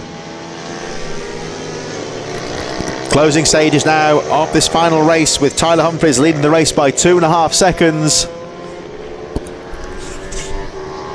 And the 1-lap board now being readied down on the finish line, as we've still got this very close battle between Arnie Carr and Stevenson. Down the straight they go. Not quite close enough though for Stevenson to make a pass. As they go through into the right-hander, leaders now making their way back towards the final few corners, as Humphries, as we speak, goes over the line and takes the 1-lap board. And there he is. You can see Watson just behind him. And looking at the lap charts there, you can see that Tyler Humphries has just picked up the pace to match Frankie Watson in 2nd. You've got to give the 2nd place number 14 Frankie Watson credit here for not giving up the fight. It's remained at about 2.5 seconds. It would be very easy to lose heart and let Tyler Humphries check away at the front, but it still remains at about 2.5, 2.6 to be precise there, between Humphries and Watson 1st and 2nd place.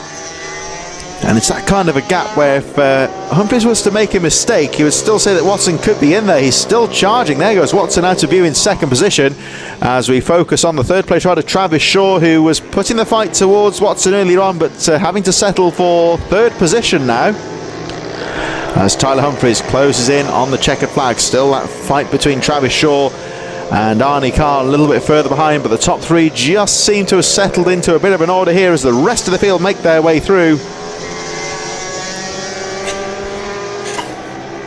Ollie O'Gorman, Thomas Bond, Archie Hooper going through as we look at Travis Shaw. Meanwhile, Tyler Humphries making his way up towards the final corner. Checkered flag now being readied, and race win, last race of the day, goes to the number 19, Tyler Humphries. Frankie Watson with the fastest lap of the race on that final lap, 1:14.324. So Watson has to settle for 2nd position, but certainly not giving that one up lightly. Here comes the fight to the line though. Travis Shaw in 3rd, Carr and Stevenson neck and neck as they make their way up towards the finish line. Oh, and look at that. Arnie Carr just about holds off Daniel Stevenson for that 4th place. What a fight there from Daniel Stevenson, but he has to settle for 5th place. Bradley Curtis on the number 71 making his way around the final hairpin, and a good steady race for him. He will finish in 6th position. There he goes, number 71 Bradley Curtis. Last few riders making their way around the 2nd half of the lap now. Ollie O'Gorman on the number 88 coming up towards the final corner, and right on cue there he is. So O'Gorman out of the final hairpin, and he will bring it home in 7th position. Last 2 riders on the lap now are Thomas Bond and Archie Hooper. They're having a bit of a scrap here for the final finishing spot, and there is Bond. Out of the final corner he goes. Stays just ahead of Archie Hooper, and unfortunately, of course, Joshua Herring out of the race. So that's the last riders over the line right now, fighting to the line. But congratulations to Tyler Humphries for taking another race victory. But Frankie Watson, what a fight back for him. Fastest lap there on the final lap, and bringing the gap down to 2 seconds. So certainly a very hard fought victory. But for Tyler Humphries, back to the paddock he goes, and he'll be back in action, of course, at round number 2 at Rowra.